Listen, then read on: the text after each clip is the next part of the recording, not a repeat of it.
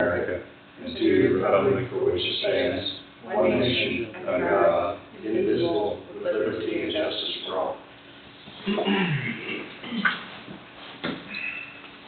All right, first on the agenda this morning is approve the minutes of April 29th as written. Move. I'll second that.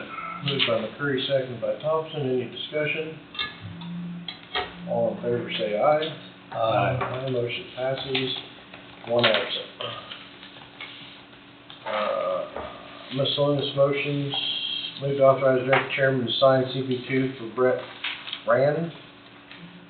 Noxious weed, summer help, labor, wage classification 5-01, from wage $14.29 to $15.09, effective 5/10/24. Number of hours worked not to exceed 1,000. That's so moved. Second, moved by Thompson, seconded by Knight. Any discussion? All in favor say aye. Aye. Motion passes. That's it for miscellaneous motions. I remembered. Yeah, you remember. All right, nope, sorry, Rhonda, housing authority. I about jumped right over the top of it. I can't jump very high. Good morning. Mike Evans came into our office and asked if we could go and present. He purchased the two trailers at 1008 and 1014 on Allegheny Street. There's about 5 lots in there, and he plans to take that out. He said that he wants to put 3 homes in there. He has already 2 sold. He'll either be taking it off or possibly Randy Graybill. They're not in good enough structure-wise to be able to pull it out, unfortunately, so we have to tear it down. There is some stuff in the yard that he possibly may take out, and then the stuff in the trailers and stuff like that, but it's a definite eyesore, so. Yes. It looked like it might be good enough to pull. We asked him about it, and he said they weren't, so. Okay. Looks like it's a mosquito hatchery to me. Yeah. Along with some other things, maybe. I don't think I've ever heard of that. Also, With all the standing water there, yeah. also move. I'll second. Moved by Meeks, seconded by McCurry to waive landfill fees at, located at 1008 Allegheny and structure located at 1014 Allegheny, Burlington, Kansas.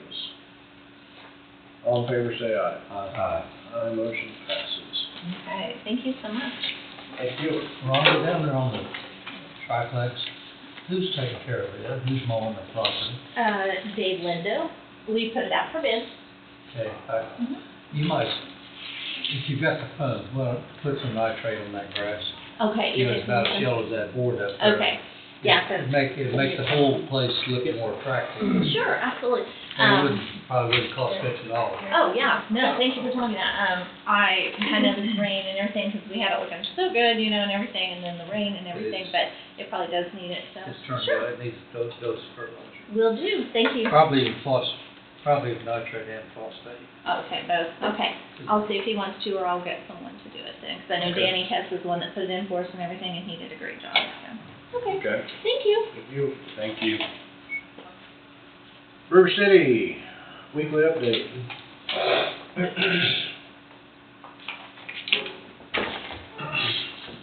Give you some more literature. Thanks, sir. As you guys can see, if you look out there, last week we had a pretty good week. Got the south slab poured, got the safe room slab poured. They're tying rebar out there now. We'll pour that north half on Wednesday. We've got the mason starting Monday, starting on the stairwell shaft. So just starting to see things take shape here before too long. Other than that, just pray for no rain and we can keep going. So. I think you're out for that for this afternoon, but That's what it sounds like. So I was looking sounds at. pretty promising this afternoon. As long as you don't get too much and mess this up, it won't be too bad. We'd all like to just delay it for a little while. We don't want it to go away. Right. Yeah, keep it till July. In June, July, July, you had a great time. You guys got any questions for me? The rock that you put under that pole, is Has it got a compound with it where it kind of packs? Are you talking under the slab? Under the slab? We do 6 inches of like a free draining, for like groundwater. So if there's any water were to get in under that slab, it can flow through there. So we do 6 inches of free draining, gravel, and then everything underneath that is compactable material like AB3 or the screenings, Right. the LVC. I was by there a couple times, looked like that stuff had something in it where it would really pack down, so. That rock doesn't pack down tight. I mean, they run a compactor over it just to kind of Yeah. level it out. But no, it holds compaction, but it's just clean rock. It has no fines or nothing in it. Flowable. Yeah, just in case for groundwater reasons, if it gets underneath there, it can get out of there. Yeah. So it's not trapped. So that's the reason behind that. Well, even if you had a rain today, like they're talking, and rain tomorrow maybe, then it's probably solid enough, it'd get away where you could pour concrete pretty quick anyway. Right, and when you put your plumbing underground, and anytime you do like storm pipe too, you fill all that up with clean rock, just in case water gets in around it, it follows the clean rock and it'll eventually get out of it. Eventually. What size rock? What's that? What size? 1 inch clean. 1 inch clean. Yeah, so, Yeah, it looks like things are going well, so yep. good luck on getting the northern toward this week. Yeah, if we don't get much tonight and get good weather tomorrow and Wednesday, we'll head it down and continue on. So, Very good. you guys haven't heard anything from the school, or everything's good with them? I haven't heard anything from them. I talked to him, 2 weeks ago maybe, and they said they haven't had any troubles at all, things are going great, Okay, no issue, good. so, I know it's gonna start getting busy here. I know we're just trying not to interrupt, like drop off, pick up. yeah, And everybody's aware of that. We discussed that with them. yeah. But, I mean, we're just gonna have to work together with it.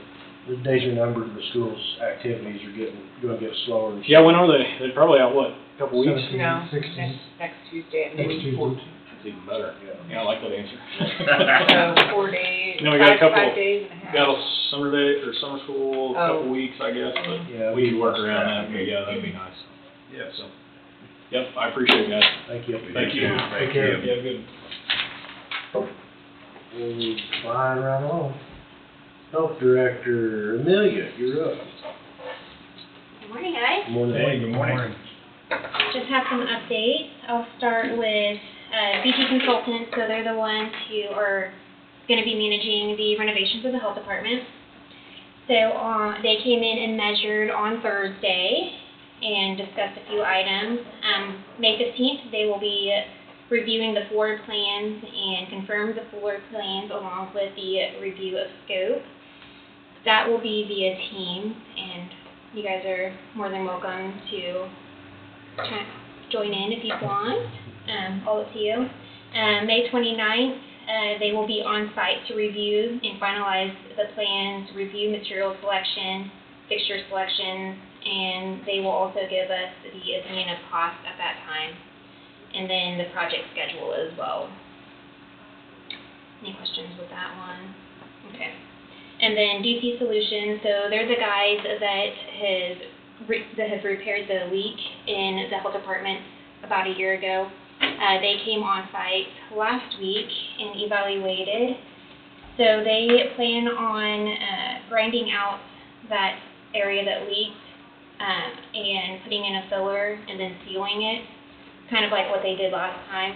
They did go down to the storage room that's on the basement floor for the health department, and they said that that was outside of their scope of where the contract warranty lands, so they won't be doing anything with that. We haven't seen any more water standing there. I think it's probably more related to the downpour, unless you guys recommend me reaching out to them or having them evaluate it.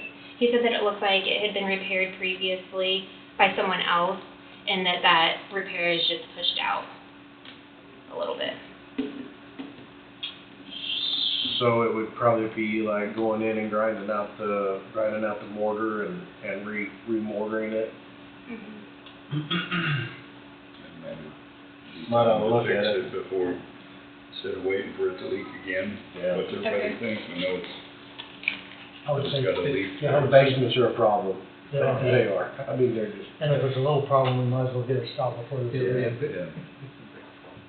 I'll talk with Lake Bowie on that one. Okay, that'd be great. I think while we're there, if they can see where they have fixed it previously, or somebody has fixed it previously, and it didn't hold, then that's probably the root of the problem, would be my guess. Yeah. And if they can go in and do what they need to do, it's probably gonna be in our best interest to do it all at once. Okay, sounds good. And we'll get a hold of Wade and Yes. also talk with Barb. They're looking at doing all this on the inside, not anything exterior, That's it's all correct. interior. Okay. Yeah. Yeah, I can't believe that would be terribly expensive, you wouldn't think. Okay, and I'll give you guys an update on that, once we get it all settled. We had our immunization audit last week. It went well. We met all requirements. We do have a couple new SMART goals that we'll be implementing within the next, 3 to 6 months. So we're gonna be strengthening our vaccine communication. So what that will entail is we'll have patient point monitors, and it'll just roll through immunization schedules when they're recommended, what immunizations we offer, just patient information that'll be in our waiting room lobby in the health department. And then the second SMART goal that we'll be doing is we will be implementing our patient portal for reminders and scheduling. So the SMART goal is focused on return for vaccines, just to make sure that the patients are coming in on a routine basis to receive their vaccines, because we do a lot of catch-up schedules, so because they miss their, whether it's their 1 year, 2 year vaccines, or if it's school-aged. So, Time flies for everybody. yeah, it does. So having that patient portal, I think that'll help with sending out reminders and getting them scheduled to receive those vaccines. The subject right ahead of this one, you kept going, I didn't want to Oh, yeah, go interrupt you, ahead. but you said that you met all the goals that, Yeah, so we All the met all of goals. the requirements for our immunization audit. is that the same area that here a year ago we had some shortfalls on? We had one area that we had some things we had to get picked up on. That- Just exactly what those subjects were. Okay, that audit was probably before I came on board, and I didn't have record of, Okay. Could have been, I don't recall for sure, so.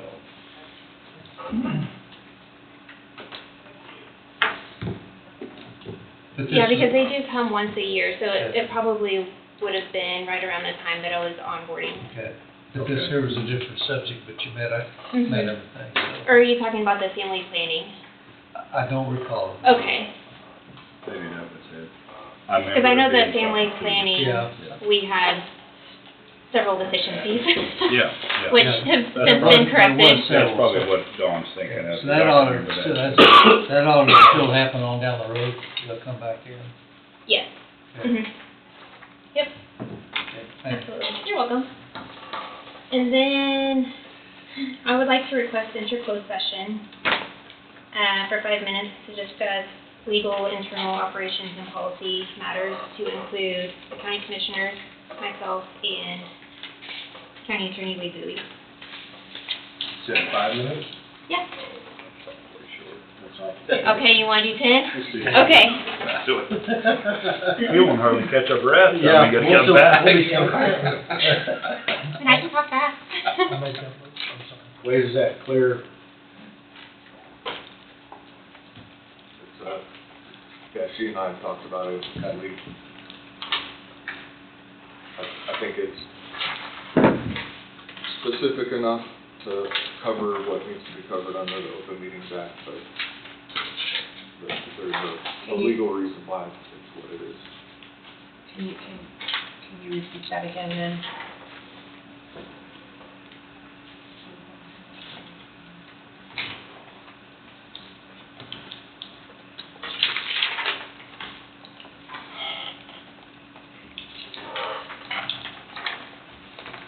Okay, thank you. I'll second the motion. Mr. Chairman. Been moved, I'll move. You can second. Yeah, Steve moved. Oh, Steve moved, sorry. Moved. Moved by Steve, seconded by Mitch to enter into an executive session. The Board of Commissioners and Wade Bowie and Amelia to discuss, privileged client attorney, relationship regarding legal, whatever she said. All in favor, say aye. I can't talk this morning. We'll enter at, 9:17 for 10 minutes. Bad one, long like Joe Biden. The guy's gonna do it.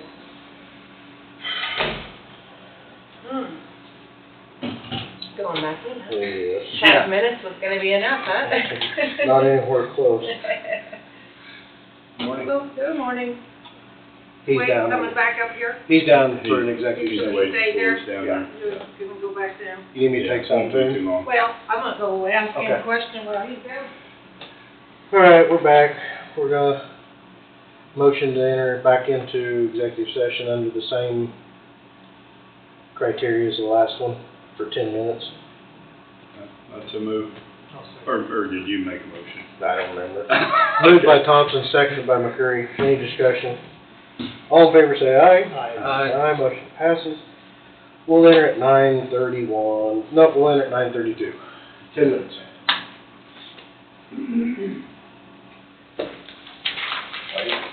Wow. Gosh, we left with one left here, now there's two more. Oh, it's good to see you too. Yeah. What's wrong with this jazz? Check signing was last week. There's a few checks in there.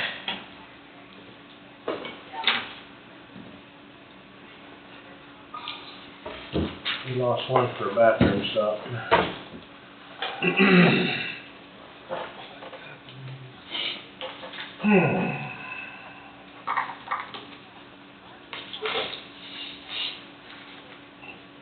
Excuse me.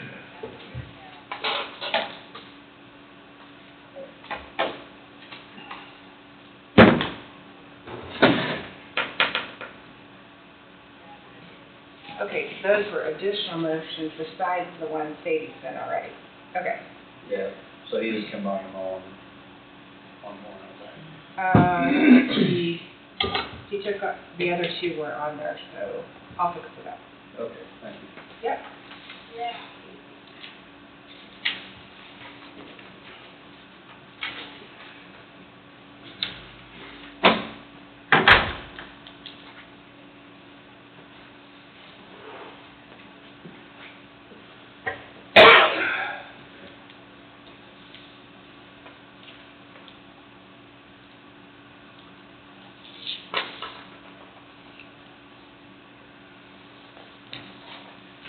Okay, we're back. Brad, you're up. IT. What I want to talk to you about today is, I was approached about an internship for a local student who is a junior at Pittsburgh State. And part of the requirement is a 40 or internship that will give them 3 hours of credit, but they have to, apply somewhere, and he's having a hard time finding places. And normally I don't have enough work for somebody to do, but we're working on getting new computers, and we could use the help this summer. And I'm still working on details with his advisor, and he needs 120 hours. I can work him the whole summer, so about 400 hours. So I'd like permission to hire somebody for an internship. And I'm assuming this individual lives here in Coffee County? Yes, his parents do. He's in school, but He's in Burlington or? from, care if I give a name? Or? I don't think you need to give a name, just give that area. Yeah, it's Burlington. It's Burlington, okay. I I don't have a problem with it, especially with the computers. You're gonna be switching taking out the new, the new switch. New switch and everything. Yeah, we've got plenty of work to do this summer. Yeah, that'd be good. So, I haven't gotten all the details yet, and I'll get with Angie for, I think the pay is for an intern, we'll just do step one, the 1509. Okay. And it shouldn't exceed more than like 400 hours, starting end of May, 1st of June, something like that. And he'll get 3 credit hours? He'll get 3 credit hours that he needs, and we can use the help. That's good. That's a plus for both of us. Yeah. Yes. And he might come back. Yeah, you know. Every kid's He's got one more year of school, and he's 3.6 GPA, smart kid. How many years you got left? 2? Maybe. Well, at Somebody least jump two. in, Adam, somebody can jump in Yeah. your spot, and then he can take the next spot under or Yeah. something. So, plant some seeds while he's here. That's kind of what I'm thinking too. Mm-hmm. If he wants to come back to this area, this would be a good thing for him. So. Very All well. right. Thank you. Thank you. Mine's quick. You got it. All right, on schedule. Right on schedule. Ding, ding. You may need a break. Roll on. We can have a break later on. How'd Adam got? Road and Bridge Supervisor. Adam, you're up.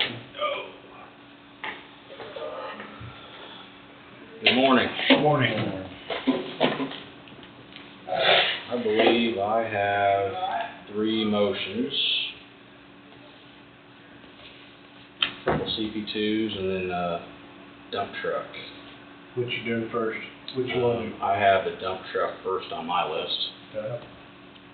Might as well I'll pull the Band-Aid off quick. So this is a truck, of course, that will replace the truck that we were getting from Custom One that we terminated the contract on here a month or so ago, whenever that was. It will be going through Sourcewell, through Henderson, who actually has done all of our hydraulic and bed builds in Fulton, Missouri. On our Kenworths that we recently purchased, our 4 Kenworths, I think, that we have, all were built at Henderson. They have come up with some trucks, some cabin chassis, Freightliners like we had bid originally with the Detroit and the Allison 4500 RDSs. So that is the turnkey price. When that truck shows up to us at the shop, it will be ready to hook onto a plow and go. To where in the past we've had to basically put the hitch plate on and do the plumbing to the front of the truck, so to speak. Minimal. They took care of most of it, but this one will show up ready to go. How's this price compared to the prices that we was looking at previously? 10,000 more. 10,000 more. But they're doing more to it, are they not? Yes. Okay. And it'll all be the AR 450 bed. It's the bed you want. It's the bed we want. It's the hydraulics that we run. The same hydraulic systems for our plow and all that stuff. They can drive off the front of the motor. What's that? The hydraulics, is it driving off the front of the motor, or is it driving off the transmission? Off the transmission on these. We do have one Kenworth that's on the front. Yeah. The other 3 Kenworths that they've done were off the transmission. And I have, if you guys want to just look through these, I do have the build sheet and specs and everything from Henderson.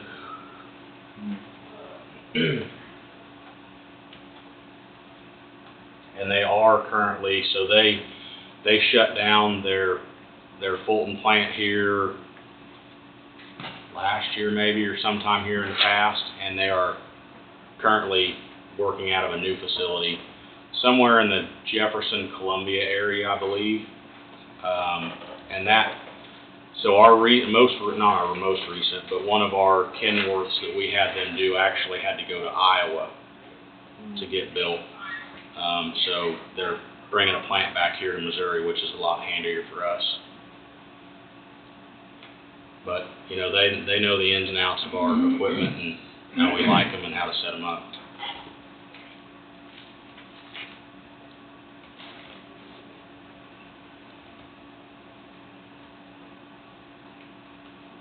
Okay, you said it was Detroit mode, but I don't see the liters. 13 liter? Yeah. Basically identical truck as the Freightliner we bought from Custom One. And it'll be 410 horse. I think that one we bought from Custom One was 450. Which all that is with programming. just adjustment, yeah. But 410 in an everyday truck it's not a construction truck, it's just a, Well, that's plenty of power for a straight truck. I just wanna make sure it was a sleeve motor. yeah. Oh, and the Allison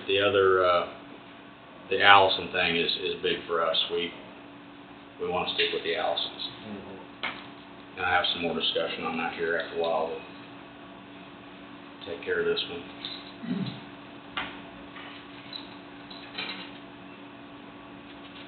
When we were running all of those big wheels to fertilizer and chemicals, those, they all had Allison transmissions in them. Yeah.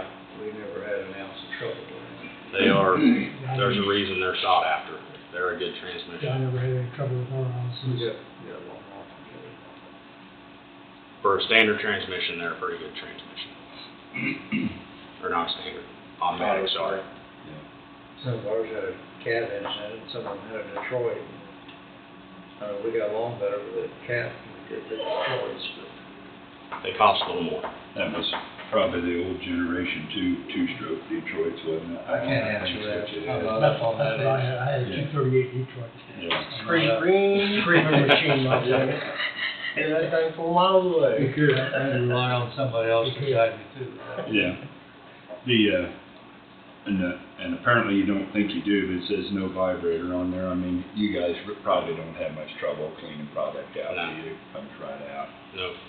Just a question. I'm gonna pass, 'cause I am too. The truck guys already looked at it. Thanks, guys. Yeah, great. Well, they said. That's right. what did we find that thing for? Yeah. Or a bucket of both. We got an out on that, don't we? We do. Alright. And here, Based on the recommendation of Road Bridge Superintendent to waive purchase policy as to competitive bidding for good cause, said cause being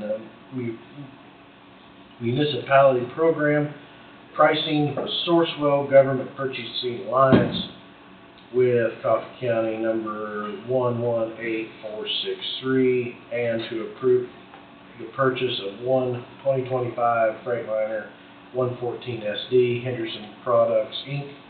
out of Missouri, quote number 182-101, in the amount of $234,044. And authorize Director of Bridge Superintendent to sign all documents related thereto. Funding for the purchase will come from the general fund equipment reserve line item encumbered from 2023. I so move. Hold on a second, that would be, are you wanting the public equipment line item? Because equipment reserve is the reserve fund, you kinda got two things mixed there. So do you want the, public works equipment line item, is that what you mean? It's on the encumbered funds from 2023. So that would be under the equipment reserve, okay, so it won't be general fund, we need to say equipment reserve fund. Well, you already had this set up. Yes, Right. well, Last year. we had 224,000 Right. and some change set up for that other truck purchase. Okay. Okay, with correction, funds to be paid out of the equipment reserve fund encumbered from 2023. I so move. I'll say. Moved by Thompson, seconded by McCurry. Any discussion? All in favor, say aye. Aye. Motion passes. All right, thank you. With that, Henderson does have another cabin chassis available. That truck that we just had that motion on, they will have that done and built and to us sometime during the third quarter this year.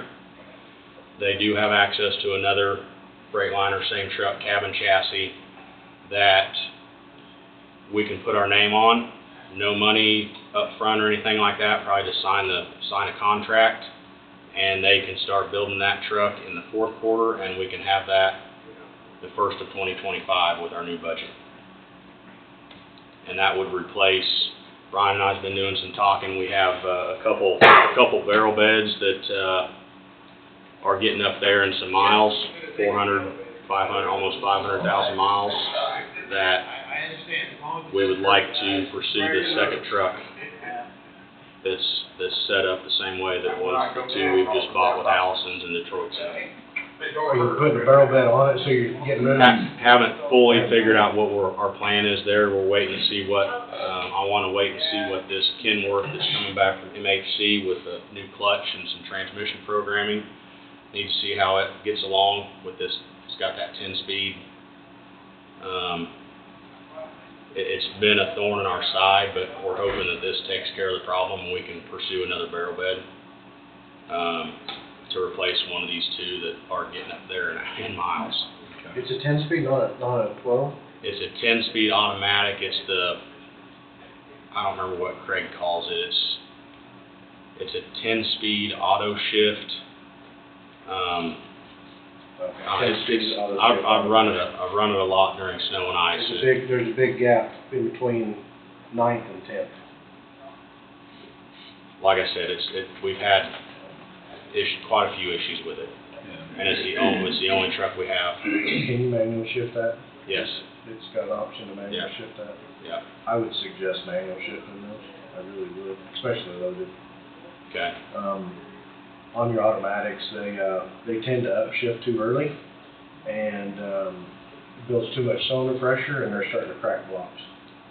Okay. So your big semis, I mean, the road trucks, they're having a lot of problems with those because they're shifting too early. RPMs are too low, and it just builds too much cylinder pressure, and it's splitting the block between 5 and 6.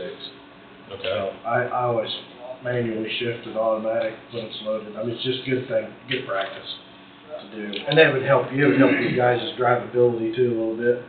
Run them up there. So those are pack cars, right? I would Yes. say, yeah, your pack car motor, yeah, especially the pack car. I'm not saying the Detroit, but the pack car. Okay. Definitely manual shift I'll those. have that discussion with Craig and then with the driver Mm-hmm. of that truck. The one that you mentioned on the third quarter, have we already got that one coming? No, that's the one we just had the motion on Okay, today. that's when you're Yeah. So Yeah, this they would be can- out of next year's equipment budget. The one we're currently talking That about, we're talking yes, about will be now, yes. 2025 budget. And you yes. can just put your name on it with no money and then. No money, probably just, sign the contracts for them to start building it fourth quarter, and that way we can Do it. get it, and they'd be done with it first of 2025. I do know we're gonna have an EPA change, new ruling coming down for 2027, it's gonna add about $20,000 to these drugs, Emissions? emissions. Yeah, Yeah. so, it's and- Unfortunate. And it's gonna get worse, the reliability of the trucks is gonna get worse. So it's not gonna be fun. Well, I would say put your name on it. I would too. I don't have any problem with it. the other side of that, the availability of the Allisons is, Allison is in over their head on production. So I thought it was pretty fortunate that Henderson had access to these two trucks the way we wanted them, so I wanted to pursue them now. They're making a little money off buying the product and building it and selling it, so. And like I said, we're getting it the way we want it, and they've always built our trucks as far as hydraulics and our beds, so that's a plus. It's a lot of money for a stinking dump truck though, gosh dang. It is when you go back 10, 15, 20 years to compare prices. 150 would have bought one, Yeah. Yeah, for 100. between 100 and 150, 80 for the truck and 20 or 30 20, for the 30 bed. for the bed, Yep. Great. so. All right, well, thank you on that. I'll pursue that second truck. The only other thing I have is a couple CP2s, and then I'll update you guys on a couple other things. All right, next, motion is move to authorize direct chairman to sign CP2 for Isaac Durst summer help. Light equipment operator wage classification 30-1, wage starting in 1916, effective 5/13/24. Number of hours worked not to exceed 560. I'll move. Second. Moved by Knight, seconded by McCurry. Any discussion? All in favor say aye. Aye. Aye, motion passes. Thank you.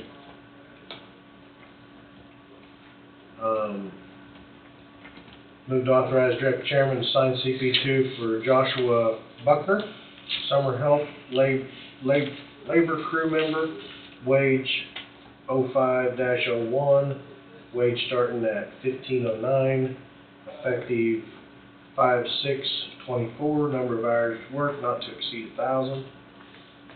That's so move. I'll say that. Moved by Thompson, seconded by Meeks. Any discussion? All in favor say aye. Aye. Aye, motion passes. Thank you. The last thing I have, and then I'll get out of here, dust control. I have set up that will be starting next Monday, the 13th.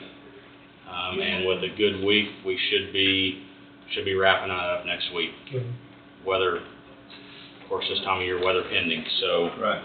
I had that originally set up to start today, and then the recent couple weeks of weather we've had kind of put us behind, so I moved it back another week, and thankfully Scott Wood was able to accommodate us.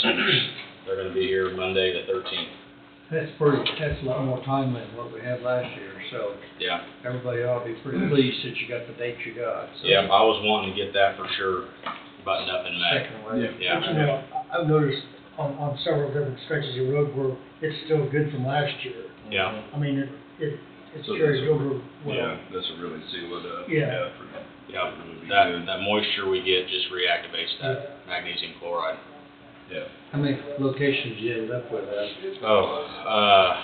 don't know that, Don, off the top of my head. I do know that we have less people getting it, but the people that are getting it, requested maybe a little longer, application. So our quantities actually went up a little bit from last year. So it's more With than less 300, people. more than 300 feet. Yeah, if somebody wanted 300 last year, they might have got 4 or 5 this year. Just less people, but more product. The only other thing is I'll give you an update on our crossroads that last weekend's weather kind of played havoc on some of our crossroad structures. I'm currently working on some culverts with some of our vendors, getting some pricing on some pipes that we're going to need to replace that washed out. We got a lot of rain last weekend in a hurry, so. The ones you had pictures of look like pretty new culverts. Can you reuse those? Yeah, so the one over on Zurich, it'll just be, put it back together, and then Ryan and I have kind of come up with a plan on how to, do a little better at stabilizing those and making sure they are in the ground a little bit better. Maybe some concrete or slurry or flowable fill or something around them joints and across the ends to help hold them in. South of Leroy, we had a couple that did get slightly bent. I think we can reuse them, and we'll use those in a different spot in the county. Eliminate the bent section and use them somewhere else. Yeah, they're not horribly bent. They just have a little bit of bow to them, so I think we can take them out and we'll put some new ones in down there on Oxen, and we'll use them somewhere else. Okay. Very good. All right, I think that's all. Okay. The pipe that, I think it's on Shetland that's coming home, so it has to be from Ottawa last week. You put a cross pipe in there south on Shetland? Fifth and Shetland? Yeah, I forget now. Yeah. But a southbound lane is settled enough Mm-hmm. that you got a sharp edge. It's probably down 2.5, 3 inches. It's got a sharp, the pavement's cut off. Yeah. It's pretty sharp. I don't know whether you could maybe throw some blacktop in. We'll get some rock. We'll get some rock put Get in some there for now. blacktop in. That's why I'm wanting to get all these crossroad projects done on our asphalt roads ahead of our chip seal and asphalt projects, so they can get settled out. Because then we'll come back in and dig out about 4 inches and put some hot mix in and then chip over them. But we seen that edge coming probably 100 yards away. Yeah, that's one good thing about the rain. It helps things settle out. So we'll get we'll get some AB3 put in those and get it fixed up. Okay. All right, anything else? All right, thank you. Thanks, Thanks, David. David. Thank you. Oh, Getting yeah. with you done. Okay. Terry has them. Yeah. All right, go get your computer. Road Bridge Superintendent Ryan, you're up. Good morning. Morning. A few motions, I got 5 maybe to go through today. First couple will just be for the asphalt contracts and getting them signed. First one would be for the project over on Fauna, from 22nd to 26th. Move to authorize direct the chairman? Okay, normally you sign those things, don't you? Well, on those, yeah, Okay. be you sign. Motion to authorize direct chairman to sign contract documents with APAC Construction for hot mix pavement 22nd Road to 26th Road, Old Highway 50, project number A2411-C. Move. I'll second. Moved by Knight, seconded by McCreary. All in favor say aye. Aye. Aye, motion passes. Next one is move to authorize direct chairman to sign contract documents with APAC Construction for hot mix pavement for 11th Lane East to River Bridge to Planter Road and 12th Road, Quell Road to Reaper Road, project number A2402-C. All those. Moved by Thompson, Second. seconded by Meeks. Any discussion? All in favor say aye. Aye. Aye, motion passes. All right, thank you. And last update we had, I think maybe here in a couple of weeks, they're looking to start those projects. What about 50 highway? 50, the last I heard, that was right after July 4th. I think the late start date on that is July 21st, July 20th, 21st. So I know I was talking with Bettis here a couple of weeks ago. We'll get a pre-construction meeting coming here before too long. But that's kind of the time frame. And so we were hoping to get the asphalt done on Fauna Road, because that's going to be taking a lot more traffic, I think, when they're working on 50. Oh, sure, yeah. So that was kind of the idea, and APAC accommodated that. So Yeah. The only bad part is 50 highway project's gonna be in full swing during fall harvest. And Yeah. that's gonna make everybody unhappy, but they'll be happy when it's done. right. So I think they're thinking like the first part of October to be done with that project. So if they could get done by then, I mean, it's going to affect some harvest, but there'll still be a lot going on. Right. There's other roads people can get to town. Just Right. A little more gravel. And the getting access in the quarry there, Yeah. at Levo is going to be a little bit of a burger too. Yeah. So, all right. Next, I would like to request an executive session to discuss non-elected personnel. The board, myself, and Wade for 15 minutes to discuss personnel. Job performance, No, this is personnel matters here. no matter. It would probably be,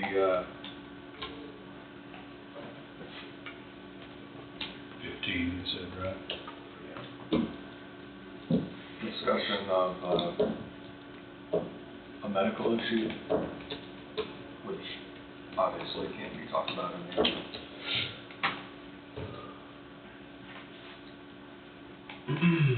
Motion to enter executive session 15 minutes to include the commission, Wade Bowie, Road and Bridge Superintendent Ryan Durst, to discuss personal matters of non-elected personnel regarding medical issue under Open Kansas Open Meeting Act.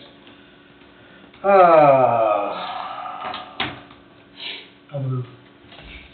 Second Moved by McCurry, seconded by Thompson. Any discussion? All in favor say aye. Aye. Motion passes. We'll enter at 10:14 for 15 minutes.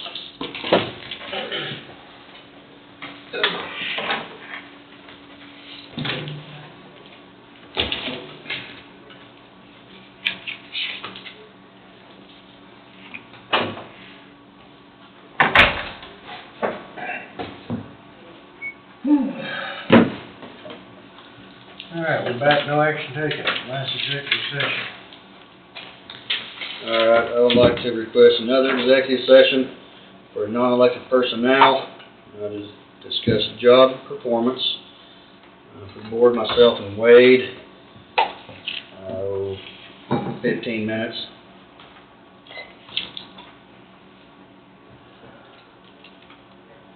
I'll move. One second. We will enter, I'm gonna give a little time for a bathroom break. We'll enter at, 10:37. Oh, all in favor say aye. Aye. Sorry. Aye.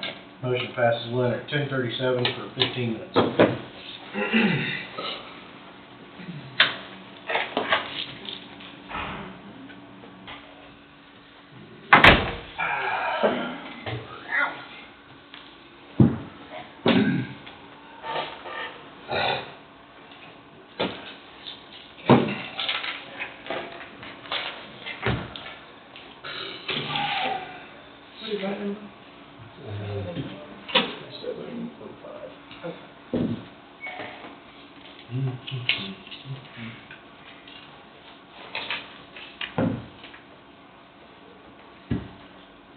Okay, let me go back to this.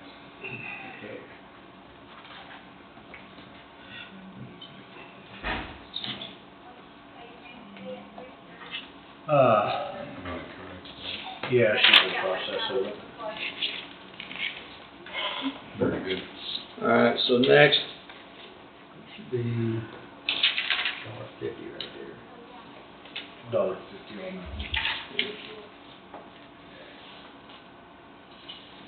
on that. Next, after discussion there, got a motion for a job description change. And basically this is, taking the mechanics position and for a lead mechanics position. And so I got a motion just to accept that change. Based on recommendations, Road and Bridge Superintendent moved to approve the Highway Department lead mechanics job description and personal position change number, I don't know, additional personnel are being, no additional personnel being added in this department with this action. I'll move. I'll second. That's, Oh. okay. That's not what we got earlier. You've got something I don't currently. Oh, it's right above that. Okay, okay, sorry, go ahead. Okay. Okay, moved by Knight, seconded by Needs. Any discussion? One thing I'd say, this is something that's been 9 years ago that was in the Road and Bridge. We had a lead mechanics position, It was 9 years ago, and that person filled the foreman's role, and it's kind of been sitting idle. We hadn't really had that position put in place, and I mean, we've got a need for it.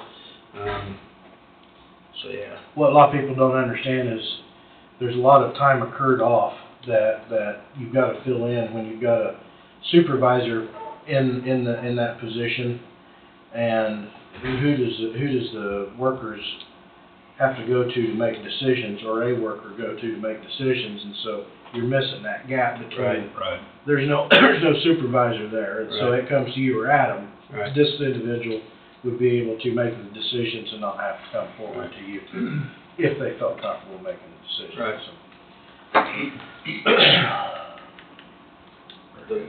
The lead mechanic's job description, it's gonna be added in which pay band? Probably wanna have that in your name. Just 25 or 40. 40? Well, that would be the next motion, would it not?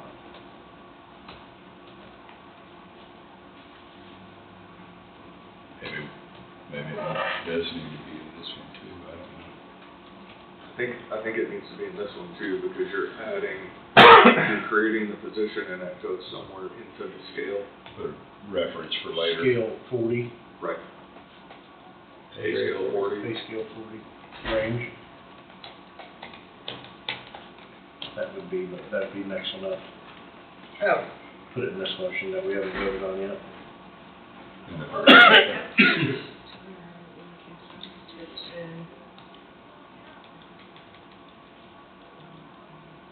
Job description and pay range, or something. Well, you got job description there, and then, put pay and pay rate. Or pay range, 40.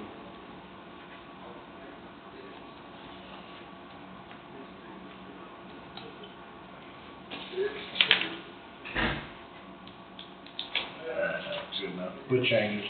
I'll still move. Okay, all in favor say aye. Aye. Aye, motion passes. Thank you. Next,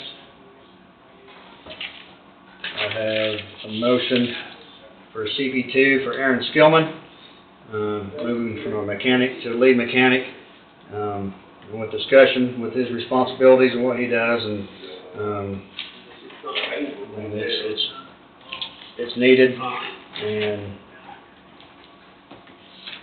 yeah. Motion to review and approve CP2 payroll notice for Aaron Skillman, lead mechanic. Highway promotion from wage classification 3516 to 40-15, wage from 2555 to 2705, effective 5/6/24. I move. I'll second. Moved by Thompson, seconded by McCurry. Any discussion? All in favor say aye. Aye. Aye, motion passes. Thank you. Then last, be a motion just for our updated table organization, reflecting the changes we just made. Motion to approve Highway Department's revised table of organization dated 5/6/24. I so move. I'll second. Moved by Thompson, seconded by Meeks. Any discussion? All in favor say aye. Aye. Aye, motion passes. Thank you. Move to authorize director chairman to sign. yeah. Probably should have been moved to authorize director chairman to sign the new table of organization for the Highway Department, revised table of organization dated 5/6. Everybody still agree? Yes. Yep. Aye. Okay. Passes.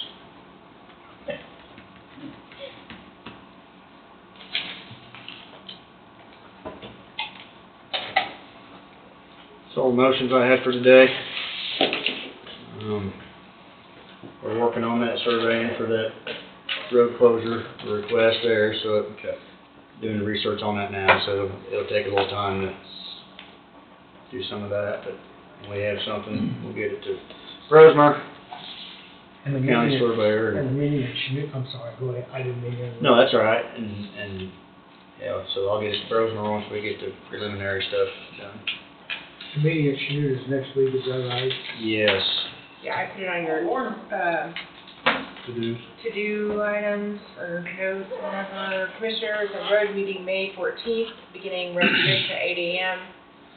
1502 South Washington Street. That's like it was last year, right? I mean, it's the same. deal. Yeah, same deal, so it's, commissioners and road officials, so typically you'll have a couple commissioners and a couple of road officials, and that's where, KDOT will give you updates on all the projects they are going to be in southeast Kansas, so they'll talk about the old 50 projects, any bridges, I know there's a bridge coming up next year and down by Leroy, but just any projects they have coming up this summer, they'll go over that, and then they'll also talk about funding, like bridge funding that's available, to counties, and kind of update on some of that. It's pretty good information.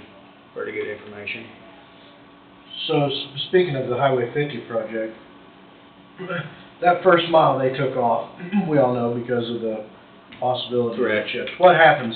Is there a plan if the chips don't if nothing happens there? I don't want to start talking negative about Yeah, it. we just had to have another project up there. and finish But that mile. are they saving the money for that, or they roll it over into another There's no money incorporated for that mile. for that mile? So, that'd probably be something we'd have to put in for, if, Still have to go through the Yeah. rigmarole to do that. yeah.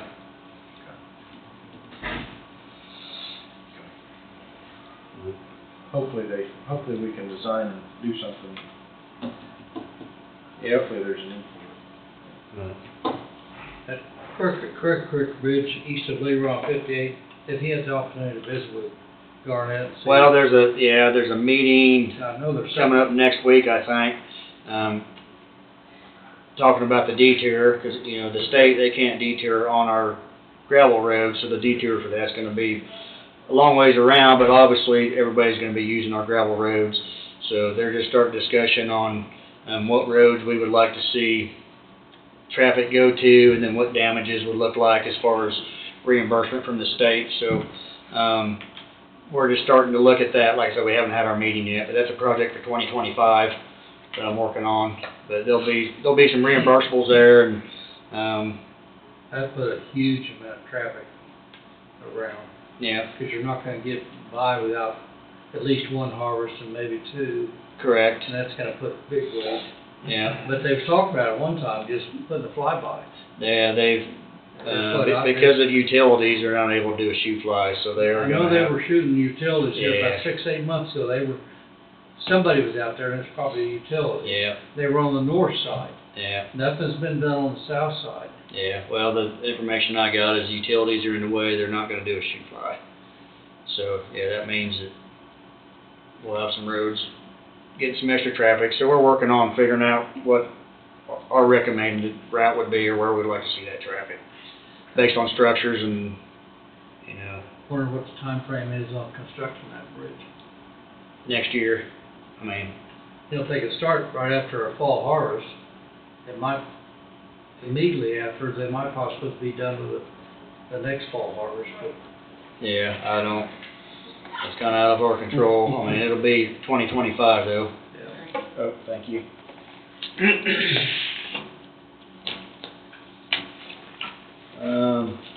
See what else.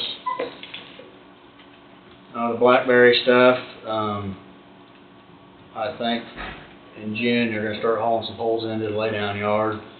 So they've got some work on some intersection improvements. I think they're getting stuff in place to, start doing some of that work. So they're supposed to be getting us intersection details on what they're looking at doing here this week, so. A lot of stuff happening. Yeah. They got a lot of timber knocked out already. I haven't been over in that neighborhood. A lot of chip and shredding going on, huh? Yeah. 150-foot wide swath. Wow. We need to get a drone to fly over it. See it all. You all right? Alright, Thanks, sir. I appreciate it very much. Thank you. Oh, Wade, it's your turn. Take one and pass it down this entire packet.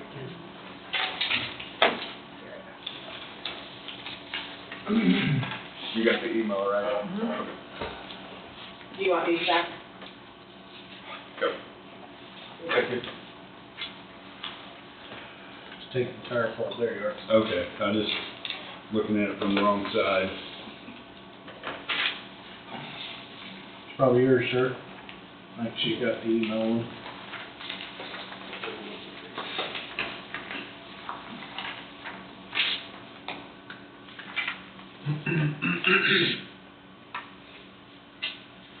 We're looking at the scope first, then going through the motions? Yep. Okay. I had Brad up here this morning going through this. Whoa.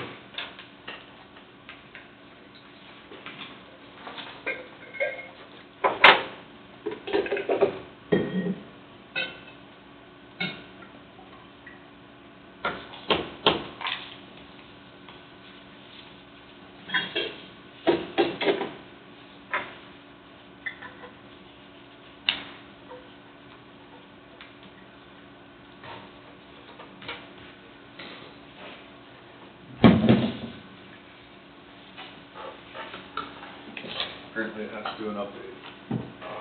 That's nice. Convenient.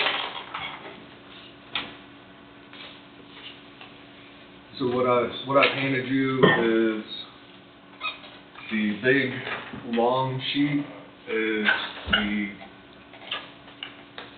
change order laws. It's something that River City is keeping. They went over with me originally when I printed it off. Mine was this big, and said that's not going to work. And when I went through all of these change orders with Cole, said, can you get me a copy of the same thing you have? So anything that's done related to the jail that requires a change order, either up or down, they keep a running log, and this is the running log, and it will reference what the change order is, the amount, and so on and so forth. So on the left-hand side, where you see PCO number, and then it's number 1 through 18, those are their internal tracking numbers, and they reference them as potential change order numbers. On the very right-hand side, 3/4 of the way across where it says change order number, and you have 1, 2, 3, 7, 4, 5, 6, 8, 8, 7. Are you following? Yeah. Those are the ones, when we correspond and look at the change orders, those are the ones we're looking at, but they will internally reference the potential change order numbers on the very left-hand side. So, is that clear as mud? Yeah, it was when I went through it, and it took a little bit of time to sort of adjust. Let's see if I can link up now.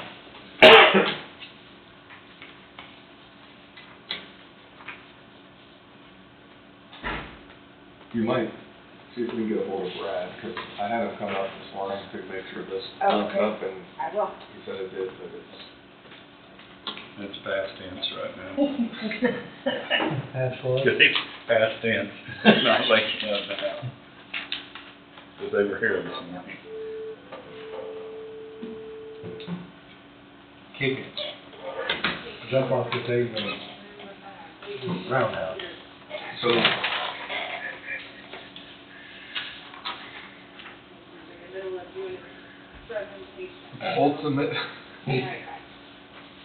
ultimately, you're going to see within the change orders the potential change order amounts. You've already approved change order number 1, and that was for the $38,740.18. That dealt with sort of some of the revisions, the windows, the post-bid addendum number 4 revisions, and you'll see the description on the very left-hand corner, or left-hand side. And that's already been done. So we're going to be going over 2, 3, up to 8. And you'll see 2 is a credit of $45,000, 3 is $1,541, 4, $7,029, and 15,498. Or no, sorry, it's $7,029. 5 is 1410, 6, 2643. 7 includes 2 potential change orders that are referenced on the left, 423 and 15,498, and then 8 includes 2. Those are both credits of 3,711.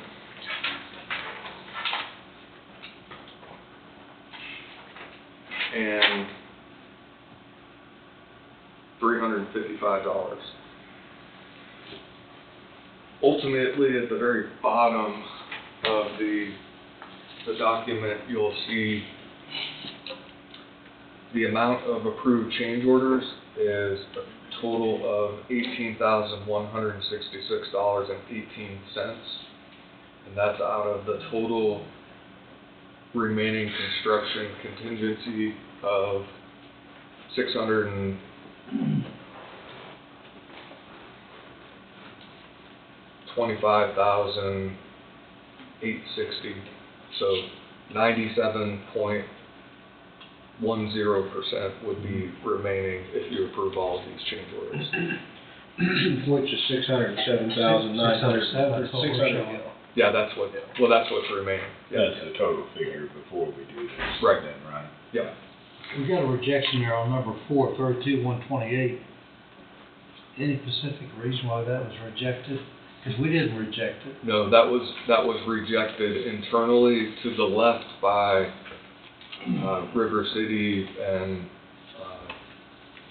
PCO 13. Said they didn't meet that then, apparently. I think it got voided, and then it went into PCO 13. PCO 13 is,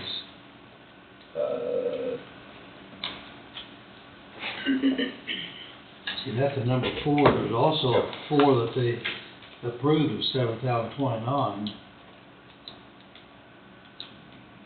2 4s there, one rejected and one.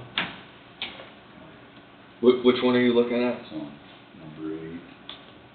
Well, 32-128 was rejected, but you look down there, change order date, 4/8/24, change order number 4. It's got the same change order as what the 32 is, which,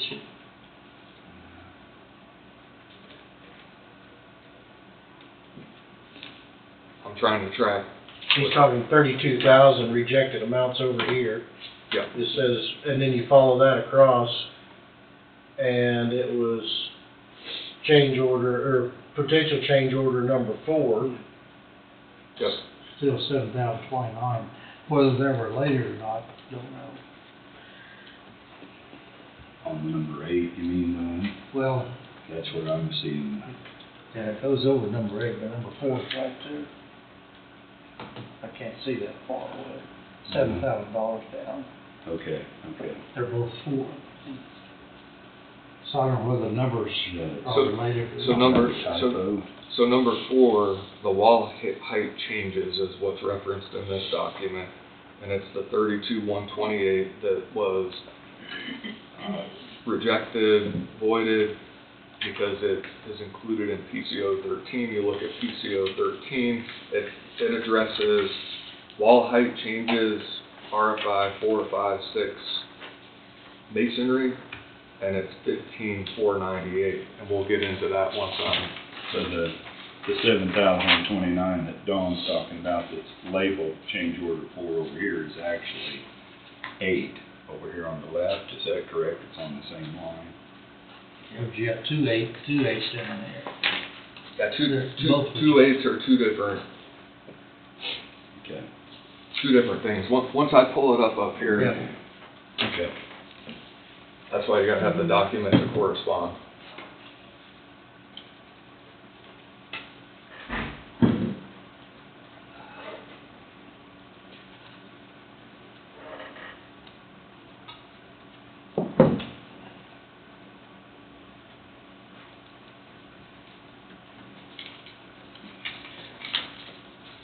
Then you'll see at the very bottom, below that aren't included for change orders. I mean, they're still working on, right now, 14, 15, 16, 17, 18, as you see at the very bottom, 18 and Sally Port changes, which are sort of We know it's coming.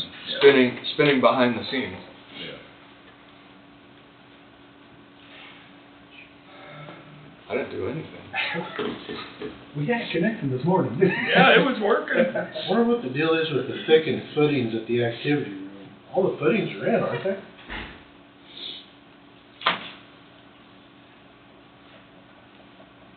What number you on, Jesse? Potential change 015. I mean, there's no numbers associated with it other than that, but I mean, you would think that would be a moot point now if all the footings are already in. I mean, I know the outside perimeter footings are in. And even the center footing is in.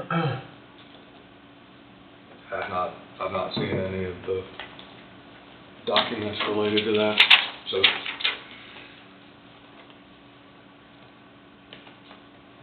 Anytime, Brad. Yeah, no pressure. Now you notice he said we, looking at me. Yeah. He's not looking for me for computer help. I can tell you. Here. I'm just looking for confirmation we had it working this time. I will agree with it. Everybody was talking, I was just getting ready to say the mallet's ready to go. Just pass it down. Well, you can surely hit it from there.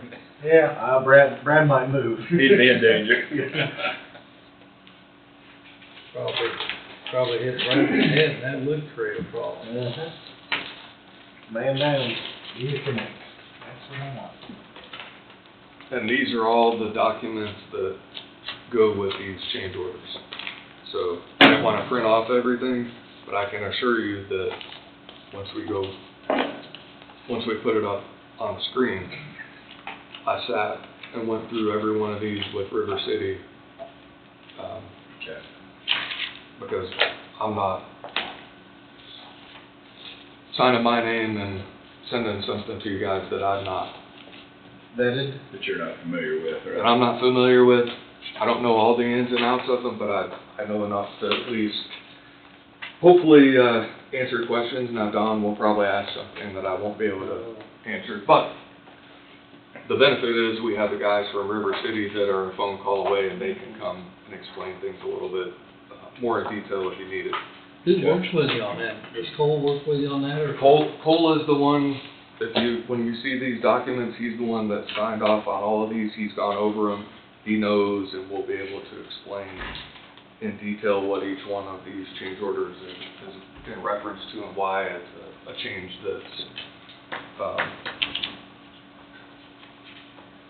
needed. Some of them will make obvious sense. Others may require a little more discovery, as you call it. But once all of these are presented and you want more discovery, then you can make motions on the ones that you're comfortable with, and then we can request during the next jail update that Cole come in and give you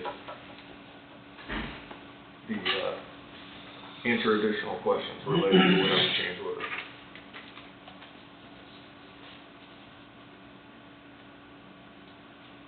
You know, Cole's here every Monday morning, or someone from the firm.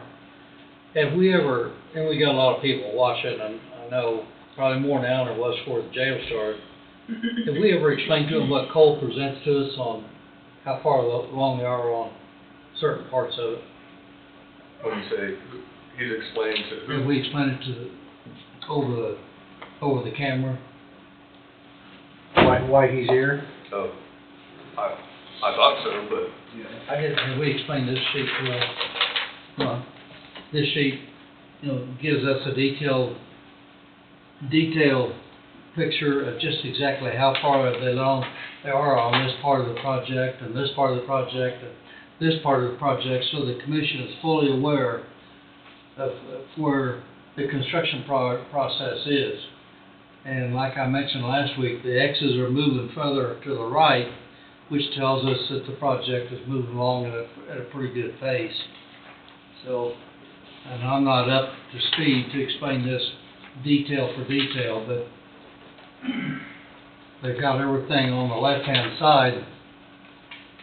The critical procurement, you know, they got the boiler flues, the steel shops, the casework, security fixtures, kitchen equipment, and so on, plus another 10 or 12.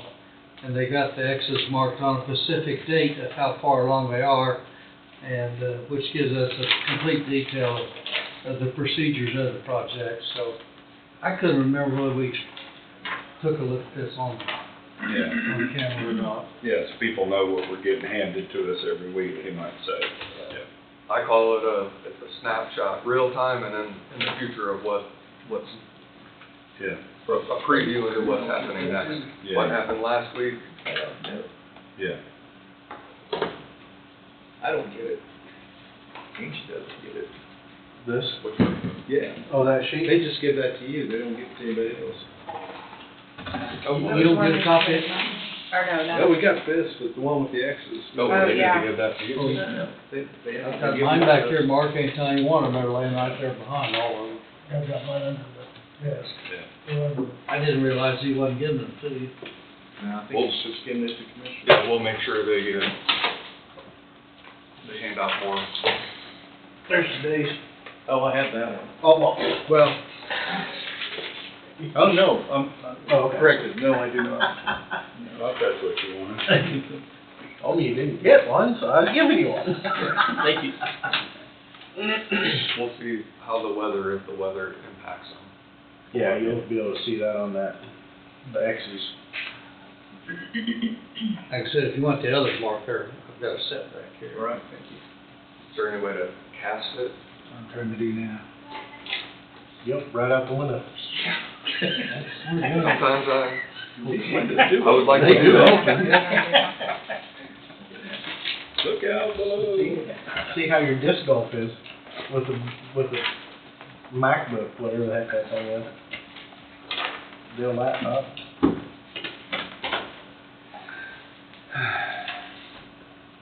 So the one thing that I haven't mentioned with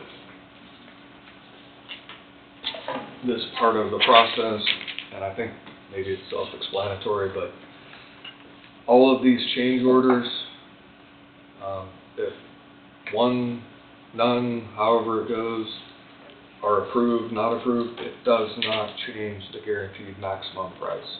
Right. These change orders and,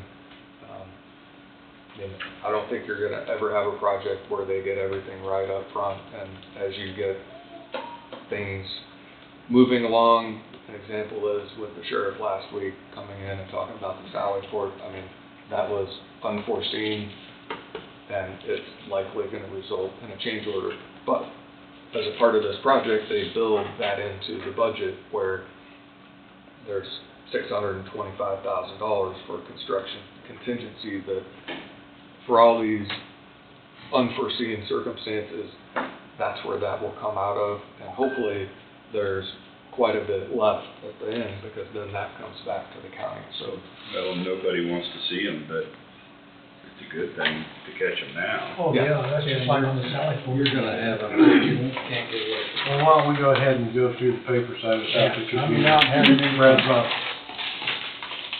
well, while he's doing that, maybe we can switch to something different, because I have a couple other things. Okay. It's just sort of a pivot. I can connect them Stay back on here. time. 12 o'clock and 1 o'clock.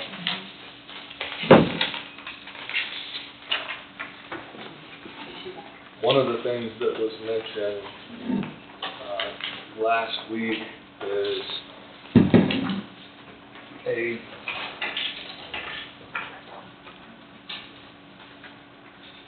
lease agreement related to the Bailey property that the attorney for SSM forwarded that to me for my review, and I think before it gets fleshed out in great detail, there are some legal questions, concerns within that document right now that I think need to be fleshed out before it's prepared for public consumption. So I'm asking for a 15-minute, maybe 20-minute executive session under the attorney-client exception to the Kansas Open Meetings Act for myself and the board to discuss legal issues related to this proposed lease agreement.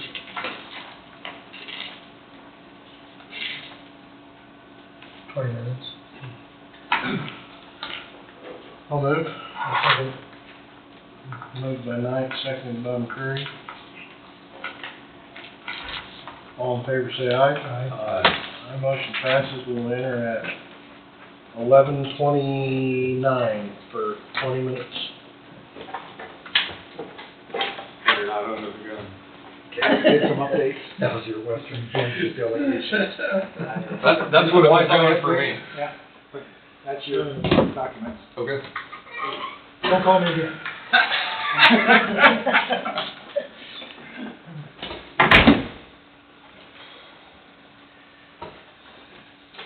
Do we have enough time? Yeah, we'll push through it. Okay. No action being taken on the last executive session. There are some legal issues and provisions in the proposed lease agreement that need to be explored a little more in detail before it's ready for public consumption. But when the time comes, it will. Okay, going back to your chart, and we will start our journey. As you see now, Brad worked diligently to get this up and running. So I have these each listed as the change order that they're referenced on your big document. So I'm going to start with change order number 2.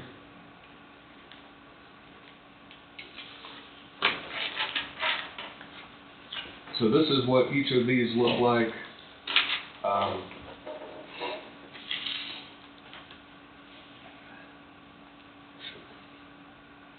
Oh, you're kidding me. Should hit no. Alright, so each of these, it's on letterhead from Goldberg. Change order number 2 talks about, and I'm just going to do this real quick with this first one, but all the others are going to have the same cover sheet. This one is in reference to costs associated with proposed request number 1 that includes changing of shower cabinets and ADA requirements in dormitories, and it's a credit of $45,052. And that should correspond, if you look at what's referenced in this particular document, 45052, and then it doesn't change the guaranteed maximum price, signed off on by Goldberg and River City. Here's Cole, and it's dated 3/7. So just so we have an idea of what I also handed out and what I put together is proposed motions, and for change order number 2, to make it hopefully easier, change order number 2 regarding what I just showed you, it references contract document revisions associated with changing of shower cabinets and ADA requirements in dormitories with in green, because green is good. 45,052 credit to the project construction contingency, no change in the GMP, and it has that figure. So going back to the document, here's a little bit more in detail. Here's what it talks about and what's in reference to potential change order number 2. Costs associated with the main thing that this contemplates is changing every single shower and shower head and whatnot were all ADA compliant, which is not what's required. What's required by law to be ADA compliant actually is significantly less than what this project included. And going through and reviewing that particular scope of the project, the decision was made that is a cost-saving measure and where this $45,000 comes in. So as we go in and look at it a little more in detail, there are some changes up and down, but there's also deductions. So for example, deduct for original CMU configuration around showers and pod D, E, F consisting of 1702 8-inch CMU grout mortar reinforcing and all the things that go with what that requires. All of this stuff will be available to anybody who wants to take it, go through it, review it, in case they're not comfortable with what's being done today. This Poly jail building, they're the ones who build the pods for the jail. So it deletes security wall panels at chase and wall shower areas in day room, pod D, E, and F, and then it's in reference to sheets A4, 14, and DE1.11, and those are the designs that are being referenced. And that's where a good increase is, and as you see, deduct. And this is not affecting restrooms or anything down on the first floor that we wanted to address, and not just a little bit for, has everything to do in the jail part too. That's a whole different change order at a different date and time. This is all specific to within the jail. Okay. So it also includes, I mean, everything that's being requested, reference this change order.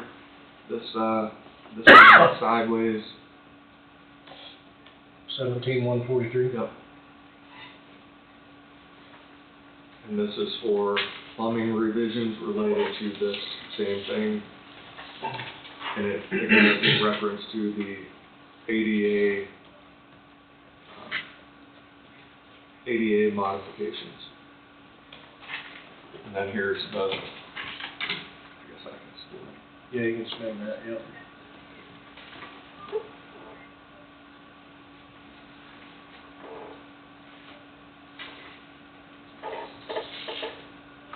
So here's references plus ADA trim only, and it's revised to be plus trim only. Then here's the cost recap.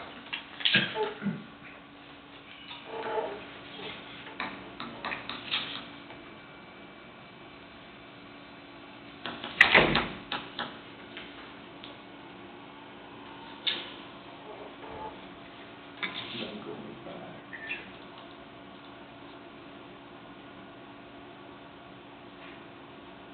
Painting. Block fill and finish CM new walls and adding showers in pod D, E, and F. There's the change order amount.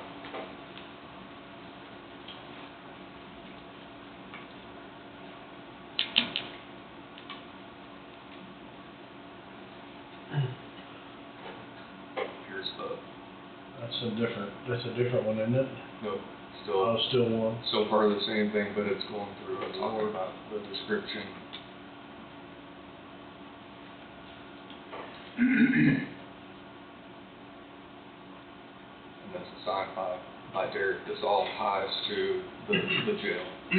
So wall panels, foundation, shower wall changes, plumbing schedules, delete shower cabinet, shower pan, and then directly behind it are the modified plans that go with what's being changed.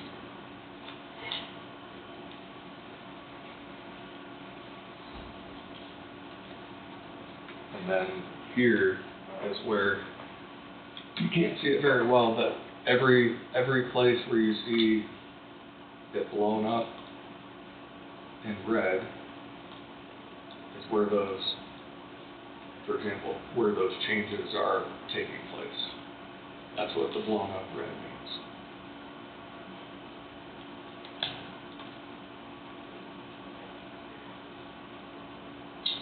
So there's quite a few.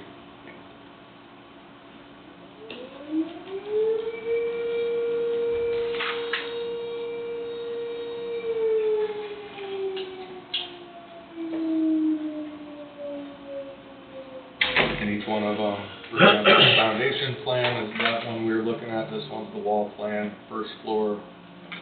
If you want it zoomed in a little further, I have no problem with that.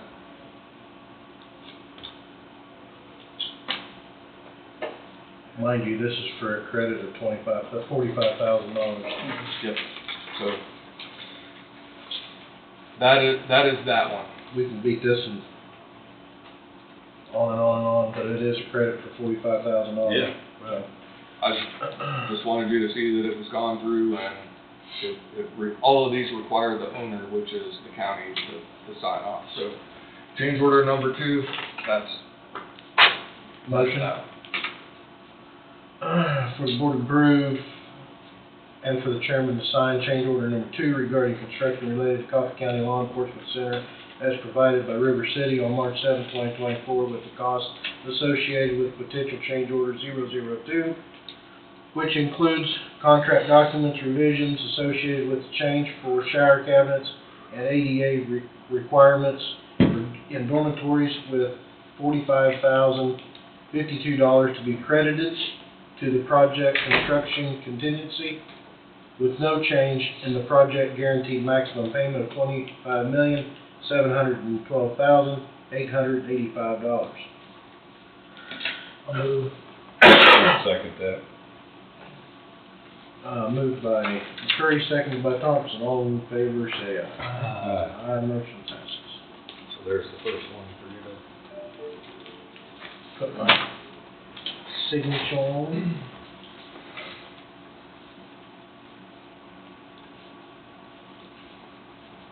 Alright, moving on to change order number 3. That looks pretty basic. Yep, this one is for $1,541. It's in reference to costs associated with potential change order number 3 and RFI 27 that adds basically additional labor and installation of waterproofing on the elevator pits due to field conditions varying from construction details. So here's the letter: install waterproofing on both elevator pits. The total price, and here is the breakdown, DH restoration,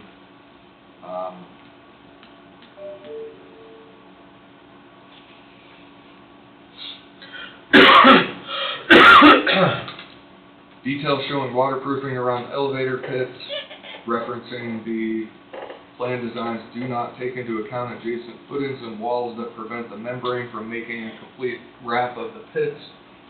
Is it acceptable to use a bentonite sheet waterproofing under the footing slab of the pits and self-adhered bituminous membrane on the walls to address the conflict with intersecting and parallel walls? Can the self-adhered membrane be tied into these walls and run past approximately 12 inches?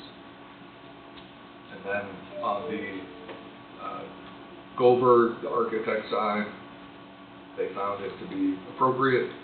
And then here are the map, or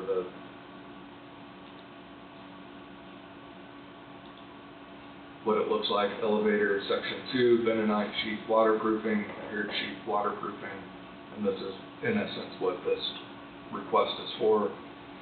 This is looking overhead, same thing, but it's a protective or preventative measure to put in place now before you can't get to it. Yep. Yeah, and that's the end of that one. So. Okay. Motion for the board to approve and for the chairman to sign change order number 3 regarding construction related to Coffee County Law Enforcement Center as approved by River City Construction on March 21st with the cost associated with potential change order 003, which includes contract documents revisions associated with RFI number 27, elevator pit waterproofing response, including the addition for material and labor to install waterproofing on both elevator pits due to actual field conditions varying from construction details, with a cost of $1,541 to be deducted from the project construction contingency, with no change in the project guaranteed max price of $25,721,885. I'll move. I'll second. Moved by Knight, seconded by Meeks. Any discussion? I didn't realize they used bentonite for something like bentonite. I thought we used to seal phones Oh, over yeah. from leaking. All in favor, say aye. Aye. Aye, motion I passes. didn't realize it came You sheets. just said 721 and you meant 712.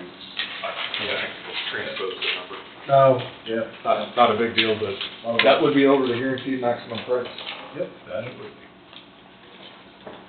Go on to change order number 4, and this is, I'm sure, a fun exercise for everybody, but so that everybody continuing on with transparency. Change order number 4. This one is 7,029, and it is in reference to various electrical changes made after reviewing the elevator submittals and adding a battery-powered lowering device, or devices. So, moving on into this particular change order, it's in reference to, a little further on, Shelley Electric. They've referenced installing a 10 AT breaker for both elevators, 4 insulated ground conductor to be the same size as phase wires, rework raceway to feed elevator lights from EHP1, provided and installed GFCI in each elevator pit, install GFI receptacle for connection method on sump pumps, 2 sump pumps per elevator pit, telecommunications to elevators, dedicated control panel, heat sensor, alarm circuit of original proposal, and bond. What that cost is, the breakdown on the cost. Itemization. Yep. Here's install 1 new Cat6 voice cable at each of the elevators. And this is Gateway Wireless Network Services related to the elevators. It's for both elevators.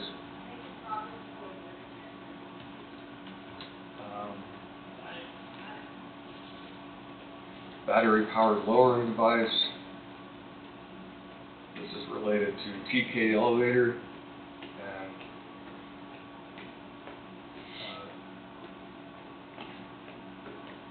battery-powered lowering device. I mean, I think it's self-explanatory. The county does business already with TK elevator. In fact, you may have a voucher in your. They come and do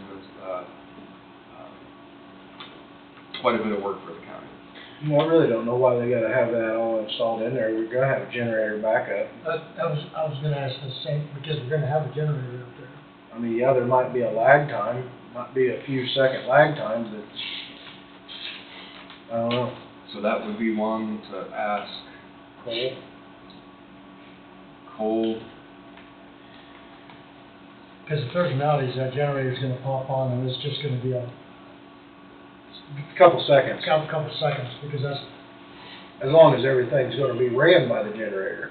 Unless they need the Unless battery they- power for the electronics of it or something. Yeah, I don't know. well, I mean, I don't know.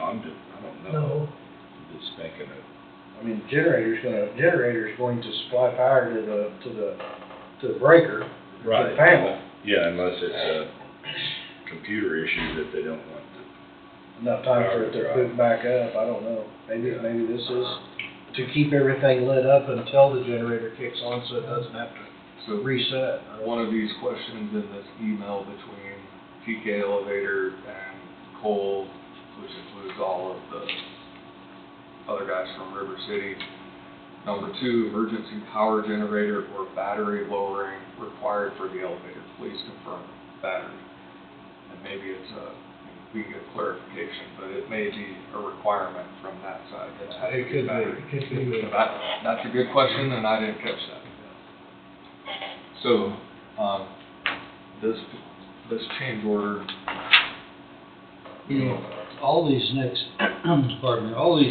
7 change orders, approved or disapproved, are completely different than the numbers on the left-hand side. Yeah. Now, do we need to get some clarification? Well, he said that previously. That is River City's potential change order numbers. River City's. Ours is the ones on the right side. Okay, That's theirs is just potential. Potential, yes. Ours is on the right. All their potential change orders are referenced within the document, so if, I know that's what was said before, but I didn't realize all of them were different. well, it's confusing, and I talked to them about that, and it took me, So we're gonna hold this change order number 4? yeah, Okay. quite a bit of time. So Don, if you look on your sheet, the one we've just been going over is potential change order number 4. Right. However, on page 2, if you look up here, their potential change order number is 8. Should be 8, 'cause that's what's here. Right, so if you go across, 8 goes right across the line to 4. It's our number 4. It's our number 4, their number 8, and I can't tell you You know, why. those ought to be the same. They should be, but they're not. I've never seen change order be different than what. This is why I'm doing it this way, so you have the sheet and so you can understand, because it was, Yeah. it took me a while to figure out what was going on, and they had to sit with me for an extended period of time. So 4, we're putting on hold so we can get clarification. Number 5.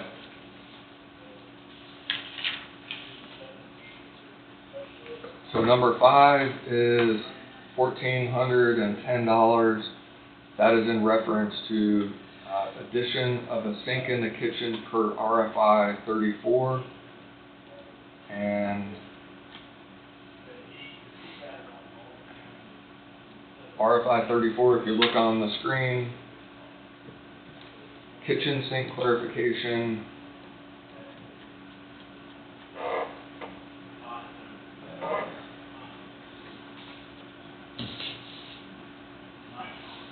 Part of the cost, furnishing, install, wall hung, lab LA1 and kitchen. Has the breakdown from McElroy's and for response to RFI 34. Type of sink and the highlights of the attachment. There's no designation on either of the plumbing or food service drawings. The sink was not picked up since there was no call out. Response, hand washing, laboratory, and kitchen shall be in LA1. And this is what this all ties to. And then there's the location, unmarked kitchen sink within the design plans, which is the question. It's right here, zoomed in a little further, and that's in the kitchen. Seems Pretty legit. pretty self-explanatory, but it's all been covered. Yeah. Motion for the board to approve for the chairman to sign change order number 5 regarding construction related in the Coffee County Law Enforcement Center is approved by River City Construction on April 9th, 2024, with the costs associated with potential change order 009, which includes contract documents revisions associated with RFI 034, kitchen sink clarification with $1,410 to be deducted from the project construction contingency with no change in the project guaranteed maximum price, $25,712,885. Also move. Moved by Meeks. Second. Second by McCurry. Any discussion? All in favor say aye. Aye. Aye, motion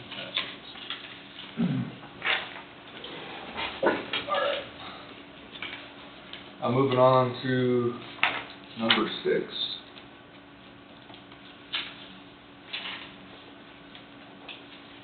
Proposed change order number 6.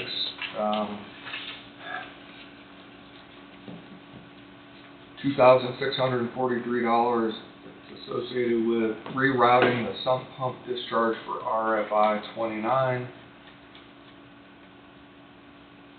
You see on this sheet, rerouting RFI 29. We'll have it here a little bit later.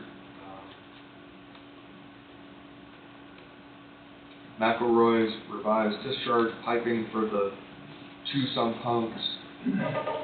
It went to Cole, and that's the itemized listing. Here's the response to RFI 29. Request P411 and P414 show the elevator pump discharge tying in directly to the stormwater per code. Does the pump need to discharge into a hot hub drain monitored by an alarm or discharge into the oil separator? Response, elevator sump pump discharge piping should be routed to and discharged into the nearest janitor's mop basin. See, I don't want to read all of that, but that gives you an idea of what it's about. Here are the design plans that reference exactly what they're discussing. This is in the plumbing, ground, floor plan. And then, So that's probably already done, don't you reckon? Better be done. Yeah, there's concrete over the top of it. yeah. So that's in essence what this change order is all about.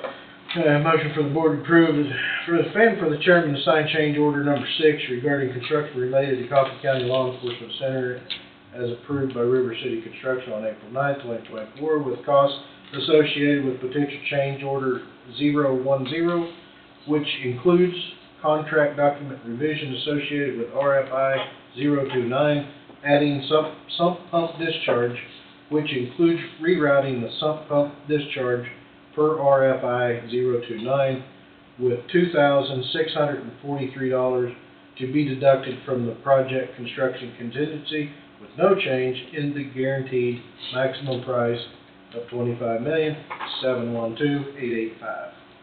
That's a move. Second, moved by Thompson, seconded by Knight. Any more discussion? All in favor say aye. Aye. Motion passes. Moving on to change order number 7.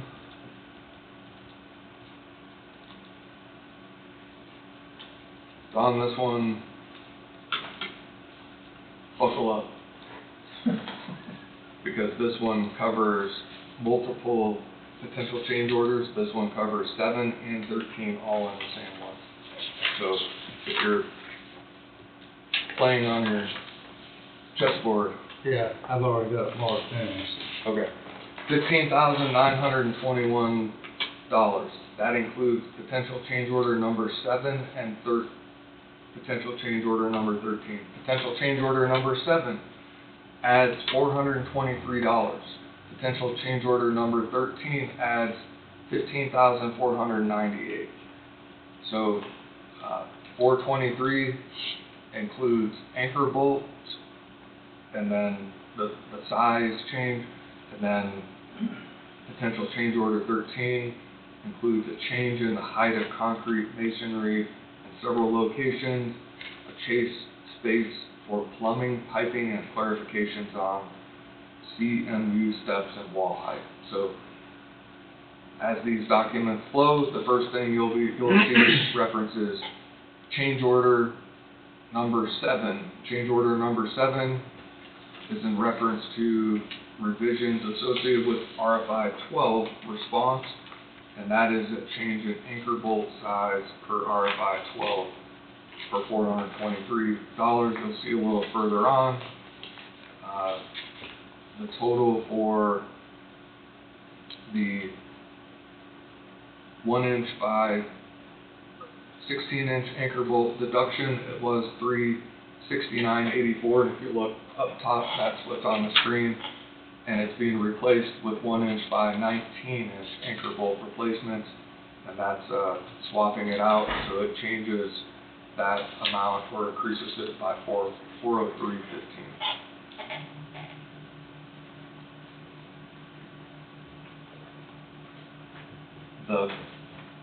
The request, refer to the attached RFI from HME regarding the anchor bolt size and embedment depth. The response for typical columns with 4 3/4-inch diameter anchor rods, the embedment length of 9 inches would be acceptable as a variance from bid documents. Columns with braced bays that have 6 1-inch diameter anchor rods will require a 12-inch embedment. So that was in request to the HME request for clarification. Also, Well, that's for number 7. Now we get into number 13. So number 13 references revisions associated with RFI 4, 5, and 6, and then revisions associated with PR 004. So lowering masonry walls is specific to PR 004. Various masonry changes, masonry chase, adding of masonry chase in room 162, wall height changes in pods within the jail, D, E, and F, wall setup at the Sally Port, and that's $15,498. And that goes into, here's Wheatland Masonry, their addition. Here's where in the plans, everything is changing, which There's a lot of ink on that one.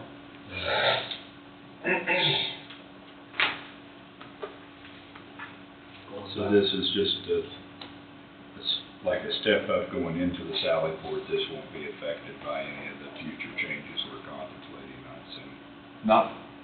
not that I'm aware of, but I think they are in the process of reviewing the Sally Port changes, so if there is a change, then this would probably be another change order later on down the road that would modify this. Right. Um, It says a wall step up, so I think. yeah, so. Just so we're not paying to do something that we're gonna eliminate in a little bit, you know. It doesn't sound like it to me.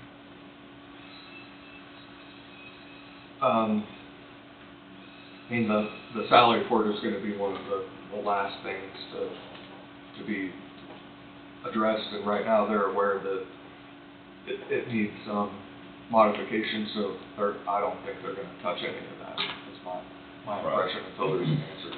Okay. Everybody good?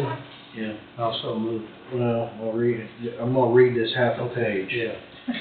Motion for the board to approve for the chairman to sign change order number 7 regarding construction related Coffee County Law Enforcement Center as approved by River City Construction on April 18th with the costs associated with potential change order 007, which includes contract documents, revisions associated with RFI 012, response with the changes, anchor bolt size per RFI 0012, response $423, and potential change order 013, which includes contract documents revision associated with RFI 4, RFI 5, and 6, which includes various masonry changes certified in RFI 4, 5, and 6, additional of the masonry chases in room 162, adding wall height per construction, set changes in pods D, E, and F, addition on the wall, wall step up in the Sally Port, and PR 004, which includes lowering masonry walls in PR 0004, $15,498, with $15,921 to be deducted. So the first one was a credit, this one's a deduction. $15,921 to be deducted from the project construction contingency with no change in the project guaranteed maximum price of $25,712,885. I didn't mean to get ahead of myself, but I'm so moved. Meets moved. I'll say, McCurry seconded. Any discussion? All in favor say aye. uh, Aye, motion passes. Longer this goes, the more words. Wade Sorry? put in there. Longer this goes, the more words Wade put in these motions. The name of the game is transparency. Can I just say ditto?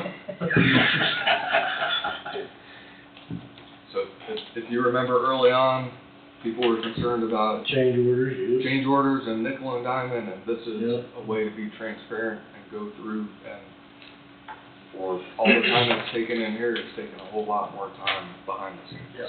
so. I was the first one to hate change orders, so.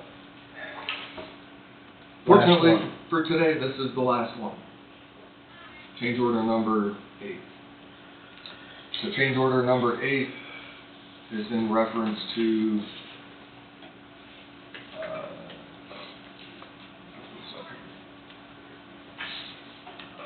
costs associated with, again, Don, pay attention on your scorecard. Potential change order number 11 and 12. 11 deducts $3,711 to make changes to the breathalyzer and interview rooms to make space for a body scanner, and 12 deducts 3 non-secure windows in the particular sally port. Yeah, it's better than $355 for that. And I think I missed changing the wording in The motion? in That's the what I was motion. just looking at. Yep, nope, I missed that. I thought I had all of them done, and I didn't. So I guess we'll just put that off until, table it until next week, and we'll deal with number 4 and number 8. How about that? We're- But now you see mechanically how that goes. Hopefully this sheet will be updated, presented to you each time. And I'd like to think you won't fill this entire page up with change orders, but my understanding is they're just something that happens. Say that's part of any project. The next, application for payment, my understanding is gonna be somewhere around $1 million, but we got a lot of concrete that's been put down, so. A lot of concrete and rebar. Yep. So, I know it's a painful exercise, but It's all part of the job. for all the people watching on the World Wide Web, hopefully it shows an additional layer of transparency, so that if people are questioning, you guys are just signing off on these things without. Due diligence. Yep. Everybody wanna run for lunch? Run to 1:30 or 1:15? Yeah, that'd be fine. 1:15? That should be. Give us enough time? Yep. We'll recess at 12:28 until 1:15.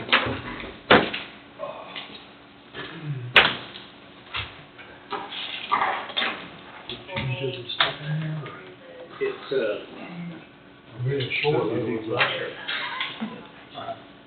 very tall. That was the hedge look good. All right, we're back. Is that something you wanted to address Yes, before first, yes. Wade, or Yes. with Wade? No, Before? it's just our insurance. Okay. Angie's got a Just a quick question. quick insurance question, I think. We're getting our insurance books put together for employees so they can have a quick reference on any questions they have. And so this year, the HSA contribution limit is going up another $200. In years past, the county has put in about half of what the contribution, or the half of what the deductible would be, and then the employee paid the other half. Last year, it went up $200, and I don't know if we forgot to ask you or if we did discuss it, but the county didn't take $100 of that and split it with the employee. It all was on the employee. So this year, it went up $200 last year, and now it's going up another $200. So I don't know if you guys are okay with, since the county didn't split it last year, just having that be on the county's portion, and then that keeps us where we were, kind of on the same, Historically, that's what Historically. we've always done, is yeah. half of it. What's Or- HSA? That's the health savings account. And the reason that the county did that back many years ago was because the premiums were cheaper for employees to be on the HSA, and it offset the cost of what the single plan was not being on the HSA by the county doing that. And then, and it was cheaper for the county too. And we were also self-funded, so that's where we're still at today. And so I just want to have a little guidance, so when we put it in the book, it's accurate and, I think we need to do what we've done in the past. That would be my thoughts. Yeah. I don't think we discussed it last year, and that doesn't make any. I don't know what, I am I not don't sure recall what happened. discussing But anyway, I don't feel like that was really fair to the employees if we didn't continue with what we had set up to do, unless there's something you guys are wanting to change, but Why do they keep increasing it $200 a year? Does it bring the premium down? nope, the IRS. IRS does it. Well, who's getting the credit for the FIRS? That's their, Do we get credit for the 100 that we put in? no. I mean, it would be cheaper for those going on the high deductible healthcare plan, premium-wise, than it is for paying for just a single, $1,000 deductible. So, Yeah, I can't remember discussing it last year, that doesn't mean anything either, so. right. So Well, if just because everyone, we've done it for years and years and years, that's no sign we need to continue. But I'm not too sure that isn't something maybe we ought to go back and continue this sort of thing. It's whatever the rest of them want to do. I think we need to go back. I just know that you'll probably start losing people that'll go back to the lower deductible because they're gonna be paying way more out of pocket eventually, and then it's not gonna be a savings for the county either if we do. I think we ought to either take all of this increase or, however you, Did it Well, the last year, increases are Since both we the didn't do same. it last year, we could just say, okay, the employee took all that on last year, the county will do it this year, and then that would be like 100. Just so we clarify that we're not doing all of it, that that's not traditional, Right, no. you know what I no. mean, for next year. No, right, yeah. So, okay, that's all I needed for that, so we will get that going and, Clear as mud. yeah. More money out, more money out. Pretty consistent. Pretty consistent, that's one thing about it, it's very consistent.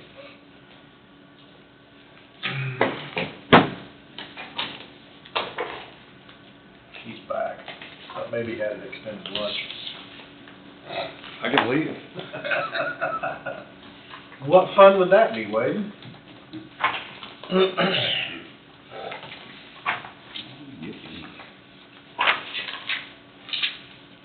So I've got others printing. Now where you're gonna not like me is when you flip the page, somehow it got upside down. Upside down? I thought you just did that to trick us. I'll just skip that page. What I handed you is the version that has all the comments, and without anything being edited, so you can go back. Then what I have here is with the changes, modifications, and everything added, which I'll put up there, and I guess, because I don't have one for the entire group, this could be one that everybody can check around. Give it to Brandon. That's what I just handed to them. Okay. This is with all of those changes, hopefully in play.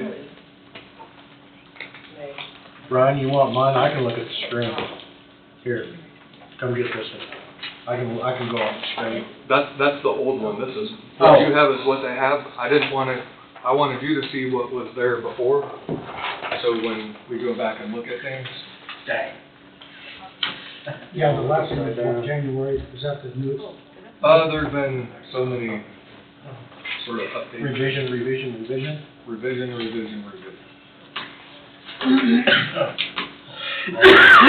All of them,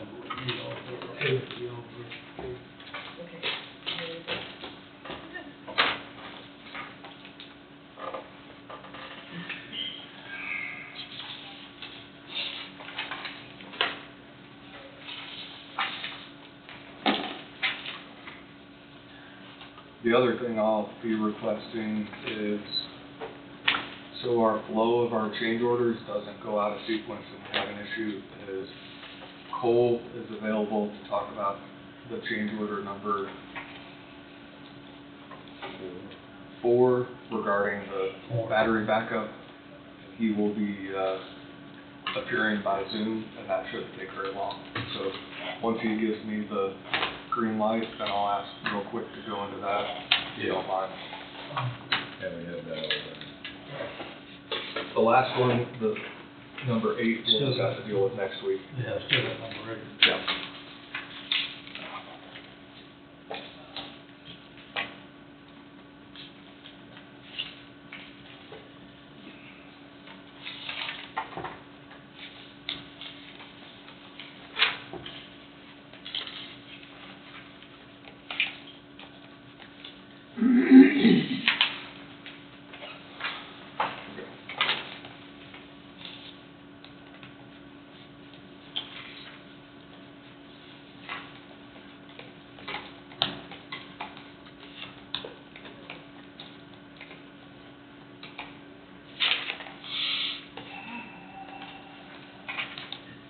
the one that I have up here, the same one that I handed to Brandy, right?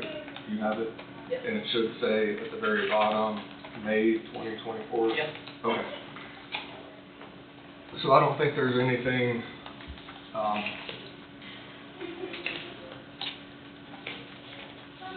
I would add every commissioner's signature on that page there.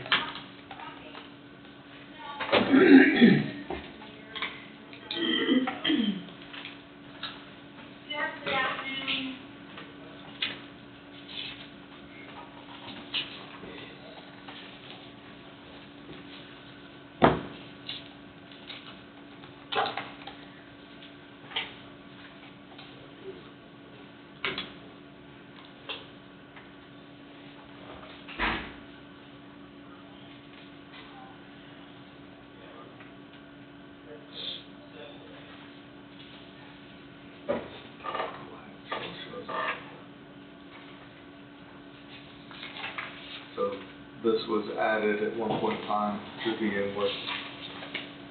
I think during the feedback from department head meetings, a request was made to add a line about Nylander, everybody's favorite Kansas Supreme Court case.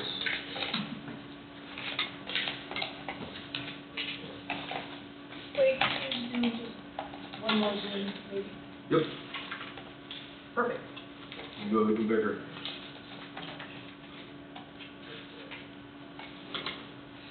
Is that good?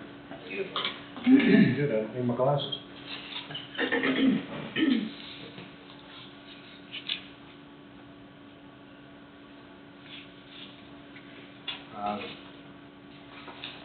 I don't know what you want me to rehash, what you don't. I think a lot of it's been gone over multiple times. So for Familia, this is one that was added at your request, and I think under the law requires it, so.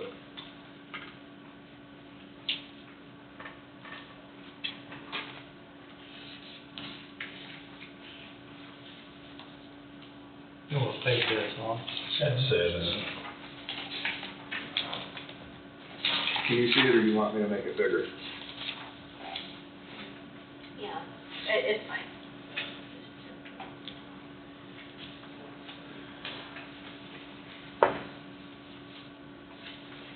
So is that gonna also include lactation room availability?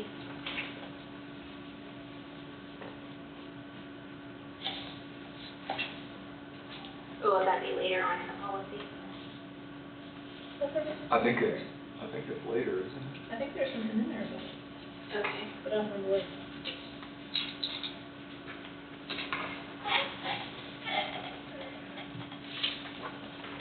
The copy that I have is from office, so.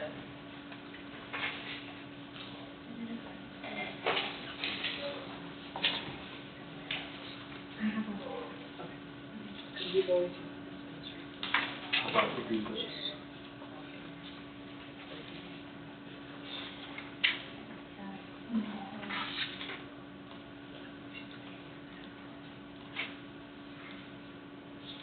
So, what was your question, Amelia? Is that on There was 27? a portion for a lactation room, so this requires that they have availability to a locked private area Okay. and time allotted during the day. And that's somewhere else in the policy? I thought it On was. 27. Okay. Why is it not why is it in this, why is it not in this, It's under nursing mothers, I think is what it is. I mean, why wouldn't it be right here with the pregnant workers policy? Well, let's go down and maybe there's Okay. a good reason for it, because I can't. Can't be personal days off and other stuff related to that, looks like leading up to that. So maybe it's better suited there, I don't know. Maybe if you could reference that section in the upfront section. I just put a note or a comment here, so I can go back and. Religious Accommodation, Genetic Information Non-Discrimination Act.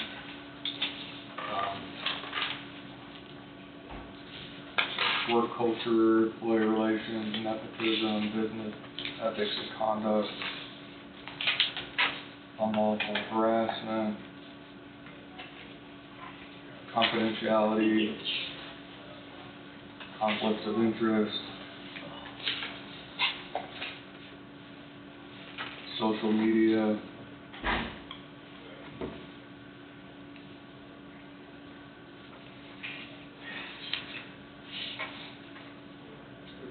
I think these are all things we've dealt with before, just stated in a different way. Do you have a comment? You took a deep breath. Well, that social media deal is a very touchy subject. Number one, when you're elected official, and number two, when you're an employee, and happen to comment something negative towards something going on in the county. I mean, I understand you can voice your opinion on that, but I don't know a good way to address.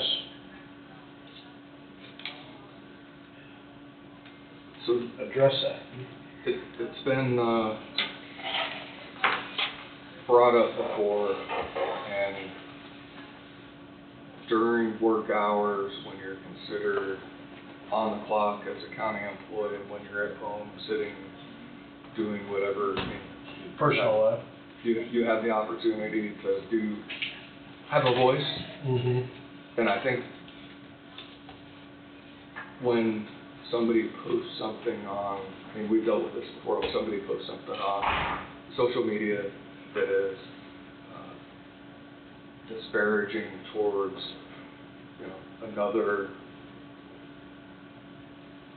whoever it may be, and there may be a question whether they're acting in their capacity as an employee of the county or on their own.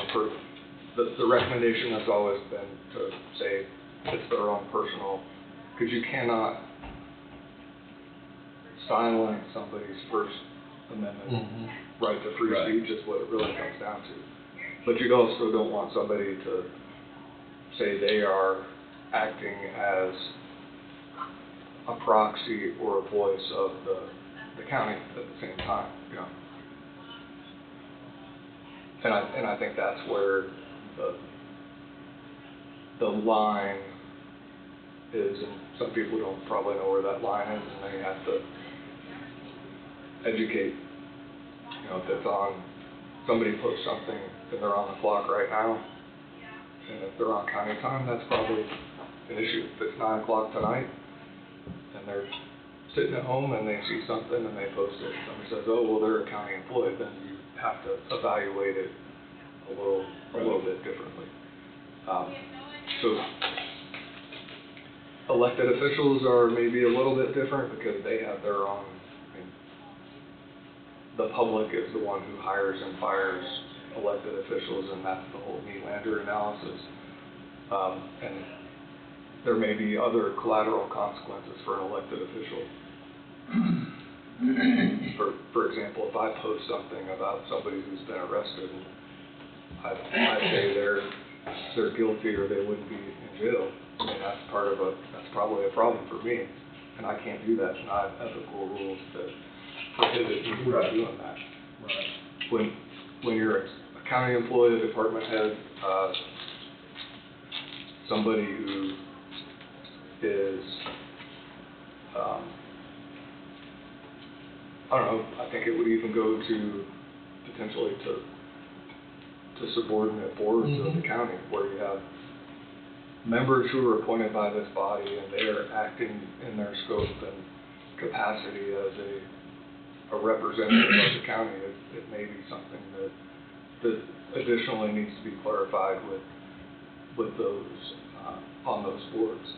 If they say something that's potentially disparaging towards the county, I mean, I think it's sort of a code of ethics, so to speak.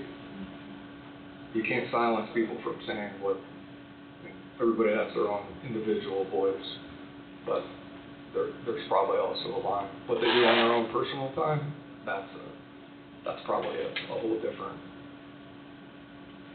ballgame. I don't know if that answers your question or not. Jesse, something that was suggested to me was if I am representing myself as an employee of the county, if I have on my Facebook page that I work for emergency management, then I should put a kind of stipulation up at the top or a little statement, a disclaimer that says these are my beliefs and my beliefs only. And I've kind of told my people to do that also. If you literally have it written on there that you are an employee of Coffee County, then you should probably state that somewhere that those are your beliefs. I just kind of felt like that was a good thing. Yeah. It was suggested to me, so I did it. Yeah, the recommendation is in those instances, there's a disclaimer. Okay. That they're your own personal opinions, but not the opinions of the county. And that pretty well addresses that in on the social media side. Yeah, as long as you're not on your county's page, which would be like emergency management, health department, sheriff's office, Right. Be- Because here, I mean, on page 13, it just says if Coffee County is the subject of the content an employee is creating, be clear and open about the fact the employee is an employee, and make it clear that the employee's views do not represent those of Coffee County. So it pretty well addresses those concerns. I think it does anyway. Carry on, Luke. We'll come across to page 13, I guess. I mean, this is it right here, isn't it? Oh, mine's not connected. That's part of it. Because I have it right here, that's what you. Oh, okay. Here we go again. Right out. Technology, it's a wonderful thing. When it works. Yes.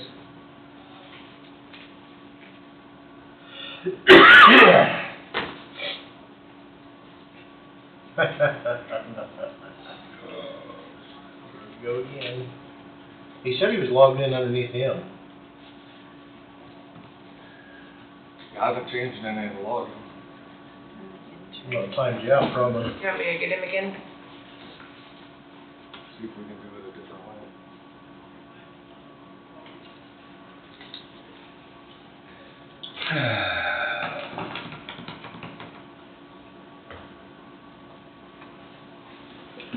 Afternoon, Bobby. Good move.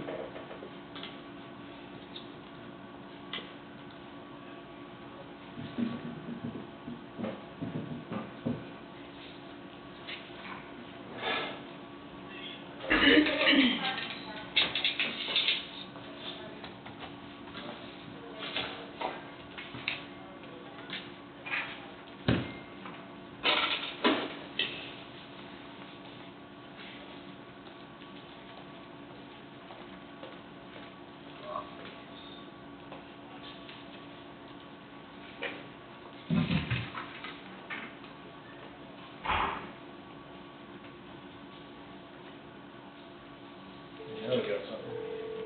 I'm just doing it a different way.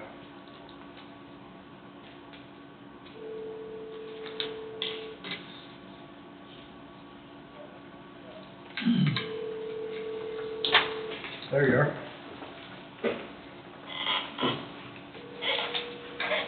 So postings on the site are my own, do not necessarily reflect the views of the county. That's on page 13. Never mind. Meanwhile. I duplicated the screen. Now, just for clarification, people who don't represent themselves as a county employee on social media, are they still, is that still relevant to them, or are they not part of that policy? Meaning it doesn't say on their social media. Like my social media, I've never ever placed a workplace or anything for that reason, so I can have an opinion in public. Oh.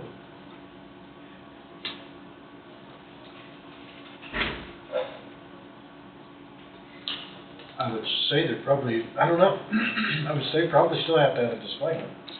I mean, Should.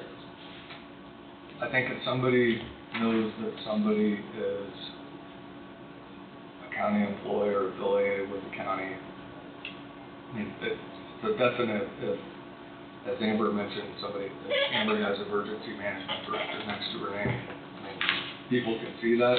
If somebody isn't, I guess, Well, it's also on our website, which part? the, who we work for. Oh, yeah. I mean, it's one of those things, everybody's famous in a small town. And I don't know, I think it would take probably someone posting and then somebody saying something, and then it would potentially,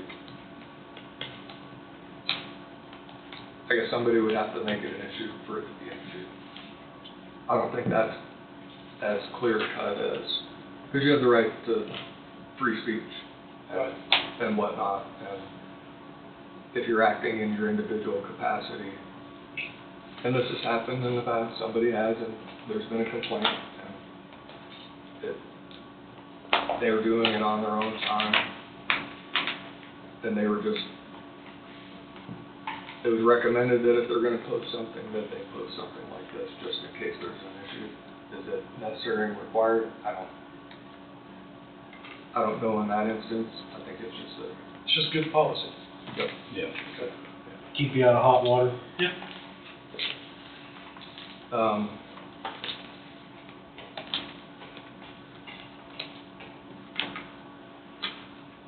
This is probably a good follow-up to that.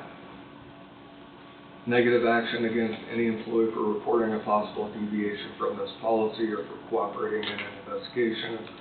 Any employee who retaliates against another employee for reporting a possible deviation from this policy or for cooperating in an investigation will be subject to disciplinary action up to and including termination. And, you know, the majority of the time, at least when I've been involved, where posts and who's posted what and when has become an issue is during election season, right? And that's the... And it's right around the corner. Yeah. Not far away. Hey, wait, on that media relations section, Yes, it ma'am. mentions that all media inquiries should go to the commissioners. I don't wanna make a big thing about it, but we do have a Yeah, it should go to the POI, PIO, yeah. or PIO, sorry. Yeah, we do have a county PIO, which would be Angie, Yeah. and then Yeah. 5 others under her if she's not available.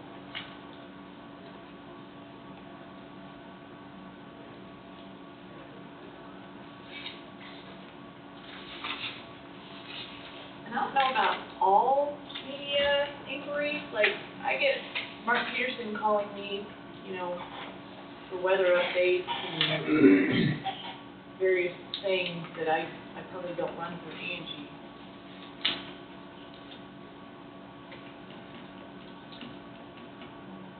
So, I can tell you that from my recollection, during COVID, there were a number of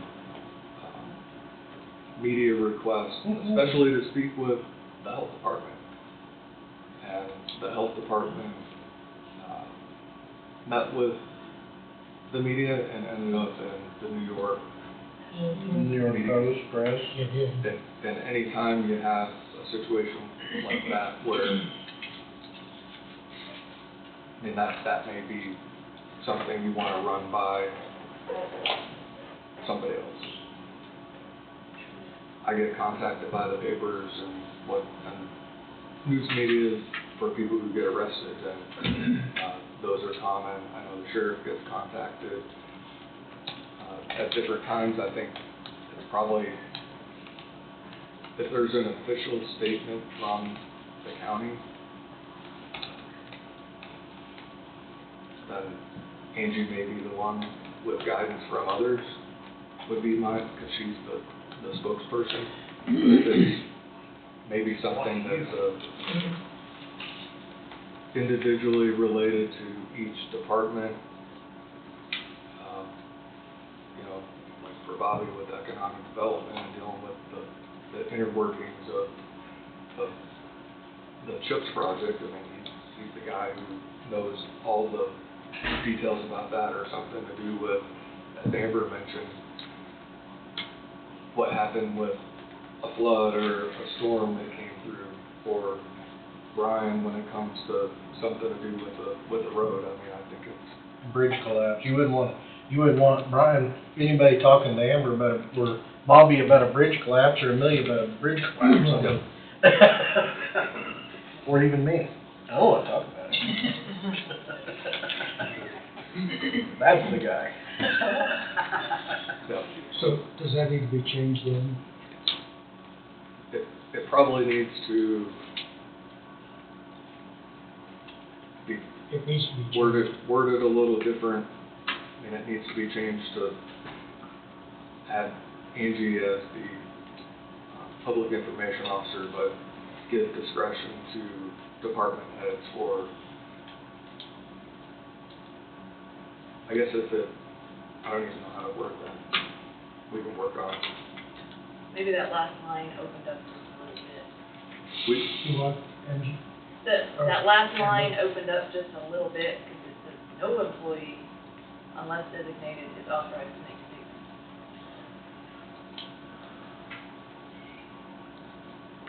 Unless designated. And then you get into what do you define as immediate inquiry, because something can be very minimal, and then something can be impact and carry great weight at the county level, depending on what it is. I mean, the one that stands out to me is when we were in COVID, the county had the local health officer resign, and then it sort of Snowballed from there. the people were circling around the courthouse waiting for something newsworthy, is my opinion. And it was newsworthy at that time, because not many local health officers had resigned and stepped down in the middle of COVID.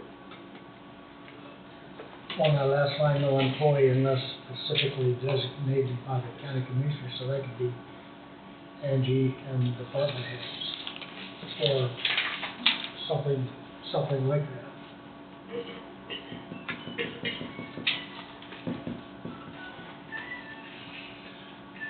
I mean, the point is your employees shouldn't be speaking to the news media, only the department heads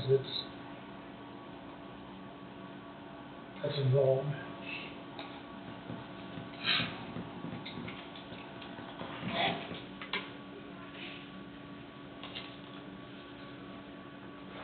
So I added a comment, add language to give discretion to department heads. So it's all connected up there. Yeah. And then it's not the commissioners. Yeah. Go to Angie. Yeah. Is that what you're thinking? Mm-hmm. Yeah. Well, I mean, real time, you may have a request, and the only time the board can make a decision and operate is when the five are sitting together. Otherwise, it's kind of like your kryptonite. So you have to have somebody here internally that can make those judgment calls, and if necessary, and if it's a big enough decision, then can always request a special session if needed. And if you go back in time, that's what was requested when Dr. Shell resigned, because the county was then without a local health officer. And that was an imminent situation that required action as soon as possible. Access to personnel files, that's been something that's been discussed previously, where personnel files, and the talk has been the entire time about three different kinds of files: the personnel file, the employment file, and then I'm going blank on what the third one was now. But that is important for potential issues later on down the road. And I think where it would probably be the biggest issue, maybe or maybe not, is with an elected official. I mean, if they have all the records in their office and then they go from their office to somewhere else, where are those files? So there has to be some level of access to those files. I mean, it's a legal issue that needs to be, have a good answer. Not related to this, but plug in your laptop.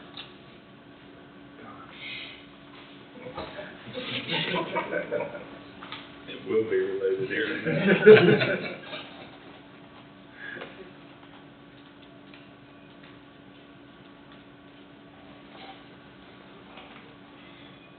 Telephone, cell phone, dress code. I was told another county in the state instituted a dress code for all employees at every department, and that created its own issue because, so I think having a general dress code that you need to look right, project a professional image is really what.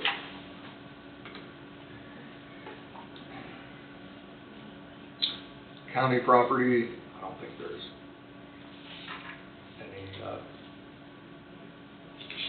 anything that needs to be discussed there. I don't think you're projecting anymore. It's not moving. Yeah, I don't think you plugged in.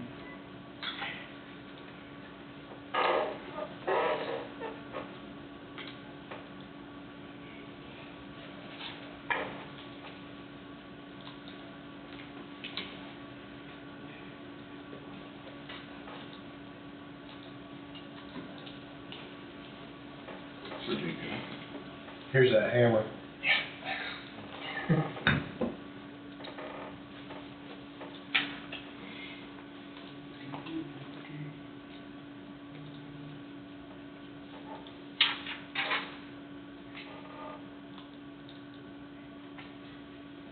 Is it up there? No.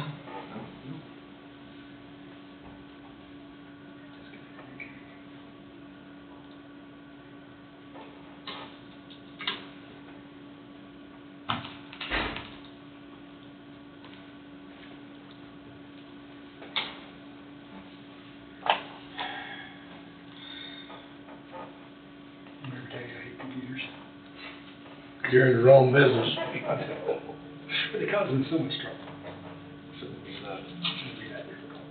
But Steve and I work on it, it'll be fixed permanently. Would be, yeah. My grandkids aren't around, I can't help them. What these young kids can do is unreal. Oh, there you go. Slow this down, to make sure that you. Oh, I it's That's charging. Alright, not sure what's happening, but technology. So I was in county property. I don't think that's anything outside employment, political activity. Outside of employment, is there gonna be a form for them to sign, or is that just gonna be something that the department head will make up?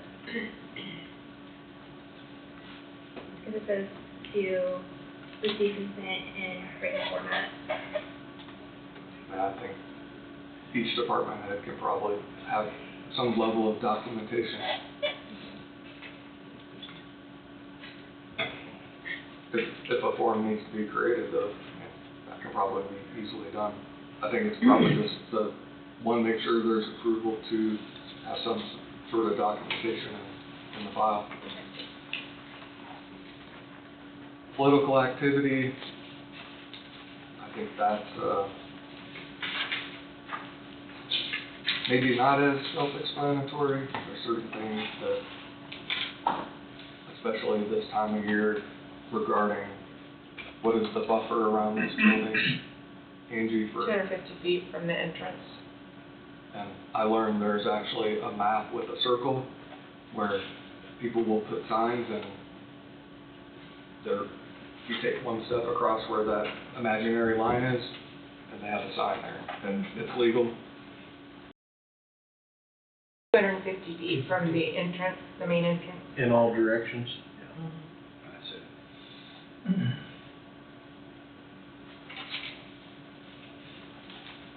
This is sort of the big one internally.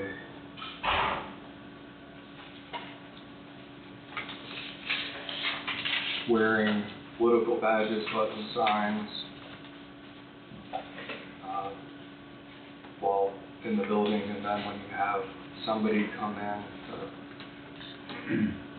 then if they come into this building to vote, and they're wearing a candidate, they have to turn it inside out, and people get a little upset about that. Angie yells at me about my hat. Okay, wear your hat.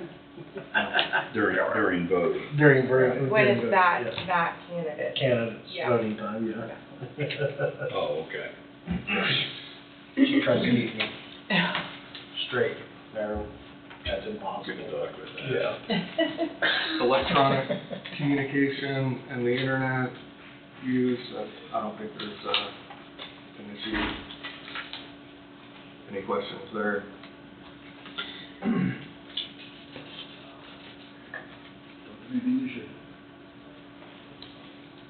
Did it shut off again? No. Employment classification, job descriptions, I left this in red, but the probationary period, this is what you asked. If you're on probation for 180 calendar days and cannot use accrued vacation time during that time period, that's something that it's stated elsewhere, but because this is probationary period, you would ask that it be included here as well. Paydays, longevity pay, Can you go back up to paydays, because I don't believe they're paying. Okay. anything need to be No. changed there?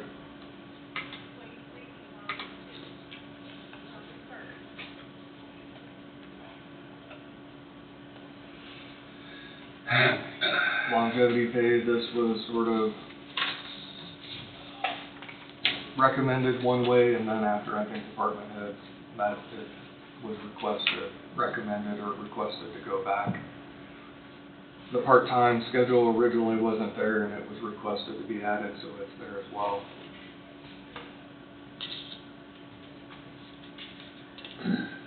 Any questions, anything so far? Wait a minute, you said part-time? Part-time? Longevity pay for part-time? Yes. I think they're considered the permanent part-time people, not part-time. Yeah. So like your lake people, or your, Okay. Gwen has one in her office that works 2 or 3 days a week. Do we So have, not like summer help or whatever. No. Yeah. do we have employees that are part-time permanently? They get half annual compensation then? Yeah, Instead of getting For 300, longevity. they get 150? right. Okay. And that should be up there. Yeah. Yeah. Okay. Because they're eligible for benefits too, out of like a 1/5, if they work 1 or 2/5, 3/5, 4/5.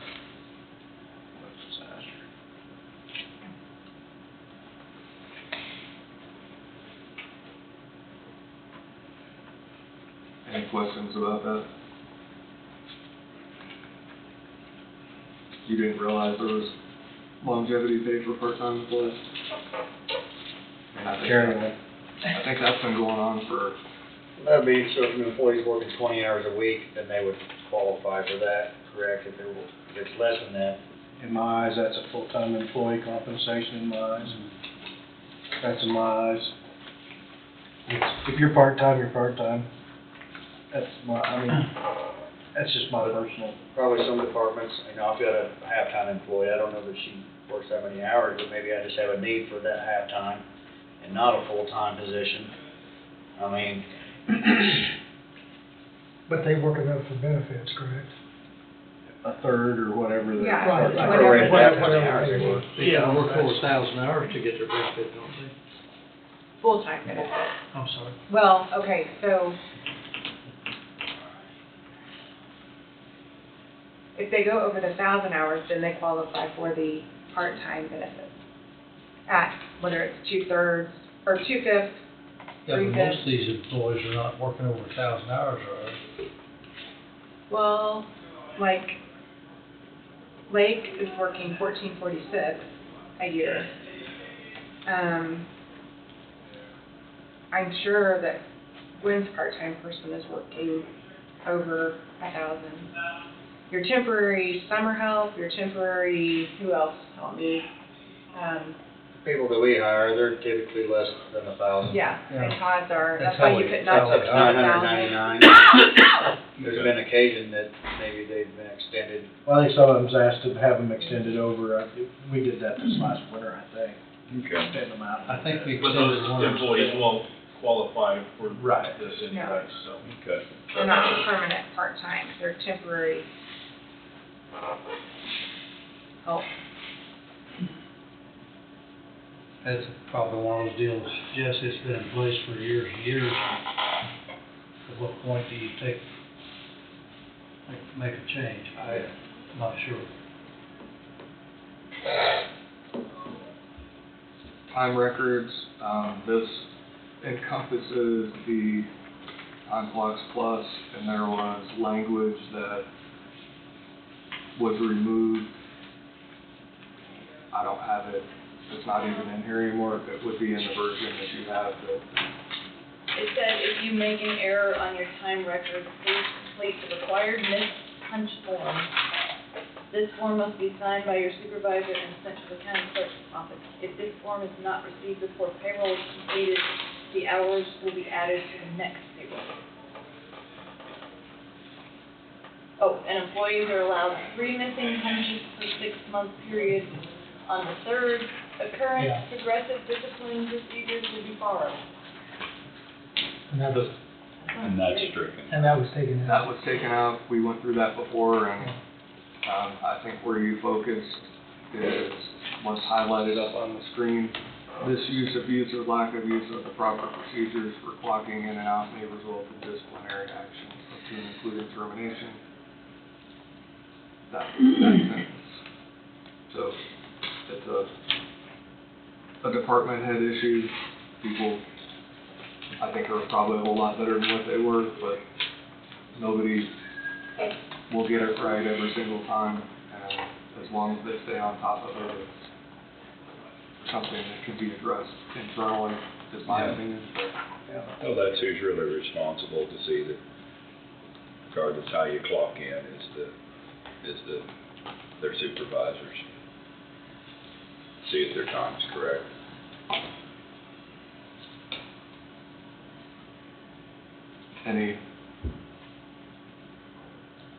Okay, so everybody's okay with all that language being removed? The only thing I would say is we're not necessarily 100% all electronic yet. I mean, we're going that way, but, you know, I don't know when It's a this. work in progress. That's it, I don't know when this is gonna be adopted to that.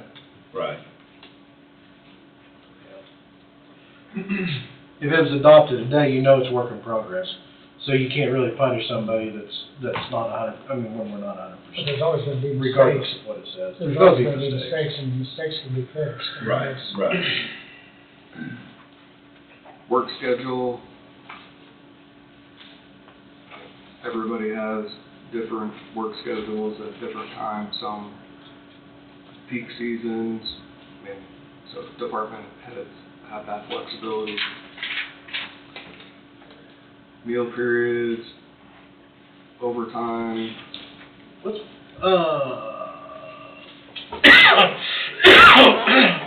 Where am I stopping? back up to work schedule and hours of operation.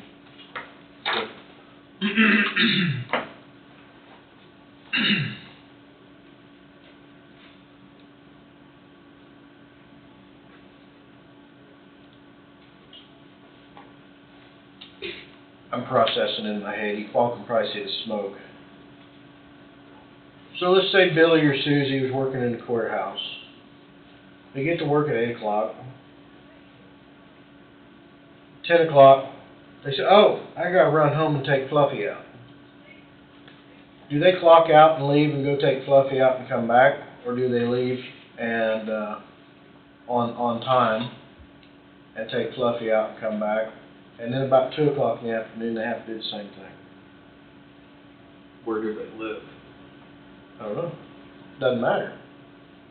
Well, if they get a 15-minute break in the afternoon and they live a block away, could they not go during their break, let What Fluffy out? if they do it in the morning at 9 o'clock and at 2 o'clock? They could get 2 15-minute breaks. Get 2 15-minute break. And if they walk there, it's their wellness break, so they can take 20 minutes.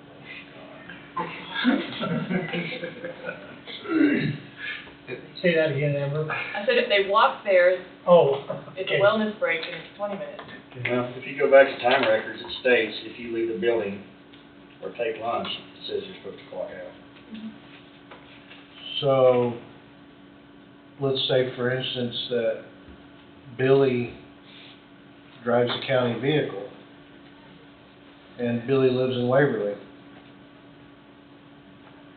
11:15, Billy drives towards Waverly, goes home for lunch.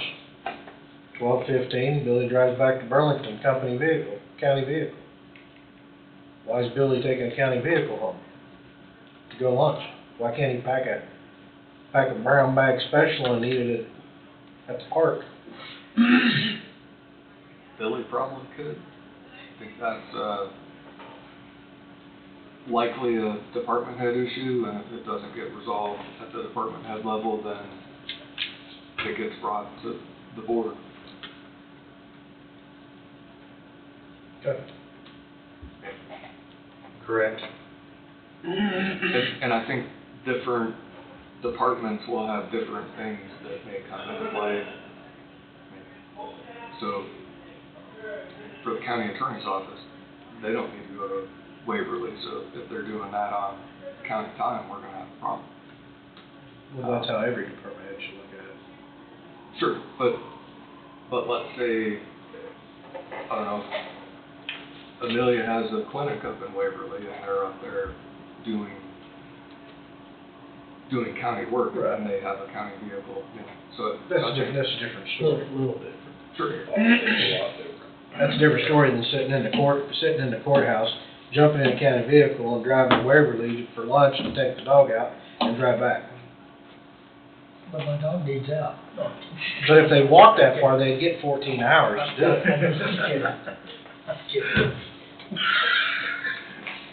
Is there a section in here on vehicle, county vehicle? I think there is. A little bit later. I think that probably explains some of it. But you're right, they should. Yeah, using a county vehicle for what you're talking about is problematic under that factor. Happens every day. Overtime.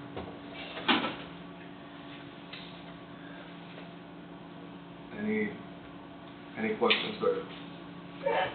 So is each employee of the county, regardless of the department head, does the employee have the option to pick overtime or comp time at any given time? Is that Not in my department, not in your department, it's not? no. He's the exception, I think everybody else. Everybody else? I think Brad's in the same boat I am. I switched it. Oh, you did switch it? Yeah. Okay. I'm the only one on that boat. Okay. And how do you handle that? Me? Yes. It's just straight, it's comp time. Comp time. Yes. And has been since I've been there. How do you handle that, Wade, if you get, I mean, let's just say the sheriff's office is only allowing comp time and that employee wants overtime. I mean, how do you handle that? When you got other departments that allow comp time or overtime, whichever the employee wants to choose. So if I How were, can one department, I mean, I'm not picking on your department anytime, but how can one department say, no, you're only comp time, no overtime?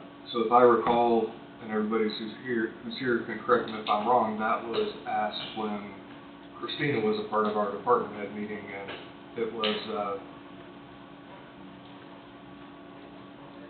a department head decision, because each department may handle things differently. And, that was what I recall. So I don't think there is a right or a wrong answer there, if it's one or the other, but one department may prefer to do it one way versus another. And it may Okay. be department specific, so if you. I just wanted to make sure we couldn't get in trouble for one department doing both and one department not doing both, or whatever. Or only paying overtime when somebody wants comp time. I mean, I just wanted to make sure that we wasn't in, I mean, it's on the up and up. That's the recollection of the conversation that I recall having. If that's totally fine. Okay.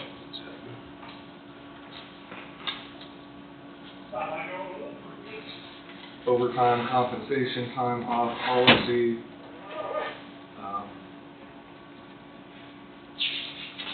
So this is where some changes were made specifically in the provisions applying to comp time below. We already had Highway Department and Sheriff's Office within, for example, the comp time shall be taken within 6 months from date of accrual. However, after discussion, emergency management from time to time, the health department from time to time, and probably Angie's office from time to time during election season, I'm sure may have to have flexibility there, as by recollection, which is why it was added. Same thing under maximum of 40 hours. That was also specific to Highway Department and Sheriff's Office being exempt because they may accrue more time. And during our department head meeting, it was brought up that from time to time, emergency management and the health department, whether there's some sort of disaster or a health clinic or health clinic season may exceed that, so that's why that was added. Did I get that right? Okay. And I'm sure other departments from time to time may apply as well. So I left the except sick time under comp time. I didn't remember if that was a sticking point or something that needed to be discussed even further. And that's why it's still unread. It was a recommendation, what the board wanted. But I remember there was some spirited discussion about that. Well, the way it was is accrued comp time must be used before any other form of accrued leave. And I think the discussion was except for sick leave. I mean, if you're sick, you shouldn't have to use your comp time in that. Yep, that's right.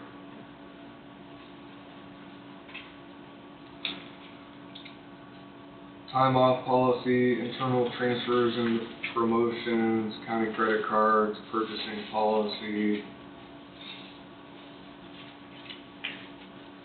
Screen is also begin with. Why is it?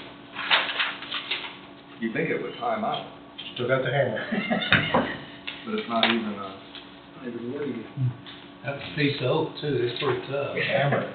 It'll help. I bet the glue lets loose before anything.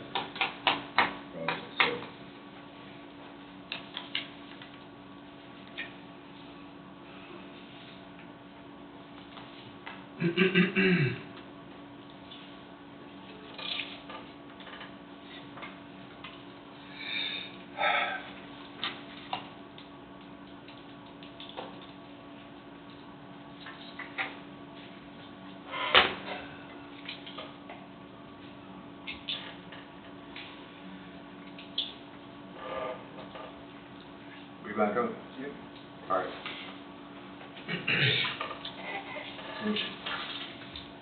here we were, internal transfers, promotions, credit cards, purchasing policy. Oh, question on purchasing policy. We're gonna leave that section in there still. That goes back to our home rule resolution, right?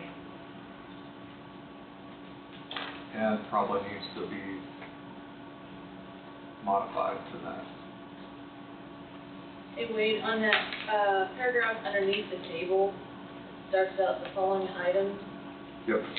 1, 2, 3, 4, 5, 6 lines down on the right-hand side, it should say must, but it says must. Yeah, MUT. Right? Yep. There you go. Keep going. That's There. Muffy. That's for the dog.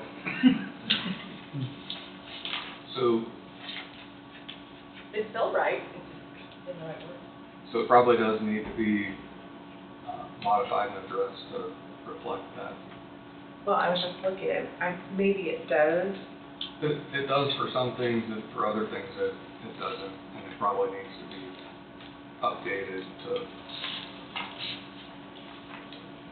The only reason I was asking is because the airport was wanting to see our current policy, and so I sent them they got the old one off online of our old policy, but I sent them this home rule, and then I was gonna see what we had in there today, and I'm like, make sure that's. So the purchasing policy, that county resolution, that's 900, right? This is HR01D. Oh, that's a different one. Yeah, you're attacking the land. Well, Really? it also includes Oh, it does? property as well. Okay, so. For example, there's a section in that deals with disposal of law enforcement related property that is handled differently than others because of the sensitive nature. Historically, that's required going through a different process, but it also includes the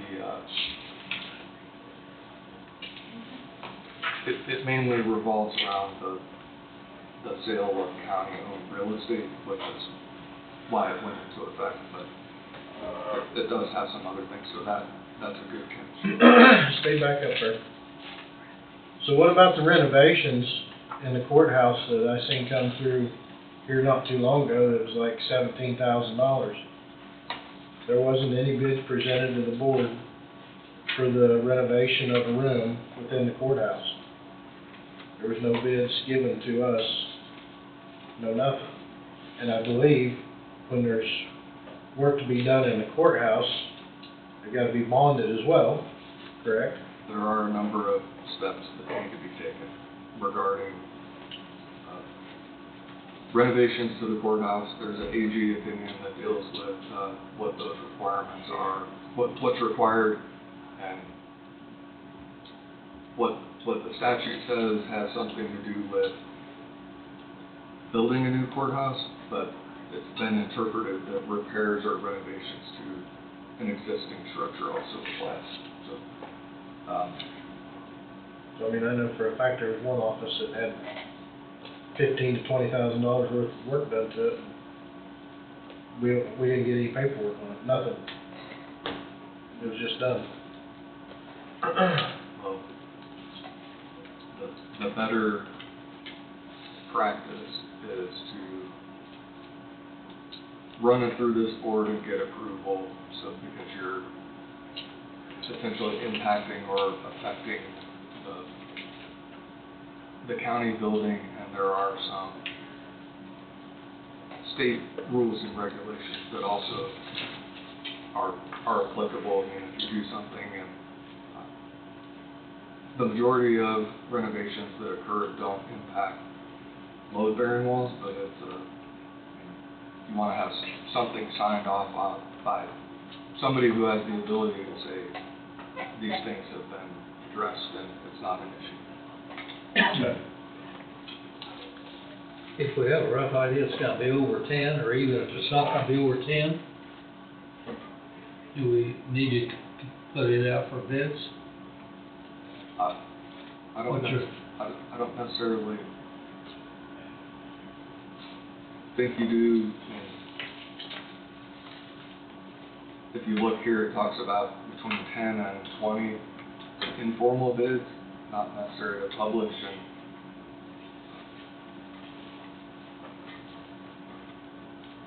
you want to make sure more so that somebody has the credentials to perform that particular job. It goes back to, Commissioner Hugan is not here, but he talks about concrete all the time, going out in the middle of somewhere in the county and building a pour in a basement, and instead of cutting, to cut corners, somebody puts in a less than ideal slab and 4-inch walls or whatever it's supposed to be, and it should be 6. You don't know until years down the road when your foundation cracks and your basement starts collapsing in, and you want to make sure that somebody doing business with the county has the requisite background and experience to do what they're going to be doing. And the bond. Right. Now, you have to get outside a certain limit for certain legal requirements to come into play, which requires a bond be on file with the clerk's office before any work's done.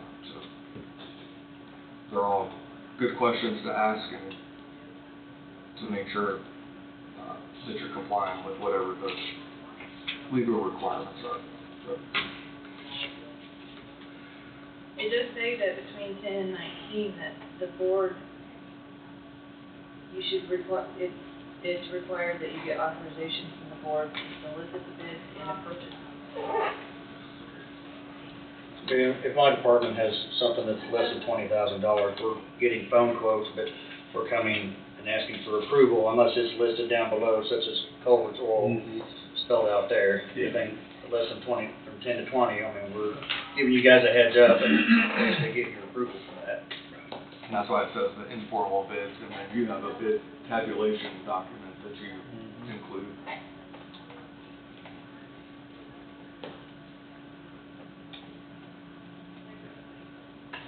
Ryan, one of the things that was added, I believe, was something in here.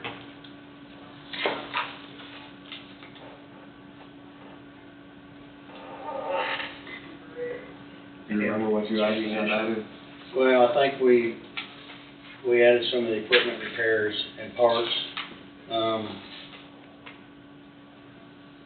in there. I'd have to look at the old one. There was a couple other things we listed in there, I can't remember.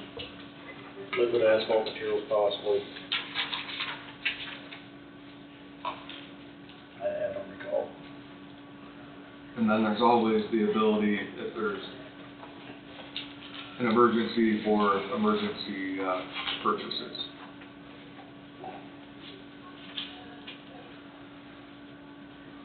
Travel expense reimbursement.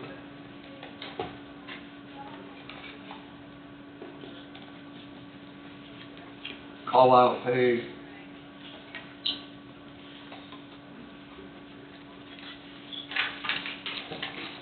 So similar to the other sections regarding call-out pay, also added was emergency management, health department,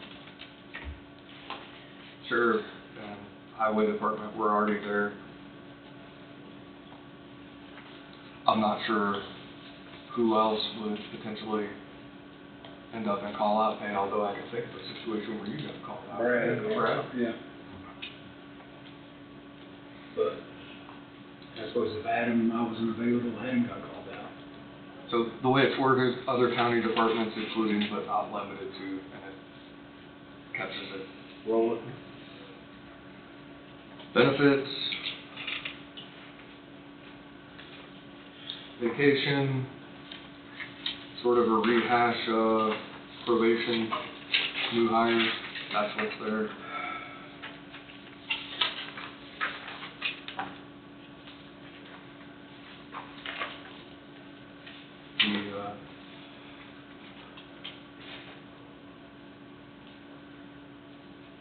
What you can accumulate. I think somebody had mentioned this was 120, but there was no way you could get 120, so it got changed.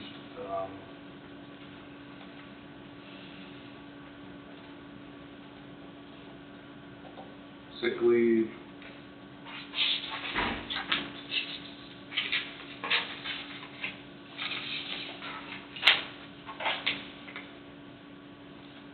This is one, I think, where there was some spirited discussion. So, I think it's the sixth paragraph, under sick leave, I believe.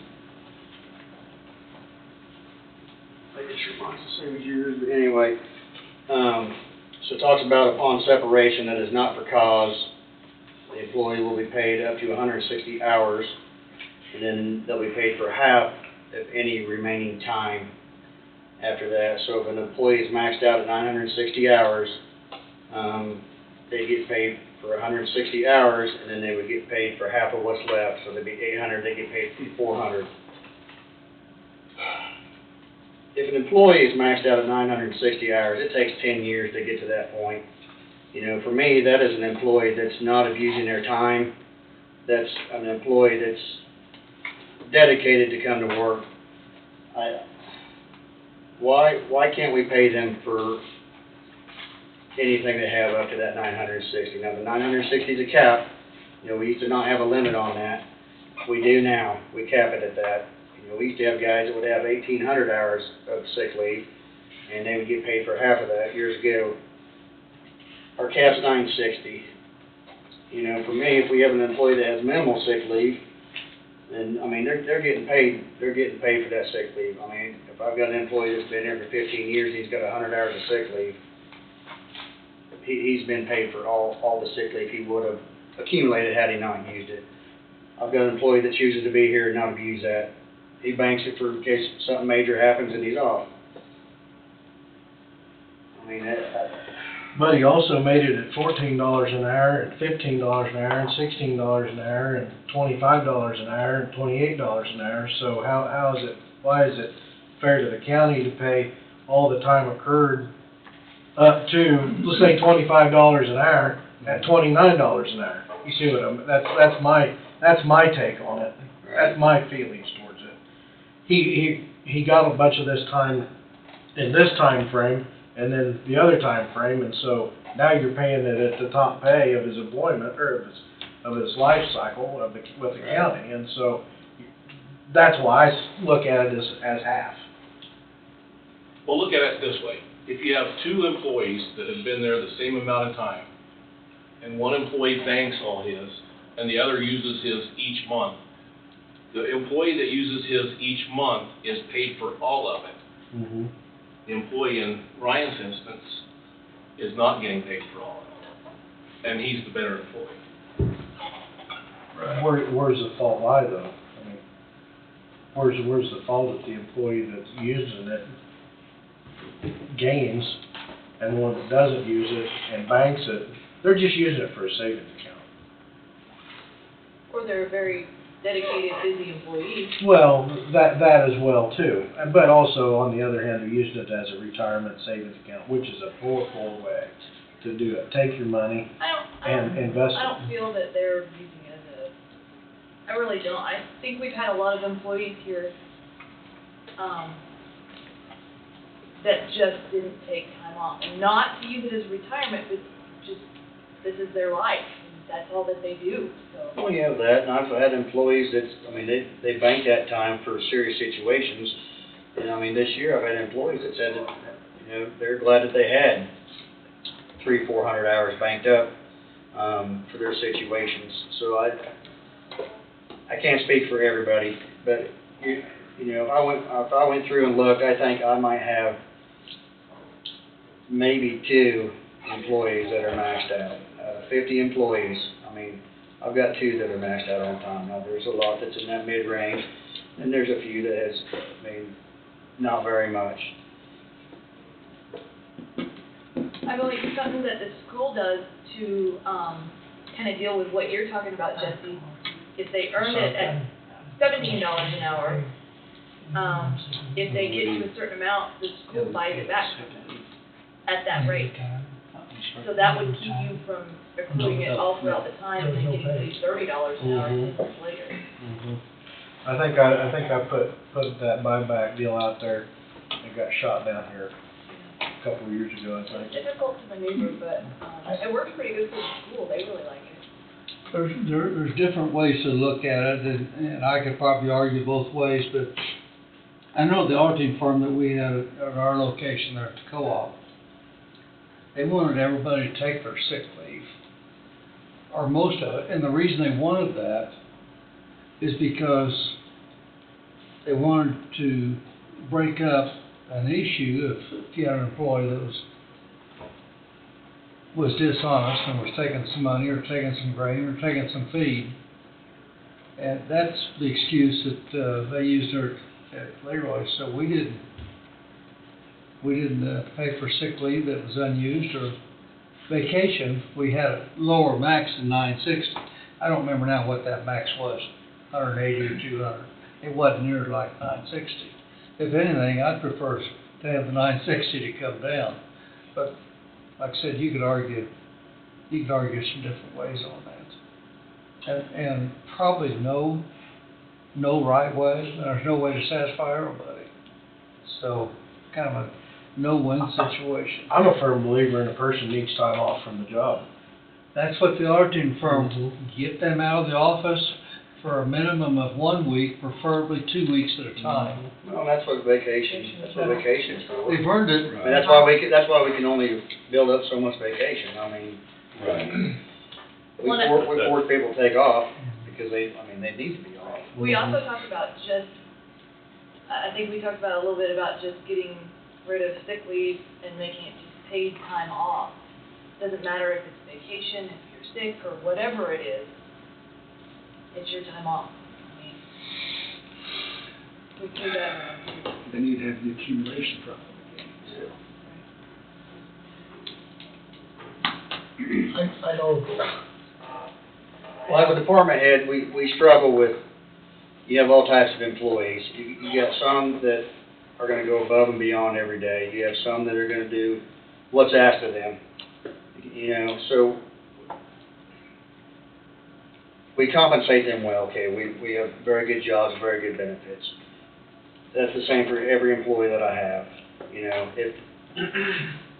if there's something that you can do for the employees that go above and beyond, and that's anybody that has 960 hours of sick leave, is somebody that is dedicated and goes above and beyond most days here. So that's how I see it as a department head. That's one way that I have a possibility to reward somebody that goes above and beyond. County government, that's hard to do in. That's hard to do. So Wade, bring me up to speed. This what's highlighted up here on the screen. Where did that come from? I mean, this is the first one of these talks I've been in on. I think we did it last year. So it was a part of the old policy manual, well, the current policy manual, but maybe what happens with the time outside of 160, I think was at question depending on at different points in time how it was applied.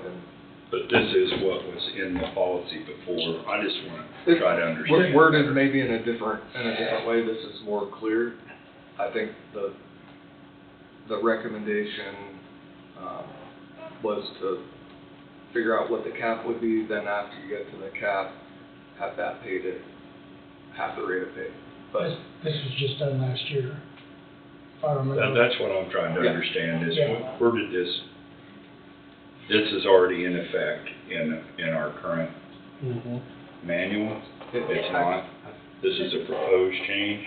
No, No, it's been like that for a while. it's been like that since Okay, last so it's in year. our current manual in that way. I just want to, I think it is, I'm sure it is. it's worded in a different way where there's probably some ambiguity in how it's worded. The best way to state it.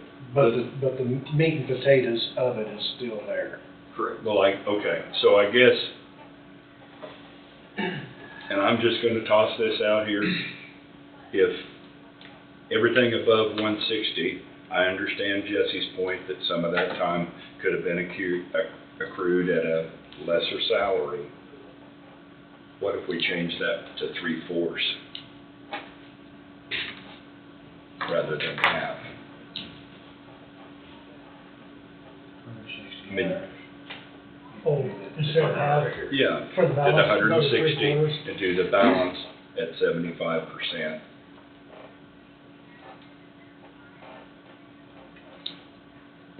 75% of the hours, I'm sure is what you're referring to. 75% of their pay, just like it is in there, I figured it had Over 160. over over 160. 160. So that would be a little allowance for the steps and raises that they've had, you know, it's hard to tell how many years it took Sure, to to get to accumulate that that. point. But that might be a more closer to accurate reimbursement for the money that they gave up by not taking it. Just a figure I'm throwing out, I'm not saying it's a correct one, but It's maybe a if we compromising changed it. figure, I mean. Yeah, maybe if we got that closer. I could live with that. You know, there's some firms that are paying, instead of reducing their hours, pay their hours at $9.60, but reduce their pay. And might lead them into a better attitude. And There's some companies. That would be And then, what and this then there's would be companies doing. that don't pay, Comes if, up, if you have, 1,000 hours of sick leave, that when you retire, they don't pay. Yeah, you don't get none of it. Yeah, and I mean, just, that's the voice of experience, which was neither,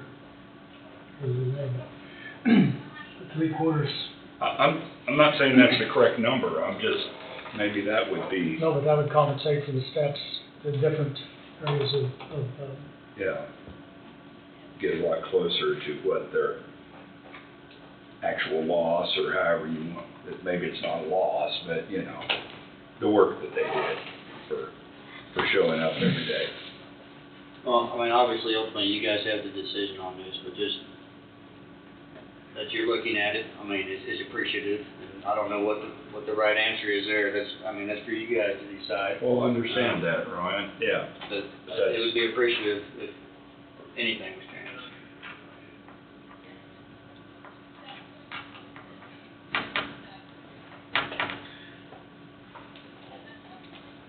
I'm good with that. I mean, it's compromising, I can live with it. Myself, I'd rather see the 960 move down to, and That's I shouldn't use the word force the employees to use their 400 or 500. use their hours, but I'd rather see them lower that and ask our employees to But they're taking vacation time. be here on work. Yeah, but they're taking their vacation time, I feel like, to get a break from their work. And if they wanna be a dedicated employee, I don't wanna penalize them Yeah, I don't either. for I think- 50% of I think- that on 3/4 of these hours here that we're. I'm comfortable with the 960 is the cap. Yeah. I'm comfortable with There's that. gotta be a limit, I feel. I think anybody in here that works sick, even though they might have had sick leave, you still work sick. It's just Yeah. because that's what we do. Yeah. And so if you do have a major illness, or you're off for Most. 960 hours, I mean, that's, because that happens all the time.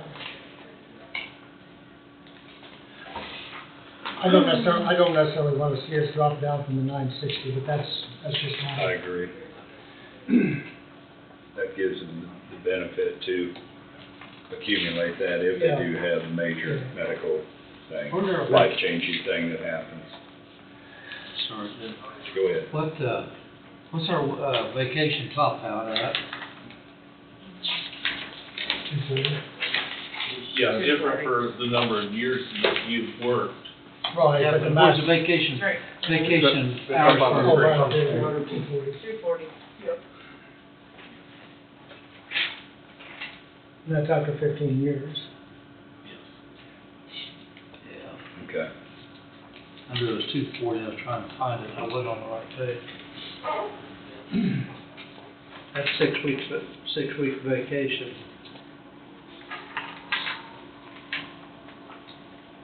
We ready to move on?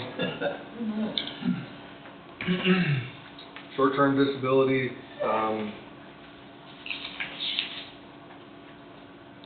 it's been talked about extensively.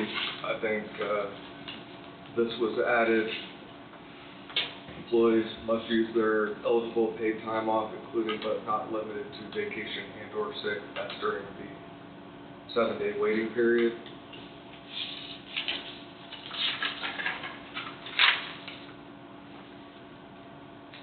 We had put in here providing the county employees the short-term disability policy. I think that was sent out. I think it has all the information contained within it, so. And I still don't know if we've heard back from the insurance provider, if they're okay with this language.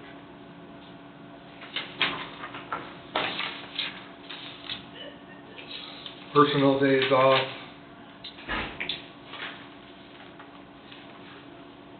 One or two personal days off per year.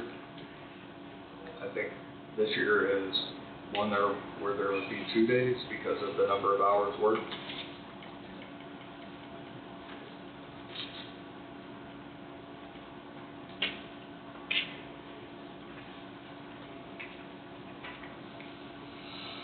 Any questions about that?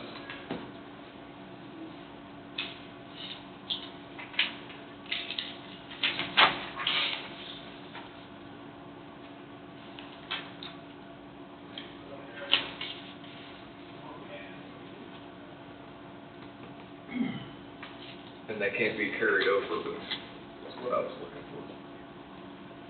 From year to year, so they have to use. Didn't accumulate. So we're paid for the exact number of hours each month, correct?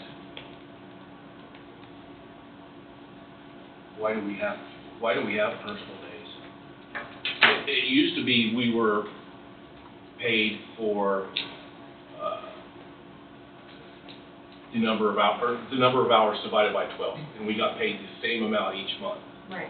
But now we are getting paid for We actual. had personal time then too. Right, because some years had more than 2,080 hours. But now we're getting paid for actual hours. Yeah, you're right.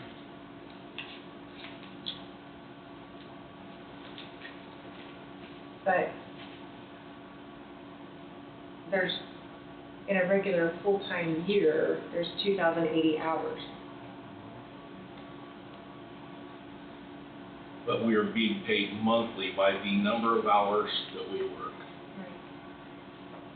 So it should end up, there isn't any extra days. That would be paid. Right. We're not working. There may be 288, 2,088 hours, but we're working those 200. And we're being paid for it already. Now you're getting a personal day on top of that. Not if I it's a know. lot. I know. Employees probably aren't gonna like that, but why are we doing that? But no, you're not. If you're not actually, if you're getting that personal day, then that's a day that you're off. But yes, you are getting paid for it, but you're not, it's not going towards the 2,080 hours of regular full-time If we hours work, in a year. say we work 2,088 hours, we are being paid for 2,088 hours. But you were before too. Even though we divided your salary out by the month, you still got those extra 2 days out of paid time off for personal days. Does that make sense? I'll just be quiet. I mean, does it, am I confusing it? What? I think everybody would prefer to be quiet at this point, so let's go ahead and move on to the next. Hey, Andy, on this sentence in the last paragraph, it says, "An employee who leaves employment in the same calendar year in which a personal day has been taken shall have the like amount of time deducted from the final payroll wages salary for the purpose of determining final compensation." Is that, do we really think that? Why? I don't think that's what we have been doing. Why do we do that? I know if you did you not get your longevity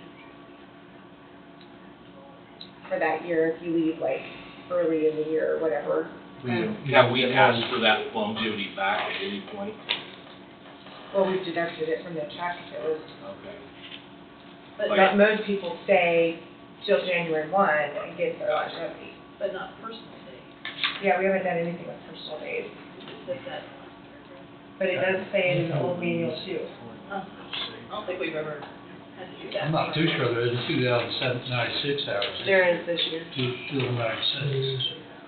We haven't been doing that, but I'm aware. I've As never. far as I know, you get paid for the hours that you're putting in.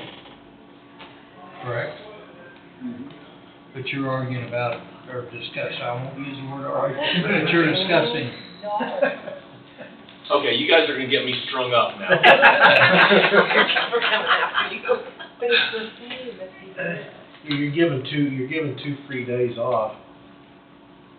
You're still getting paid for them within that calendar year, 288 hours, or 2,088 hours. See, before when we divided out the salary, you were paid the exact same amount as if there were. It was, I think, 173.33 every month, that's what Right. everybody got paid. Right. But now this month, we're getting paid for 168, next month, we're getting paid for 184. Right.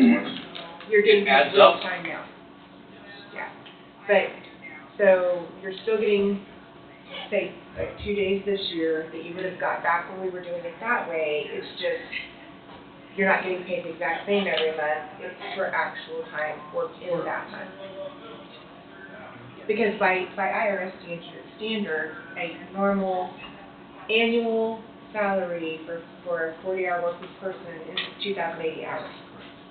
That's why you get 2 personal days, and when on this year's for over 2,080 hours. But we're still paid for 2,088, No, or 2008. 2,096. And you were before too. We were not then, because it was divided by 12. 2,080 was the number they started with, and divided it by 12, came up with, I think, 173.33 hours. So that's what we were paid each month, was 173.33. And added up over time, it only equaled 2,008, and that's why we received the personal days. Those would have been days we've worked. We would have worked, So they didn't pay but we weren't paid. So we'll take them away. Hey, I'm salary. I'm following you, Todd, I'm following you. Todd, you're talking salaried people. No, No, salary don't get. salary doesn't matter, doesn't matter. Hourly. I don't see where you're gaining or losing, Todd. You're getting paid for the, I'm losing right now, Don. Over there. That's crazy, but that's someone, I know.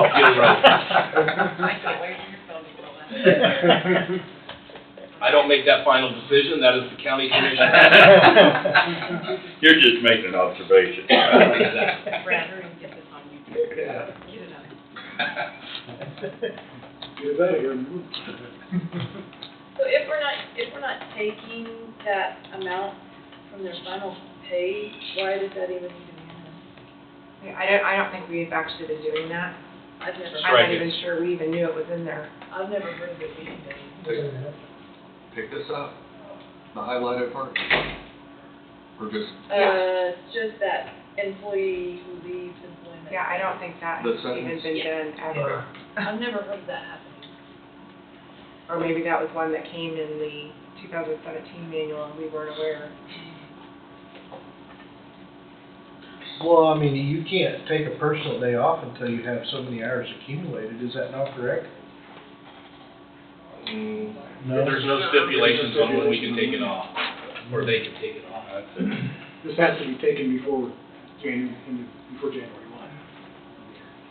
You gotta have a probationary period or anything before you can do that. I thought somewhere's in there was something that you could not take a personal day within the first 6 months. 6 months. I think it's 6 months. I think we went through that area. I remember something about it. That was probably in the I've slept probationary since. period. Probationary period probably had that. We'll make a note just to make sure, but that's what you want. Todd wants that 1 or 2 additional work days to leave. What was that name again? I was just asking a question. That's what I was reading between the lines. You're arguing. trying to save the county some money. Thank you. Oh. Thank you. That adds up. They'll probably have to come and speak clearly into the mic. Yeah. Off camera. State your name and address, so they can come to the car and tell you. My throat's getting kind of dry. We'll furnish the car. Jury duty, nobody wants to do that. I never get served. Although, I've been twice. So on the time off to vote, Angie, it seemed like, I don't know, if we worked till 5:30 in my department, it seems like I had to let them out a half hour early to go vote, to get to the polls. They got 2 hours or something, is that correct? Yeah, there's something by the Department of Labor or something like that, that they have to be allowed to leave to go vote. There is a law on that. And I don't think you can force them to take it on their own time, after 5 o'clock or whenever it is.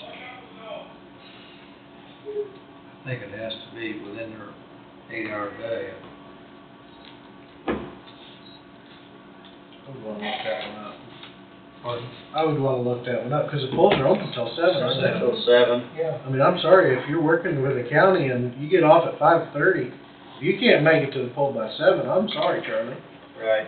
For some reason, I thought there was some law There is a that law. stated I that we think- had to let them off at 5. I think you gotta let them off Yeah. They might let them wear. to where their time off is within their. County vehicle. If they county vehicle. Say that again. They may live in Waverly, Yeah. but they can still make it to the poll by 7 o'clock. Yeah, exactly. If they walk there I and. thought I heard that Waverly. Wellness. Maybe that was it, if they was walking to the They're poll, you have walking to let them off dog. at 5 o'clock. If they walk their dog, it's even better. While they're Vote, nursing. vote me out.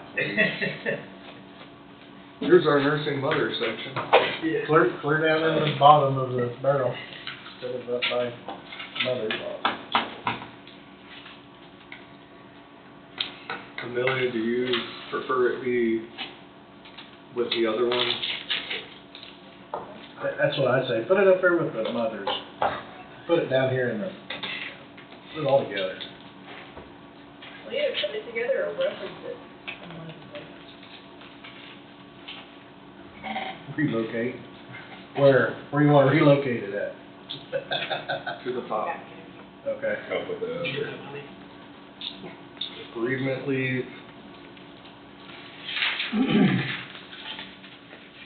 Self-explanatory, wellness policy. Oh, yeah, that's a good one.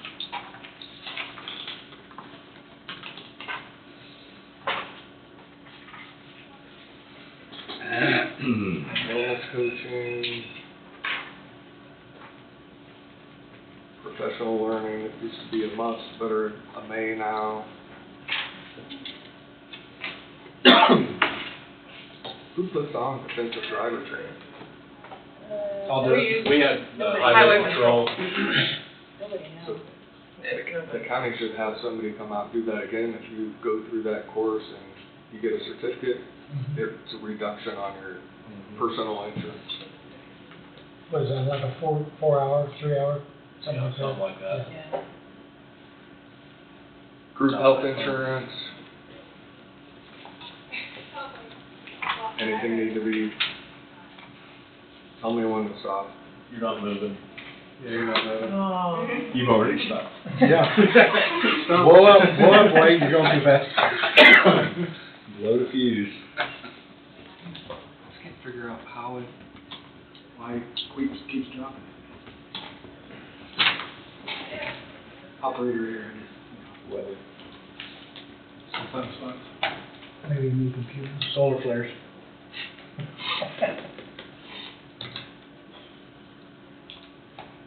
Alright, we're back up, right? Do I need to go back through? No? Last year was on the mental health, that's what it was, but keep on. Death and disability, employee assistance program, employee development, professional membership, COBRA, unpaid leave of absence, FMLA,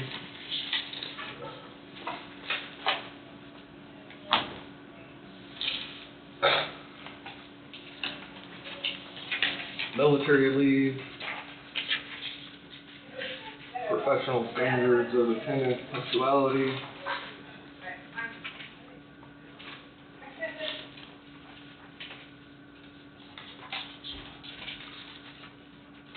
discipline,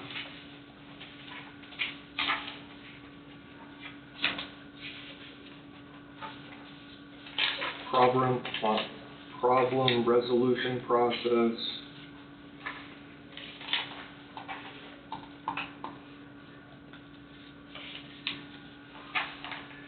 Hey, Wade, yep, I spoke with Wade about this, and probably at least half the department heads and elected officials and a few of the commissioners about, the prior policy had a grievance committee in this section. Problem resolution process is pretty good, but, saying you're gonna hope everybody is able to get along, that's pretty much what that says. Right. Sometimes people won't get along, and they have differences of opinion, and some people take their differences and resolve them in different ways. What I'm asking for is that the grievance committee be reintroduced back into the policy, and the format would follow. When there's an employee of the county, a department head, or an elected official that have a grievance, they're able to petition for a grievance committee. And they select two of their peers, two people who support their grievance, in their minds, support their claim. Then the commissioners appoint from one of your own, an unbiased commissioner, as best as possible. We're just a small community. We all know each other. But those three people, the two peers and the appointed commissioner, they serve as the grievance committee. And that grievance committee then does their own investigation into the grievance. These are for non-legal matters, right? Matters that aren't necessarily causing offense to the county. Those still take place directly with the county attorney at the commission level. I'm talking about minor disputes. So, one instance, if Ryan has an employee who runs a motor grader who wants to be a supervisor, he gets passed over, he's mad, right? He calls one of the commissioners who they may be cousins by marriage, right? So there's a little bit of sympathy there. Well, that commissioner says, I'm going to handle it. Doesn't confer with Ryan. They just go into their own discussions, and they think they make a case. Nobody wants to step on a commissioner's toes, even among yourselves, or other elected officials. So there's bias there. What I'm asking for, you reserve the right at the end of the day to make whatever decision you want to. You're the ultimate boss. Even with these policies, you can do what you want to do when it comes down to it, on interpreting how you're going to use this policy. What I'm asking for is at least some level of transparency. If Brad has an issue with Todd, and they decide they're going to get mad at each other, and Todd decides he's going to slander Brad, and there has to be other ways to get to the truth than to just hotline the commissioner and saying, please support me. There's also the instance where an employee, let's say there's an employee that is mad about the email that Brad put in, the new server, the conversion, right? Yeah. So they hate it. They can't stand it. Wade doesn't like it either. Wade hates it. Of course, he's professional. He's not overtly challenging Brad, but this employee goes straight to Wade, our county council, and says, I hate this. I think Brad's wrong. Let's stop it. Wade, in his capacity as county council, with the privilege of being able to speak to the commissioners with some authority, because, you're on the same page, you don't want it either, so you put a hiatus on it, or you work against it. I'm asking you for a grievance committee to be able to hear complaints from an aggrieved, and at least make a recommendation back to the commission in a formal way, without having to, and I'm not intending for this to be misused. It stays pretty much, if you notice, the people who can serve as peers, or either supervisors or department heads. It's not meant to be a mechanism for witch hunts, or to upend the decision of the commission. If an employee calls the commissioner, there should be some effort for the commissioner to say, work through your supervisor, and the employee says, well, I've tried that, even if they haven't. They should be able to say, well, go through the grievance committee first, and then if it still don't work out for you, I'll try to help. This was in the handbook prior to, I think, or something to this. A version of it. Because of this version was in the handbook to begin with. That was stricken, but, I don't know. I never got to set in on a grievance committee. I don't know. But every time there's this could really be taken way too far the other way. If it does, get rid of it. What I'm getting at, Bobby, is that if every time someone disagrees with someone else, is that going to be taken before the grievance committee? I mean, surely it can be worked out within the... Like it does now, right? Yeah, I mean... I guess I'm not necessarily against it, I'm just questioning it could be overused. Absolutely. And it shouldn't be. But if it begins to, if this were reintroduced back into even some version of this, as long as the core is being preserved of transparency, I don't think the commissioners can get rid of it if it's misused. You don't even have to allow it to be used. I look at back how many grievance issues there have been over Time Clock Plus.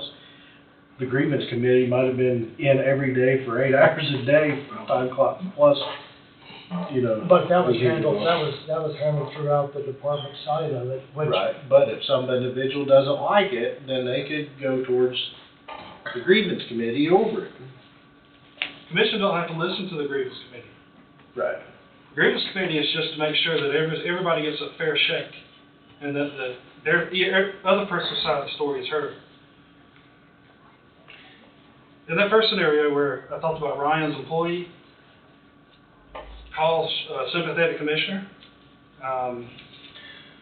then he should be allowed, or his supervisors, allowed to address it first. Oh, I agree. The commissioner should be the last, we shouldn't be involved in that until the very we're the last, we're the last place to go, as far as I'm concerned. We're the last leg. Yeah, we're the last leg. Yeah, I understand your concern, Bobby, but if it's me, I don't care if it's my niece, then I'm gonna go talk to her supervisor before I put any more stock in it, that supervisor's had a chance to try to resolve this issue, and that I'm not just hearing one side of the story, but that's just me. That's my thought, And I guess I'm not sure that a commissioner should be on the grievance committee. I think that should be within the department heads, whether it be 3 or 5 or 6 or whatever. Keep the commissioners completely out of it until, and maybe I'm looking at it wrong, but No, you're looking at it right. So you bring forth your findings. Yeah. Bring forth the findings, and then we could weigh the options. We could weigh the options. I'd rather see, if there is such a thing, I'd rather see 4 or 5 or whatever it may be from the department head side for the grievance committee, and In my time, we've only had one grievance come to the board. yeah, And I don't even remember now what it was about. It was 5, 6, 7 years ago. It's been quite a little ways back, but Yeah, I think the board needs to be totally left out of it. You know, unless it can't be resolved, but, you know, But I then think that's- you mentioned the department head, but I can't think how I wanna say this, but it may be the department head that isn't a good listener and don't wanna resolve it for the employee. It doesn't have to be that department head, it can be any department head. So I understand full well that I may have an employee that may not get along with me, but they may be Brad's buddy or Amber's. You see what I'm saying? They would have the power to select peers, people who they think support them. Okay, that's what I was gonna ask. You're not gonna have a set grievance committee. It would be flexible. Absolutely. Oh, well, that's why he's saying Oh, I see. two I of see. their peers that would probably be on their side. And Correct. 2 or 3, you gotta have an offset vote. Yeah. So if there's 2, then it'd be 3 outcasts or outliers Right.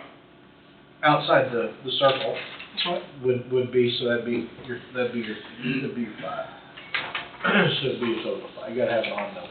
That's right. And I fully expect if you were to take any of these people, and the few that aren't here, and they were part of any grievance committee with any situation, their recommendation is probably gonna squash and settle most matters. It should never, ever, probably, I can't imagine scenarios where they have to, I'm trying to avoid the instance where the commission is having to make decisions that are unpleasant, where you're trying to make everybody happy, especially your department heads. And I think this would be good. The employer department head could still take it to the board. That's right. But we should be the last resort. Right. Do you have the old verbiage of that, Wade? It was after the board made a decision, somebody could appeal to the grievance committee, which is backwards. So HR Partners looked at the grievance committee, not this format, but I mean, their opinion, and I think you probably should talk to HR Partners, because I don't think they Recommended it? the county have a grievance committee or process at all. If you're gonna deal with anything grievance related, either it's handled internally or it's jettisoned outside the county. This potentially, unknowingly, with good intentions, would potentially create legal issues for the county. And I understand it would not be used for minor issues, but who's evaluating what's minor and what's not minor? And then you put department heads who end up on this committee, potentially make them witnesses in a legal action where they end up potentially deposed later on down the road. The other part of it is there's it references elected officials. The grievance committee would have no legal authority to do anything with an elected official, nor this board. So I think there's,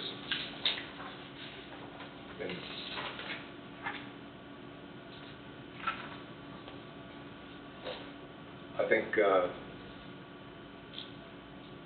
getting Christina Dietrich to comment on a grievance committee and whether it's a viable option or a process that has unintended consequences is something you probably would want to make sure you know the ins and outs ahead of time. Yeah, if we were gonna do something, that'd be. I would want her to. Yeah. Yeah, there's something towards this. Because just because we've had it before doesn't mean. It was right. We didn't get out of, No, avoid hot water by luck, you know. Well, it never was instituted to my knowledge. It's never been under the old policy, but it was backwards because it would allow somebody to appeal a decision from, let's say you make a decision After today the that Brad should be disciplined. Yeah, that won't work. Appeal it to this committee, and then they review it, and then they send another recommendation back to the board. So the board's gonna come back and potentially override their original decision, And maybe there's merit for that, but I think that process created problems. And then Bobby said everybody, well, I don't know if he said everybody, the majority of the department heads and elected officials are in support of it, and I guess that's something that can be looked into and addressed, and if they're in support of it, I think that needs to be something that the board should take into consideration and weigh as well. But So my question, I guess, stems on this. Is HR, who's gonna be the HR person for the county? Is Christina going to handle issues? Is she gonna be down here weekly? I know in the past that has been talked about, but once this booklet is done, what is Christina Dietrich's role in Coffee County to handle issues? We don't have an HR person. no, Yeah, we do it. Don't answer. You go to class. yeah, I mean, I guess it depends on what your issue is and who's dealing with what, but the structure has been internally, for the most part, unless there ends up being some sort of conflict, and without going into details about conflicts, then to get somebody from the outside in.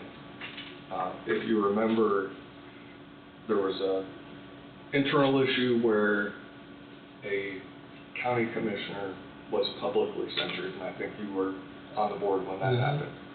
So that issue was brought as a grievance to me, and there was a conflict. So outside counsel was obtained, and they did the investigation, and then they came back and made the recommendation to this board for a decision. And I mean that's a process. Now with It's kind of different when it's not an elected official.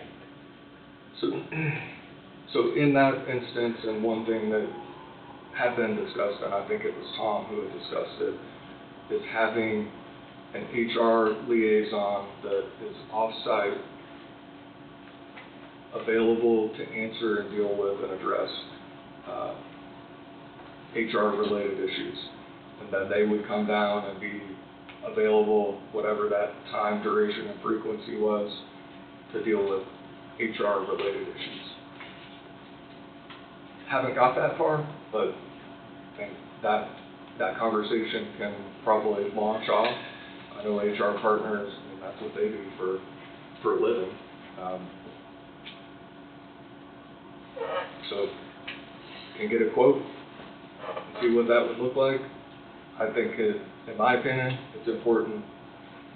You know, you could have an HR person here on staff, and then maybe to follow up on what Bobby mentioned is whether it happens or not, it could happen. You have factions, and then somebody's on team such and such, and to have somebody offsite, especially in an HR role, potentially is an advantage for everybody in the county. That way, Yeah. yep. Somebody not associated with anyone here. Yeah. Instead of something like this, that would be what I'd recommend. That's what I would that's what I would go for. I would too, and I think that's the superior solution, but I noticed Christina was absent at one point. She just, for some reason, she got cut off maybe? No, I don't know, it's just been. We've been navigating through this process, and to not accumulate additional costs and fees to keep going over, we've been revamping and revising the policy manual internally. So, but that's a conversation that could occur. I mean, we could call, and I'm sure next month it'll be on an invoice. Yeah. To go over all the additional things, but I think, in my opinion, that's the answer, is to have an off-site HR person who they're not considered on, maybe similar to the engineer. Engineers. The engineer, that they're available on call and they handle on-call business, and I think there's a model for that. I mean, the off-site could be easy. It could be up at JBS building. Well, offsite's in their office, and then they come and they meet here or figure out But where. it could even be away from the courthouse, or it could be away from Ryan's office, or whoever, that way. George don't know that Susie's gonna go complain, or Susie or Frank or whoever, I mean. We got conflict going on. You know, there could be a phone call made and say, hey, we need to meet at the JBS building, And that would you just, know, and or whatever. that would just be one person there. So in this scenario, let's say there is that third party off-site. We don't call as department heads or elected officials to influence them, right? If you have somebody walk in your office and there's an issue and you don't give her a heads up and say, this is what I think.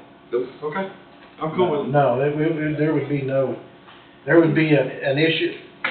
The employee knows to call the individual, say, hey, I've got an issue, I'd like to visit with you. Then, once that employee goes, or whoever department head goes up, visits with the individual, then she would wind up contacting the number two, because there's always two sides to every story. Correct. Or three, whichever. She in my eyes, she would pick it up and start her investigation at that point in time. And hear all sides, and then come in, then probably give the commission, executive session downstairs, roll through the information, then in the end, if it's not resolved, then we make the decision. Absolutely. The attorney that represents KAC, I've been in 6 or 7 meetings that he's presented a 2-hour program, and he just came on board with KAC probably 7 or 8 years ago. I mean, he's an individual we could talk to and follow up on, because he is one sharp individual. So Got a lot of I'll respect throw for this him. out there too, that the wellness committee, when we were having lots of internal issues, I don't know how many years ago it was, and we went through the facilitation, where we had facilitators come in and talk to all the employees, and we got all kinds of suggestions, and we paid a lot of money for this. One of their top recommendations was for an HR person, preferably an off-site person, not an internal person. But that was one of their recommendations that would help with the problems that we were having. And we actually, the Wellness Committee, interviewed some people for HR. Christina was one of them that we interviewed to do HR. She actually came and we talked to her before we'd ever hired her for anything else. I think Lisa was also one that we hired or interviewed for too. We'd started the process and then we were kind of told, don't do it. So we kind of dropped it. I could see it, I could see if Christina or one of her staff or somebody, I could see it being beneficial to help the issues that may come up or whatever that have come up. So would that employee with the grievance, would that be who would make the call to that specific person? That's the way I look at it. Because everybody's gonna know who the HR person is. And you should not have to go through a supervisor to get to an HR, because then the supervisor knows that Billy's mad about something. I gotta call the HR person. Well, that's not gonna work. Because then Billy's not gonna come to the department head and say, hey, I need you to call Susie. Yeah, that's not solving what you're trying to fix. Yeah. So. Well, and I kind of like this idea better because an HR person knows the laws and knows more about this than, all of us. Yeah, probably put together. But the only thing is that if that happens, then that department head's gonna be blindsided some way. Well, that might be a good thing. No, it's not. If I were a department head, I'd really be Well, the upset. grievance may not be against the department. Might not be, it might be through a fellow You're right. employee. No, but You're you right. need to bring her, or him, you need to bring that department head up front, what's going on. I think the HR person would do that. Pardon? I think the HR person would do That's that. not the chain of command, that's not the chain of command that you'll be taught in every place you go. Yeah, you go to your department for head. Yep. Go to through your that department. supervisor You go first. through your supervisor, and that may be a sub-supervisor and another supervisor, but you go through your chain of command. If not, then the employee's out of line. Unless the supervisor's the problem. Well, and that's, unless the supervisor's the problem. Yeah. And you've already you've already had those discussions, so that being the case, you could go. Yeah, the supervisor already knows it. Yeah, If it's then you can go to the Right. HR, yeah. I just don't wanna see, I know what you're saying. I just don't wanna see the department head blindsided, because if Yeah, I you were in can't. that, if I were in that position, I really would be unhappy. I mean, I'd be Yeah. frickin' mad. An HR director, worth their salt, is not going to blindside, department head. Right, as long as that didn't happen, that would be Yeah. good. Yeah, But you understand where I'm coming from, I mean, that, If it's unaware of the issue to begin with. do I? If the department head is unaware of the issue to begin with, that's not good. Yeah, that's not good, I guess that's what I'm alluding to. The HR would be the way to go, I mean. But their problem resolving process.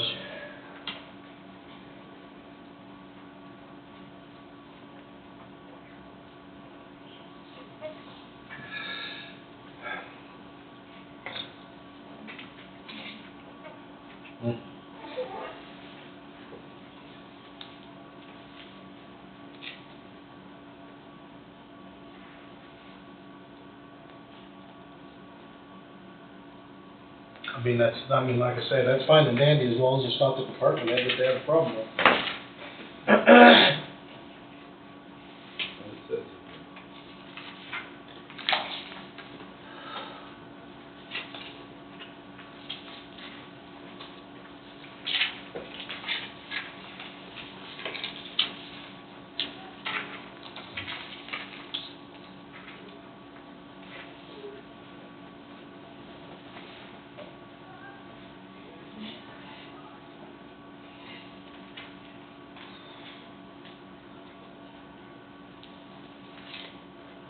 These steps, where it says there on, when reporting a situation, though, those that need to be followed before, in my mind, before an HR person was contacted. You know, every time you got a problem, you can't call HR. You gotta go Right. through these steps, Right. and try to follow through with your department head, Right. you know. But Or like, supervisor. but like I say, unless it is the supervisor But- or the department head. But that person still should have to say, I've got a problem with this. And, you know, Stand let up. that supervisor or the department head know Yeah. that I've got a problem with this before we're That would calling be for HR's help. first question is, have you called? Yeah, right, that's what I mean, though. But you gotta try to resolve this stuff, or, In terms, you know, it's mommy personal can't fix conflict you need everything. to try and resolve. Yeah. True.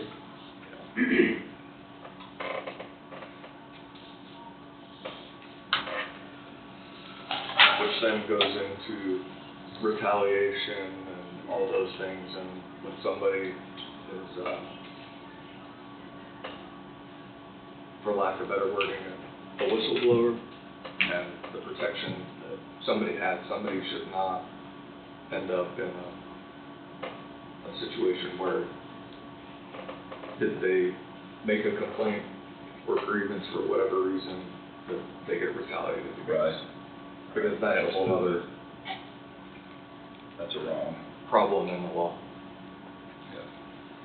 Well, I mean, let's just go Ryan's department. I mean, say you got an equipment operator out there and he's digging a ditch and his supervisor jumps all over him because he did this or something, so on and so forth. And he comes to Ryan and says, "Hey, Frank chewed my butt out because I did something wrong. I'm mad at him, blah, blah, blah. I did nothing wrong," so on and so forth. Well, Frank can't run the supervisor tells Frank he's not running that excavator or that skid loader, he's running a shovel for the next 3 weeks. How can you say that that's retaliation? That's not retaliation. I mean, but somebody could look at it as retaliation. Some people- Instead of using this piece of equipment to dig that hole, you can use a shovel. But that's why it has to be looked into, reviewed, and evaluated Right. in a way where those facts would come out. I mean, the facts are the facts. And if the facts come out, let's say somebody is,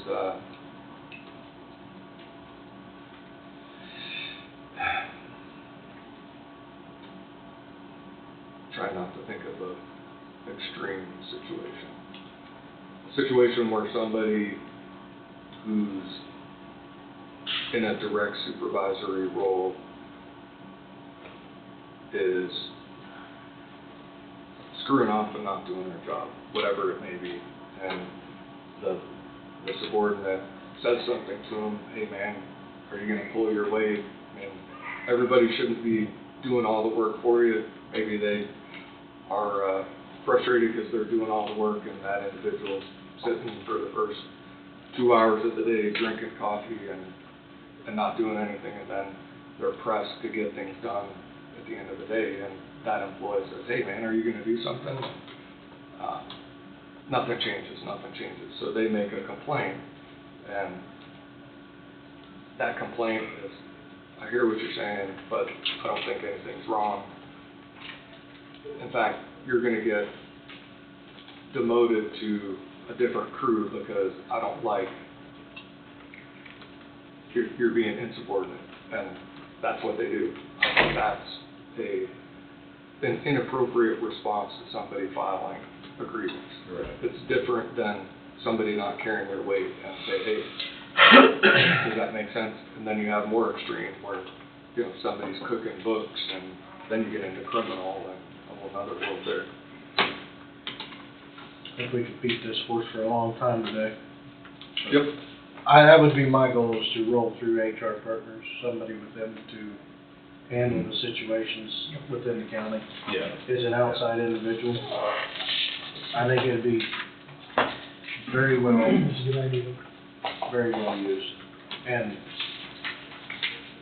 then it's not so-and-so or somebody else. Right. We gotta work with each other every day, we gotta see each other every day. Yeah, and even If you got somebody outside making that observation and bringing it to us, then we get to be the jerks. yeah, or we're the whatever. bad guys, and that HR person is the bad guy. It's not one of these other people that they have to Yeah. work with here all the time. Yeah, I think that could be more beneficial, maybe.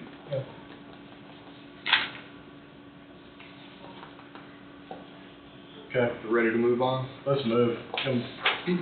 Salary Brainstorm review. okay. Wait, on your third paragraph right there, Which one? the, third paragraph, the last sentence, I had suggested in the department head meeting, either tell me what operating principles are, or get rid of it because we don't have them.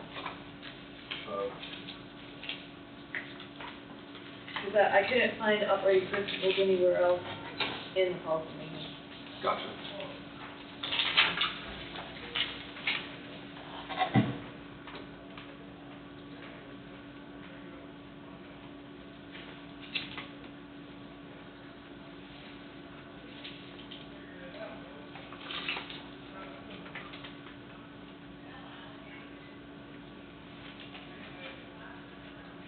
Tell me when to stop if I hit something else. Or if the screen stops. Apparently that keeps. Well, I think if you keep moving, that stream will keep moving. No. No? Building security, on the job accident, reporting, workplace knowledge.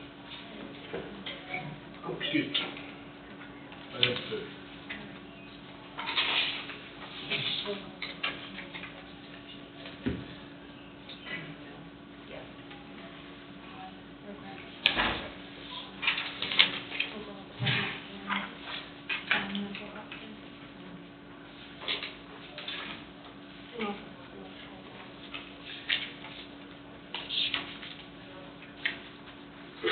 Somewhat modifies the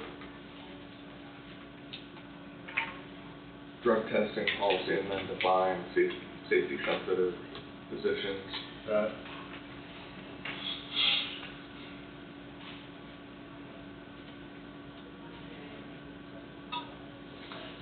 Alright, Coffee County vehicles. And as you see, what's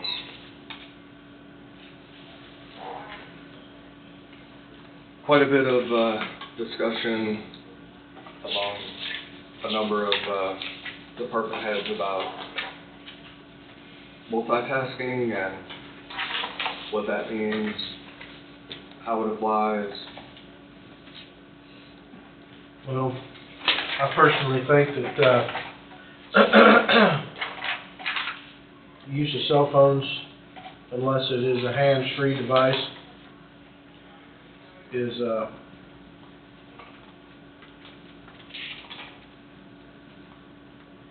is to be put in there, hands-free only.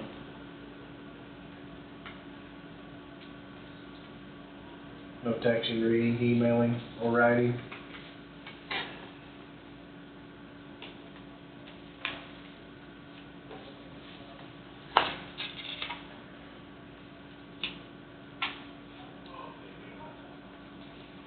But we had a sentence at the bottom of page 40.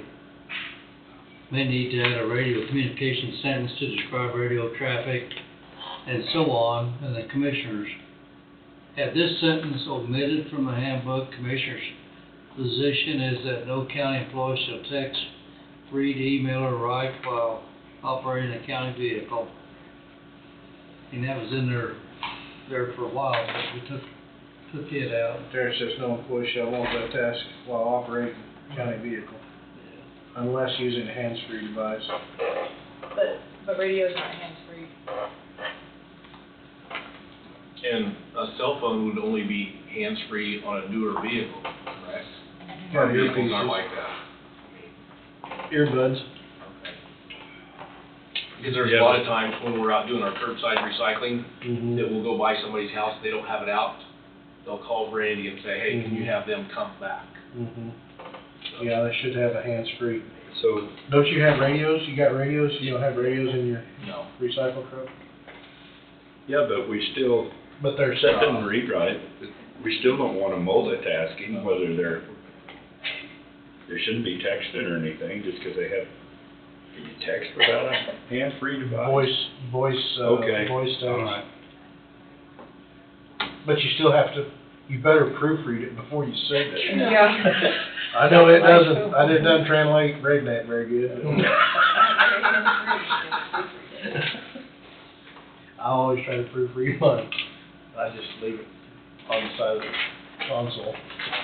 But, yeah, I've seen many company vehicles being driven with, telephones at their ears, But there's a fine if you've got commercial. commercial right. Yeah. But you're right, I mean, radios, you've got, You gotta use them. You gotta use the radios. microphone. But that's different than carrying on a conversation, you're holding it and talking, you're not, in my mind, you're not Oh, it listening is. to the other person, et cetera. right.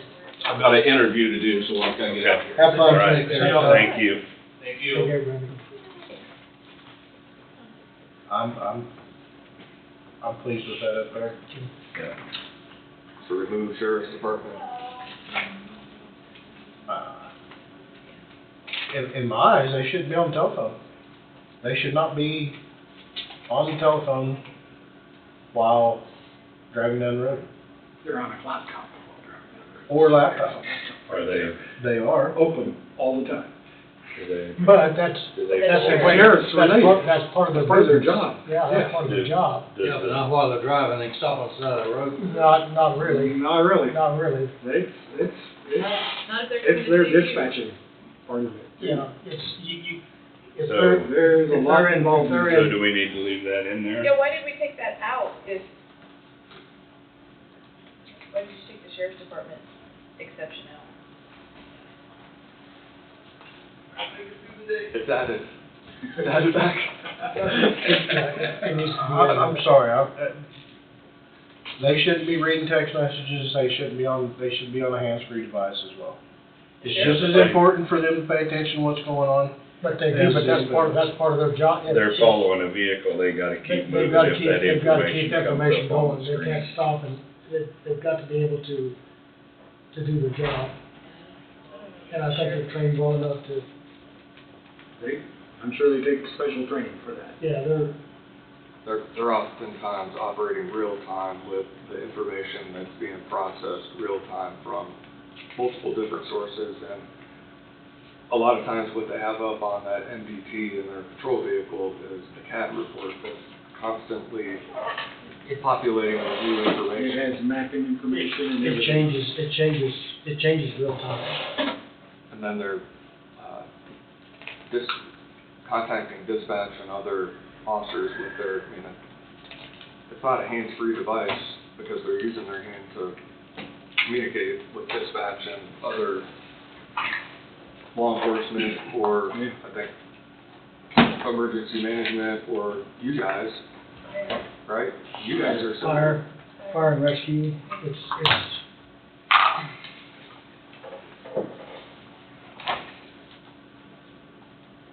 So there's a phrase, you can't legislate morality.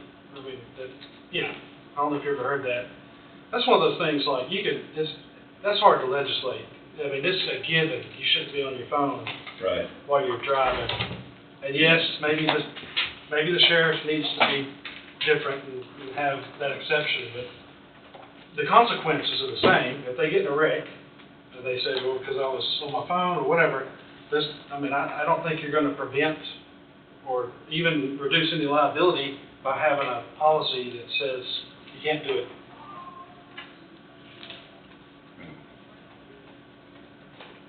Why not? Well, yeah, you can't, it's hard to enforce. You said people have to use common sense and do the right thing. I don't suppose we can put that in there, but, that's, If you wanted to, like if there was a consequence to it, instead of just saying you don't need to do it, if you get caught or have a wreck or get a ticket while during business hours and you were on because of you using your cell phone or something, maybe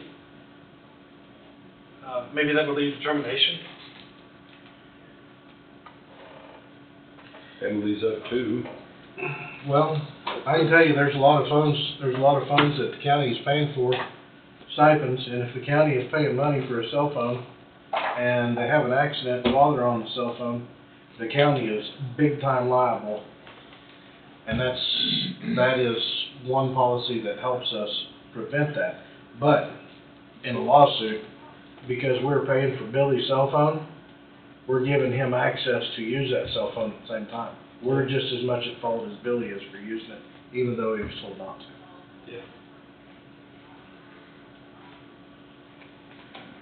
I think, use law enforcement, for example, if they're responding to a call, even if they're running hot lights and sirens and they are disregarding the safety of the motorists, and let's say they're flying through Burlington at 100 miles an hour, they still owe a duty to care to the citizen, and if something happens, not only could they potentially be held civilly liable, the county or whoever that agency is, but criminally liable as well.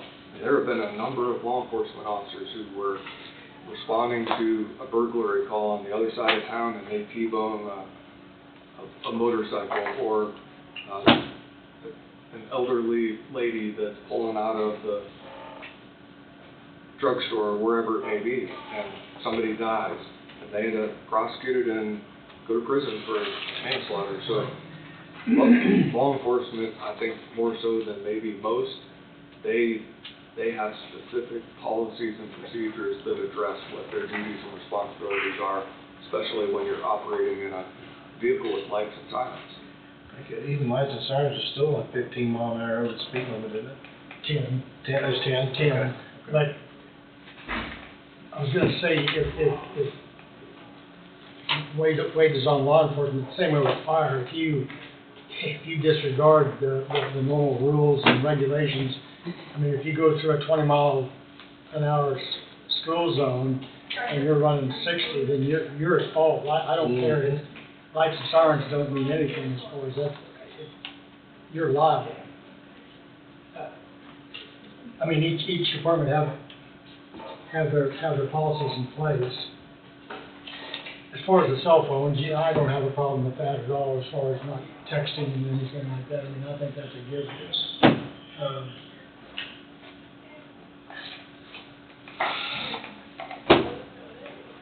I just think a county employee though, like a sheriff officer, going through 60 mile an hour school zone or 80 mile an hour, Is the county themselves liable, or is it just the sheriff's office? Well, it's the sheriff's office, or this, You're employed. The county deepest pockets. The county probably still been. That's the answer. The county would be sued, and Yeah. then the individual would potentially face Vehicular criminal liability as well. liability, yeah. So then the question is, did that employee deviate from what that agency policy and procedure was? And although what this says regarding the sheriff's office is relevant, even more relevant is what their own internal policies and procedures are that discuss probably over a number of pages what their pursuit policy is. And if they deviate from that pursuit policy, I mean, I've requested pursuit policies before. I've dealt with a number of pursuits, not only here locally, whether it be with the sheriff's office, with City of Burlington, or in other KHP, and everybody has a pursuit policy. And if you're not following that pursuit policy, then you potentially have problems. So it might be worth adding sheriff's office, employees who are designated law enforcement shall also follow the internal policy and procedure related to the sheriff's office, because I am sure all of these things are discussed. Possibly. Yeah, surely there's provision for that in their policy. Added to it.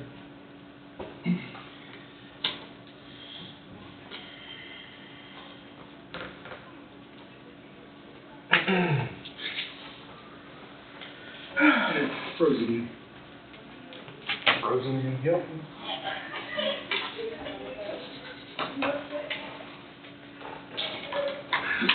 Shoddy IT.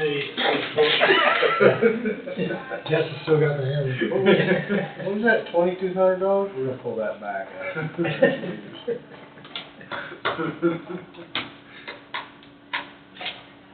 Getting a deduction next year. We can drill some holes, go through the concrete, we can connect direct to it if you want. You can run a cable just like that one over and connect directly to it too. That could be a trip hazard. What about the power cord that's already there? It just goes to the wall. Oh, it goes to the wall? Yeah. We don't want anything across the floor. There's one across the floor here.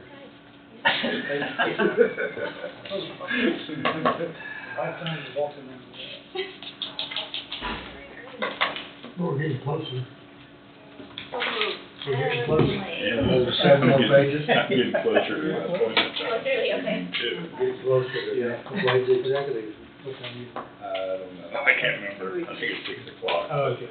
But I've got to take an hour and a half to get there plus.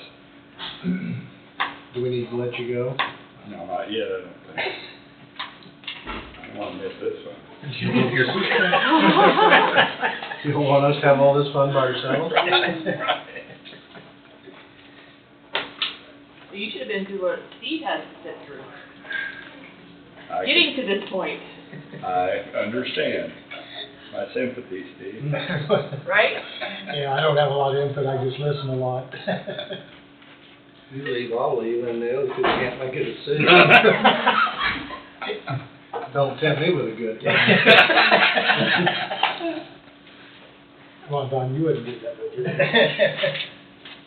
No, probably not. I know.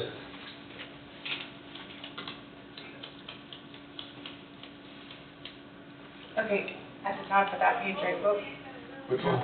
I thought you were moving on to 41. Oh, go to 41. Okay, right there. Second line in the second sentence, or second line in that first paragraph, city clerk, should be county clerk. And then again down at the last paragraph, last few words.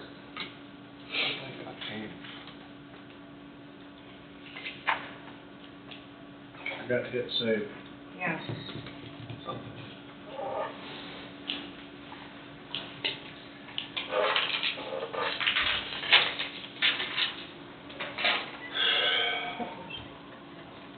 Personal vehicle.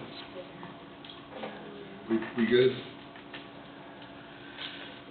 Yeah, I think we've discovered that the driving commercial vehicle, or, driving county vehicles, the last time that there was an issue that motor graders and tractors don't, apply to They're not. valid driver's license. Is that right? Well,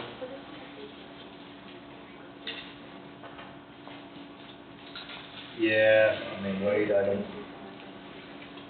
The insurance company said an individual couldn't drive because they had a potential DUI, right? well, no, there wasn't that, but there was they classified them as high risk. High risk. They still had their driver's license, Yeah, there wasn't yeah. any issues there, but so they can't drive county vehicles, but they were okay to run a motor grader. Motor grader or a mower, Or a mower tractor or tractor. something.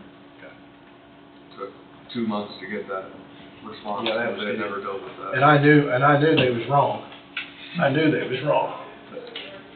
And the way that went down is once a year, EMC will run everybody's driver's license who operates a county vehicle, and then I people mean, it will could be be somebody flagged. that's got too many parking tickets, and they're gonna flag him and say, hey, he's, Can't drive a county One, vehicle. one was flagged as a warning because they had had too many speeding violations. The other one was, due to what's considered a major violation. Major violation. Yeah, that's what it A major violation, they will say you can't drive a county vehicle at all.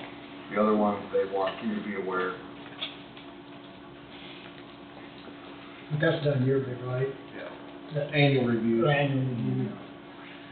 And within the policy manual as it states now, there's a requirement to report so that you don't find out during that 1 year annual review. Because you could be driving for months and months and months and be high risk and would be otherwise excluded or disqualified. Let's say somebody gets a DUI in Kansas City, nobody knows about it, they continue to drive, and then something happens, that's a problem. But you're still only as good as the individual that's supposed to report it to you. You know, I mean, if Susie or Billy doesn't report it to you, you as supervisor, you're never gonna know about it anyway, so. And the response there is then you have a disciplinary issue, Right. which would potentially result in, Termination. Termination. I mean, that's a pretty big deal. It is. Okay. Emergency closings, this is, one, I left it in red because it's for both emergency closings and inclement weather. The hot button issue that is, That is a hot button issue.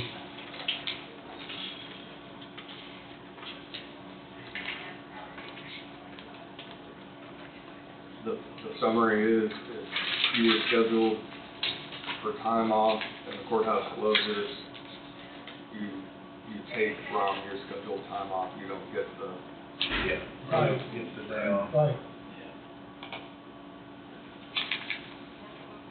the paid day off, which those who are here already get. And that's for emergency closing, inclement weather, snow days, and then I think that also turned into the conversation about the last day of the year, where the courthouse closes at noon, and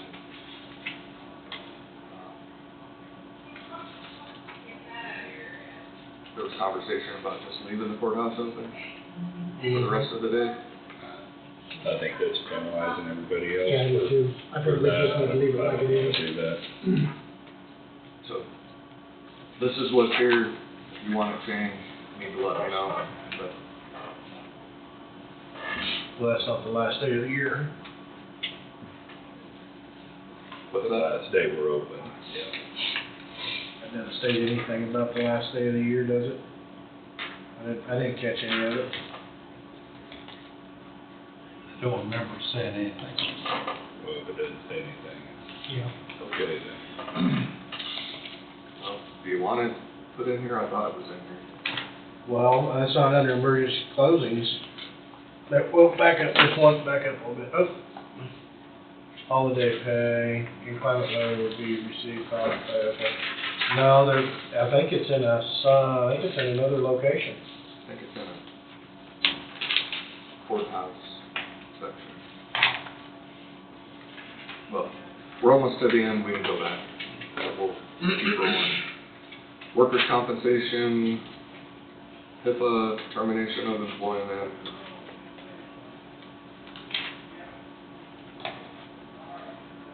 Acknowledgement form.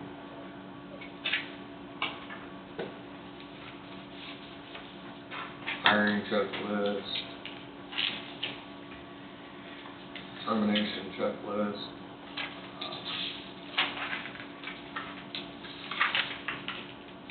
Certain things were added.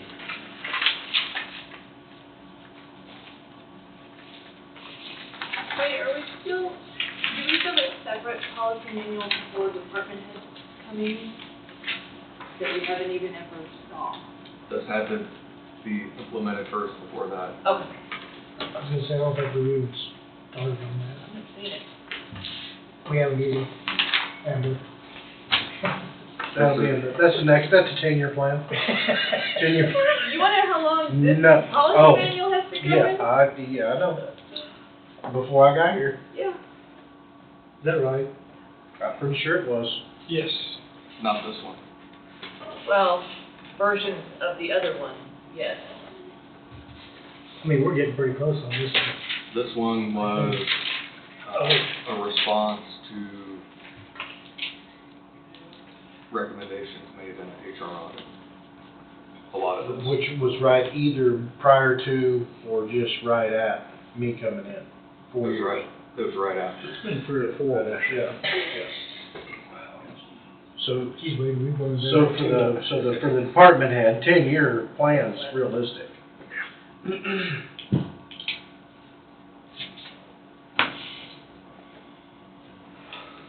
So that's the. Okay, you'll have to look on that last day of the year. You have to look it up. Yep. I don't think we're gonna look it up right now. We can discuss it at a later day. Guys, we still got some stuff here we gotta sign. We're gonna get out of here then. Yeah. This is, I don't want to talk about it openly, the content of that letter, but I'll summarize it. The Chamber of Commerce is reorganized, and they are having trouble. They would like to get the password and login information from the former chamber director for the social media, the Facebook site and the website. And they're having trouble. They would like that letter signed by the chairman of the commission, so they can mail it to her.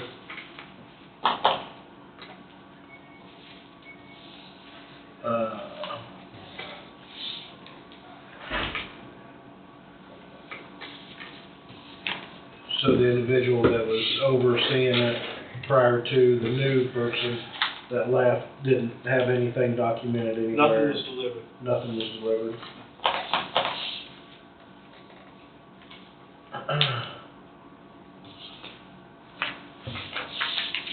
Motion would read, authorize director chairman to sign letter to the previous Coffee County Chamber of Commerce leader, director, Yes. to surrender usernames and passwords for social media logins and software accounts. That sound good enough, Wade?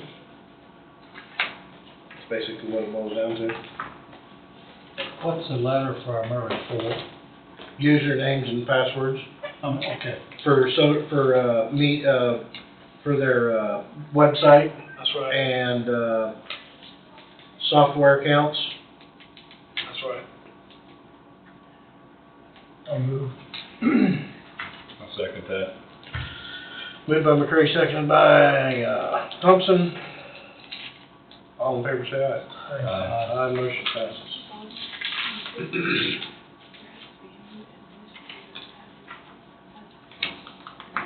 I don't know if we need a copy of this. Probably ought to have a copy of it in the file. To her personally. Wade, you had an executive session too, didn't you? Yep. I was gonna see if, Oh, Cole never did get a hold of you, did he? he did, but, Oh. I didn't wanna stop since everybody was here. Oh. So it won't take long, but You gotta get some else on there. It's untyped. Did you say 15 minutes? well, no, to get Cole on. Oh,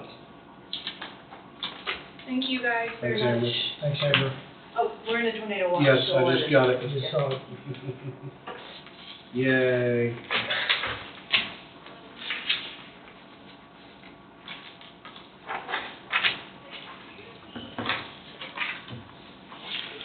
Hey, Bob, you want to have him copy that off? Yes, sir. We'll just give it to Angie or something, that way they know that. Yeah, if I can bring it back in here and then finish writing the motion. Oh, you need it back. Oh, sorry about that. No, Brad. eventually. That's all right. No, I mean, just a copy. Oh. Copy would be good. You want a copy of this, Lord?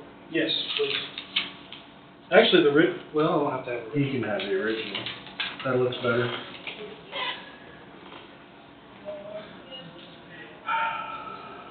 That concludes our agenda for the day at 3:55.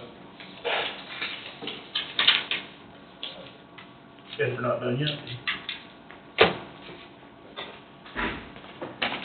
Thank you, sir. Are we mailing this or you? Yes, I'm agree. Okay. Thank you.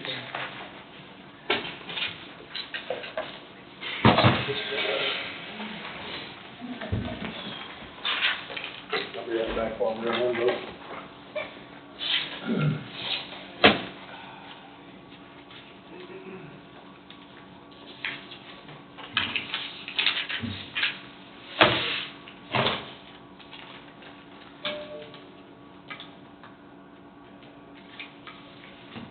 Just two. I'll get one.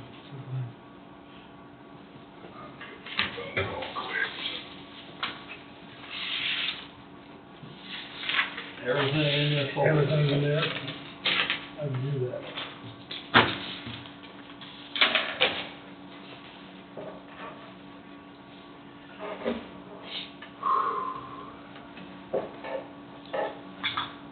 But hopefully we got most of that hand up behind. Oh, I think we do. I think we do.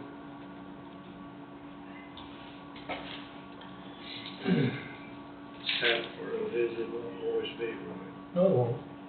There'll always have to be changes. But that's, you gotta be flexible in that thing somewhere, I think.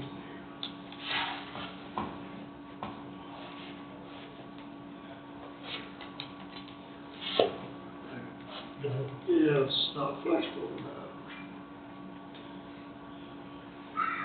Oh, you're doing better, though. Yeah, at least. Don't think there's anything else under there.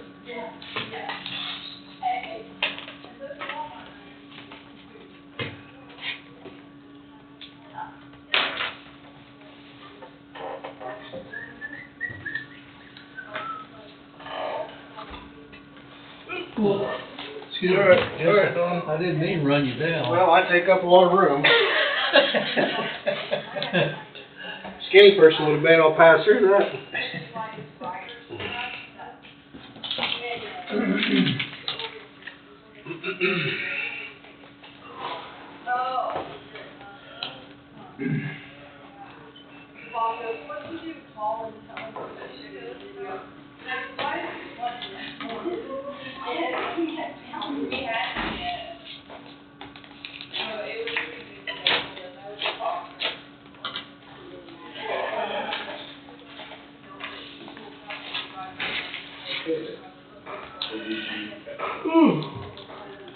That's my nap time. So we're not done, so I'll talk to you later, okay?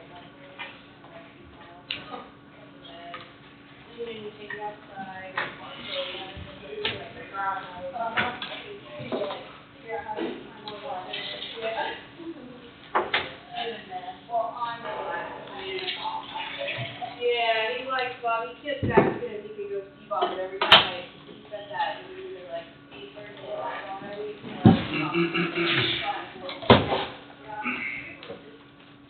well, that's a good thing, right? Hey, how are you? I'm good. Are you doing all right? Doing pretty good. Everything needs to be updated.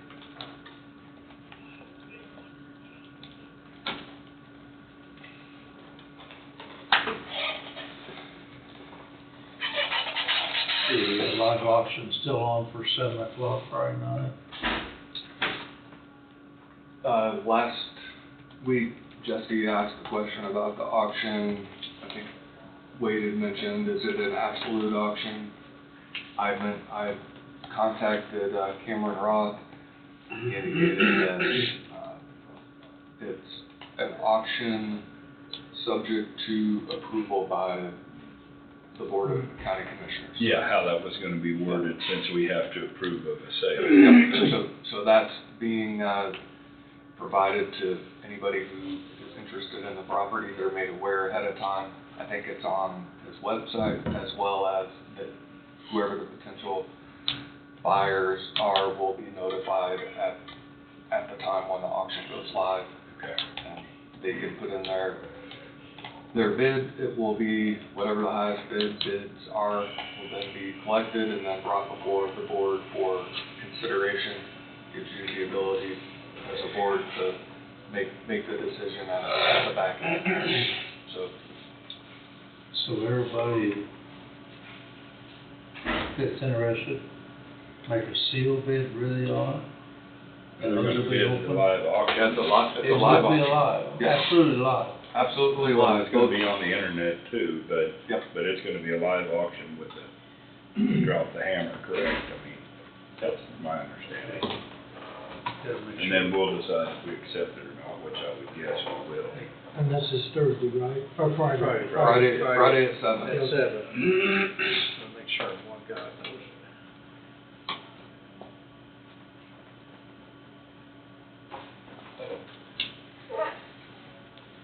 I'm just waiting for Cole to log in.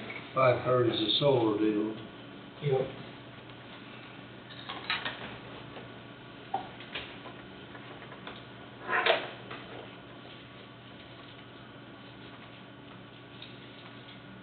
You plan on going down to Snood on 14th? Yeah, I was gonna ask you if you wanted to, we went down last year. Yeah, I plan on going, you going down to it, Wade? I don't know. Let me see what I got that day. That's this month, I assume. Yeah, it's, Got the fourth, it's, oh, the 14th. 14th, 8 o'clock, 8 o'clock to 9. Just sign up. I just looked on Where's that. that at? Snood. What you do? I just looked at Cameron's website and everything is on his website. For the, It's down there to their county, it's County offices. yeah, down in that area. It's the south one. We went to the north one last year, 'cause it wasn't Right. really, give me a Boom. but he wouldn't holler anymore. We've got the owl up there at East Kansas Cyber Energy, the owl up there. 'Cause we got 2 or 3 board members, normally don't come to the meeting. The thing works awful slick. There's one board member in Missouri, there's one down in down in the Arc City area.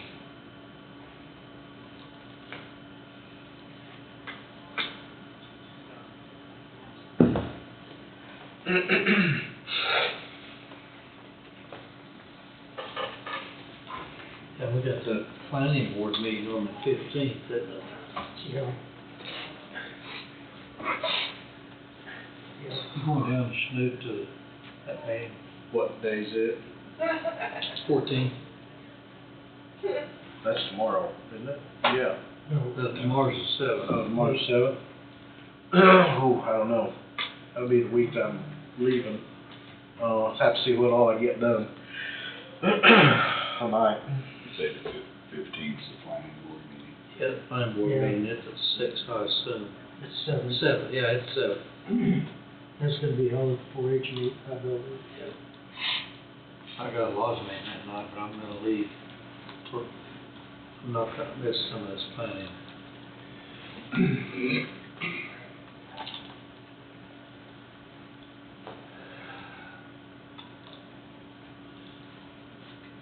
It's pretty interesting. Sorry? I say it's pretty interesting. Sounds like it is. For some reason, I was unaware of that being the topic a week ago, or 2 weeks ago, whatever it was.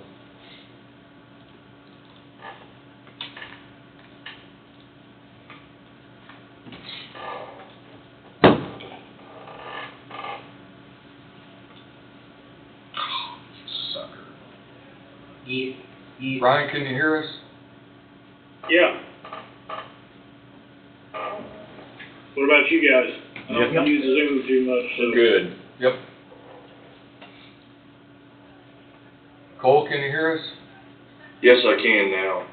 I was having some issues, sorry. I like his picture better. What's that? I said, I like his picture better.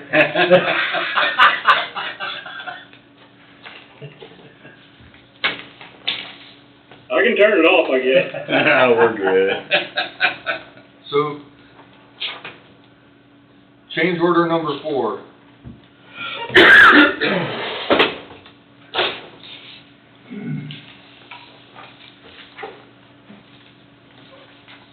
That was a generator battery backup for the elevator? Yeah. That one you can, so the question was, it went over earlier, $7,029.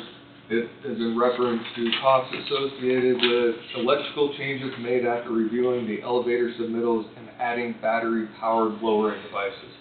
The question earlier was specific to the battery-powered lowering device and why the generator could not handle that, and that got outside my comfort level, so. Yes, I'm losing you, or it's a little spotty, but hopefully, we can get through this. And it wasn't, or I guess I was not in any of the conversation for what the generator could or could not hold. The specifications for the project originally called for the elevator to be hooked up to the generator in the elevator specifications. The electrical schedules, the generator schedule in particular, which is on,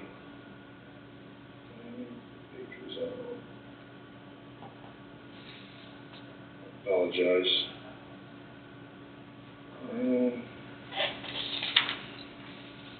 Goodness. E601 is the page that shows the generator load summary. That load summary did not have anything called out for the generator. Therefore, it was not sized for the generator.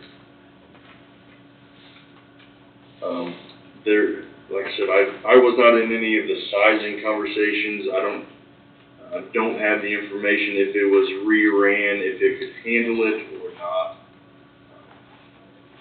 The decision, or I guess it was, the next conclusion was the batteries, and that's where we ended up, or that's what the price was.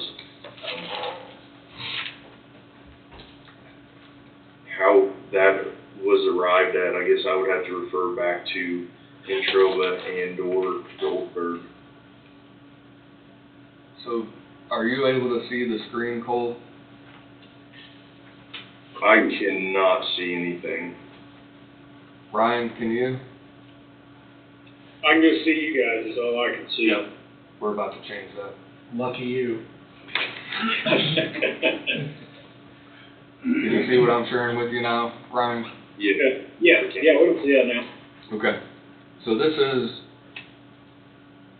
the document that we're going over.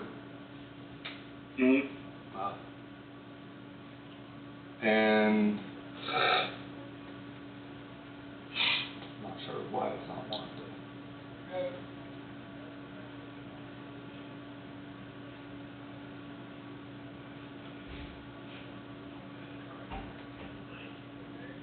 I mean, I guess, isn't the question that we're wondering is whether we need battery backup, if is the generator capable of doing that, instead of having something that we have to maintain. I mean, obviously, batteries are gonna need replaced, I would think, if it's like any other, you know, like your emergency deal for your computers or whatever, your surge protector or whatever. I mean, surely, you know, batteries are only gonna have a life, do we need them or not? Isn't that our question? Well, and this is what I was wanting them to verify. This is a question and response from,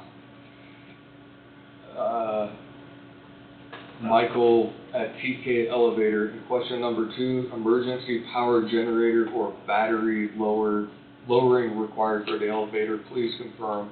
And it looks like the response is battery. So who responded? This is the elevator guy. Well, I understand the elevator guy's asking a question, but who responded back to him and said battery? This is the response to Cole, and this is the elevator guy In red. To Cole.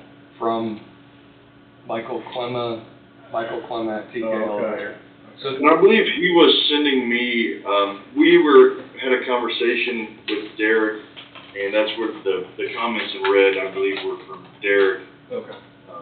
Because we had a phone conversation, I believe it was, on the electrical pages not showing the elevator on the generator schedule. Gotcha. That's the craziest thing I've ever heard.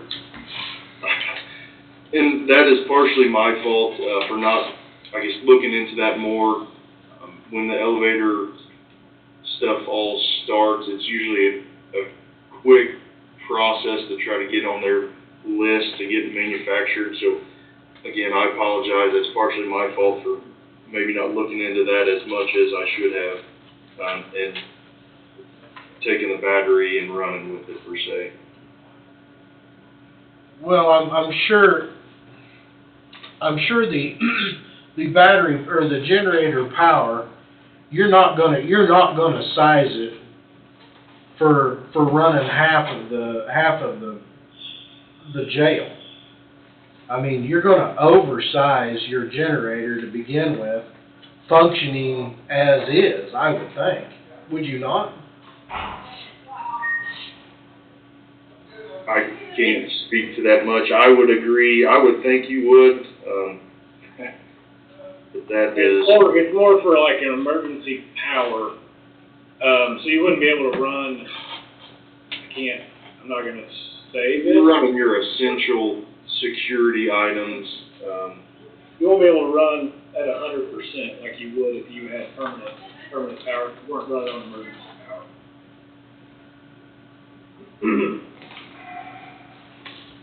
So what that load capacity is to run the elevators up and down, I don't know that. Well, I would agree with Jesse that whatever's running those two elevators absolutely, in my mind, needs to be oversized. Because when it comes time to move prisoners around or you get a complete blackout, that elevator's got to be functional some way. Well, I just can't believe they didn't run the generator to power the elevators on the emergency side. I mean, even under emergency power, I would think you would still want your elevators to go up and down, and that would be part of the building your grid inside the jail. But I'm not an electrician either. Yeah, I'm not either. I'm not going to sit here and tell you I am either. I mean, I guess it's $7,000. Yeah, it's $7,000, but I guess we don't want to assume. Well, yeah, but that's gonna be just to the batteries. Am I wrong? They're gonna be just to finish the cycle to get the people off the elevator. They're not there to run the elevator continuously. They would they're for lowering the elevator cars. Well, you'd have to take the stairs to get down. Yeah. If you was powered out. I like it. So, sounds like to me, this change order needs clarification one way or another. I'd sure like to see the capabilities to be able to run the elevator, make sure that we have them. With the generator. Yeah, I mean, I would think when it comes to a jail, I think your standby power would have to be able to power everything. I would too. That's, That would be I my. know Sheriff Tom, got any? I think he's not an electrician either. I know, but what's his expectations of being able to operate is what I'm, So, I mean, Yeah. you he can't, wants it working right. gonna get pretty hot in there, if there's no windows and stuff, and you shut the AC off too. His expectation is to have power to everything at all times. Could we wait until next week Yeah. and find out? You guys haven't ordered batteries for this, have you? Correct, we have not yet. So decisions can still be made and somebody can clarify on why is one more of an advantage over the other? Right. Has anybody reached out to Goldberg about this? I have not, no. We had our conversation early on and we, like I said, I didn't look into it as much as I should have, just with the pressure from the elevator to get everything approved and rolling. No, we understand. Oh, I thought there was an elevator meeting between Goldberg and Troller. Am I thinking of something else? I'm not aware if they had one. I was not made aware of it. I know we had some for the kitchen items. Well, we got our OAC meeting tomorrow, Wade. They will be here. So we can sit down with them, get clear clarification for you. Okay, perfect. Yeah, That'd be good. we'll just table number 4 for a while, Yep. I've also sat here and thought, is there any EMP protected devices going in this electronic system for the jail? It hasn't been discussed yet, but probably would be worth getting a quote. I would love to get a quote to protect all the fire units and stuff from lightning strike, and I'd like to protect that. Appliances and motors and everything that's in that damn thing. There needs to be some power protection. And there might have to be some bigger devices that maybe takes a while to build. I don't know. I think maybe it's been overseen or overlooked maybe. But we've got them right here in our backyard, and I would like to get it. Well, they've been implemented, a lot of stuff in the courthouse, haven't they, Yeah. already? Yeah. All across the county. All across the county. Good. So, I don't know why the jail would be any different. Yep. Okay. Well, I guess let us know, guys, what you find out tomorrow. Okay. And we appreciate you all. We got to receive the other ones, I think, 2, 3, 5, 6, 7. I appreciate you all signing off on those. It opens up some work for me, but our subs will be happy. Right. Yeah, we just want to try to keep everybody moving. And you would've potentially would've received 8 if I would've put the motion together, right? Oh, you're fine. That one's fairly minor. $355 credit. They will come our way. Yeah, we'll take more of those. Yeah, we'll take all those you can get us. Goldberg's been pretty good trying to balance it out. They don't want to sway one way or the other. They must like you guys a little bit more than they like us. Not sure why they would. Been a little tough on them now and then. Thanks, Cole and Ryan, for jumping on, being flexible. Thank you. Thank you, guys. Thanks very much. Thank you. Okay. Still looking at you, Steve. No, that's. Oh, that thing. Look at this. Sorry, I thought they'd be able to answer that a whole lot quicker, Yeah. but Well, maybe touch base with Mr. Johnson and see if he's, thinks that the whole jail is supposed to be supported by auxiliary power. I would think it would, but Yeah, I would think so. you know, at full function is my thought. I mean, why not?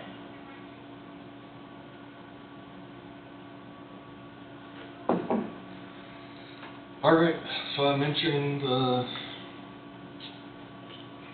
one of the things I had to mention was, Cameron Ross, so got dealt with that, dealt with these.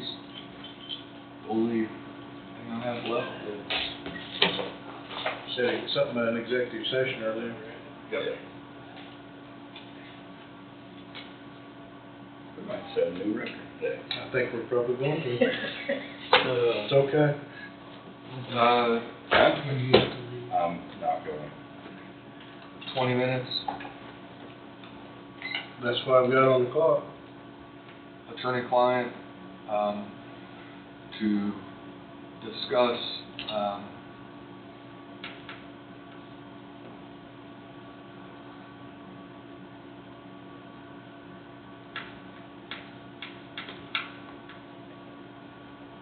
internal county, department She came up, she just won't stick around. Went up there with Kylie.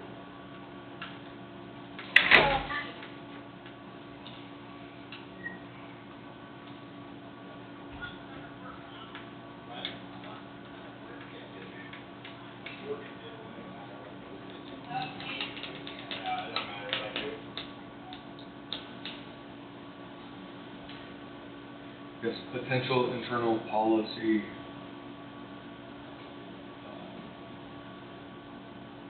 and procedure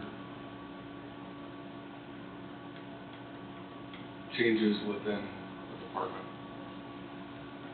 I'm not gonna repeat that. I think Brad's right. I'll move. Attorney, 20 minutes. To I'll discuss second. potential internal policy and procedure changes within the department. Yep. Something like that. McCurry moved, I'll second. seconded by Thompson. Yeah, what he said. Any discussion? All in favor, say aye. Aye. We'll enter. Couple of minutes to it, Jesse. Yeah, we'll enter at, 4:26 for 20 minutes.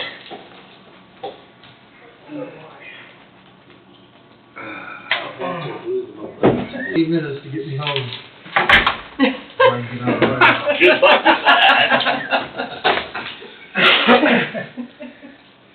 I'm on election board hours, I gotta clock out at 5, or I'm breaking the law. We're gonna have to Look get back in there. call time or. Yeah, I'm done. Yeah. Unfortunately, I've got a 5-minute executive session that deals with, legal advice regarding ongoing county litigation. Is 5 enough? Yeah. I'll make that, We could go 3. let's go 5. We'll go 5. I'll make that motion. Can we just shut the doors? I did. Can we just, No, he's talking about just shut the doors. yeah, shut the doors here and have it here? I mean, as long as it's stated on, I don't think there's anybody here. I'm fine with that for this particular Subject? What did you say it was regarding ongoing litigation? ongoing county litigation. I'll second the motion. You guys getting all tuckered out on that running back and forth? Yeah, we've got our steps in for today. Yeah. What time you going? Steve moved, right? Yep. And who seconded? Don seconded? All in favor, say aye. Aye, we'll enter at 4:50 for 5 minutes here in the chambers. Kill the. We gotta wait till 50 or. Oh, Oh, we gotta wait till 50? okay, you'll get that. Yeah, we- Okay. I forgot. We're off.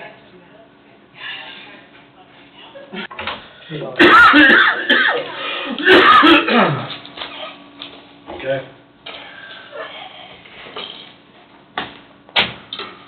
We're back. That's No all I got. action taken. Nothing, no action taken regarding the last executive session or the one before that for that. I got mine shut off. Okay. Well, we got anything else? I think we beat the record. I think it was 4:45 last time. Yep. I was thinking we hit 5:01 or something. Did we? We might have. I can't answer that either. Oh, we got round table here. Oh, yeah, round table. Records are always made to be broken. That's right. But I'm done. Nada, I don't have anything. I'm all right. Wade? I can't think of anything. Angie? Just that we'll have insurance meetings next week, and we've already sent some information out to employees, and we'll be getting more out to them this week. So we should be on track to get all that in, and be ready for next week. Let's see, is next week's meeting, real quick, I gotta look at that calendar, because I think, no, that's not it. I thought that was gonna be well, yeah, it is, the wellness circuit. I'm trying to find out if they do that early, like at 8:30, or if we could do it at 9, right after Ryan with River City Talk, so I'll find that out. So just keep that in the back of your mind, be looking for that. So, Okay. What's the wellness circuit? it's where we hand out the awards for, How many events? yes, Oh, who won gotcha. what events, Right. they get Gotcha. money and shirts Yes, or or gifts, shirt, yeah, something like that, I think. down for a trophy, something, yeah. First place, would they get $1,000 last year? I think so, Yeah. yeah. That's pretty good.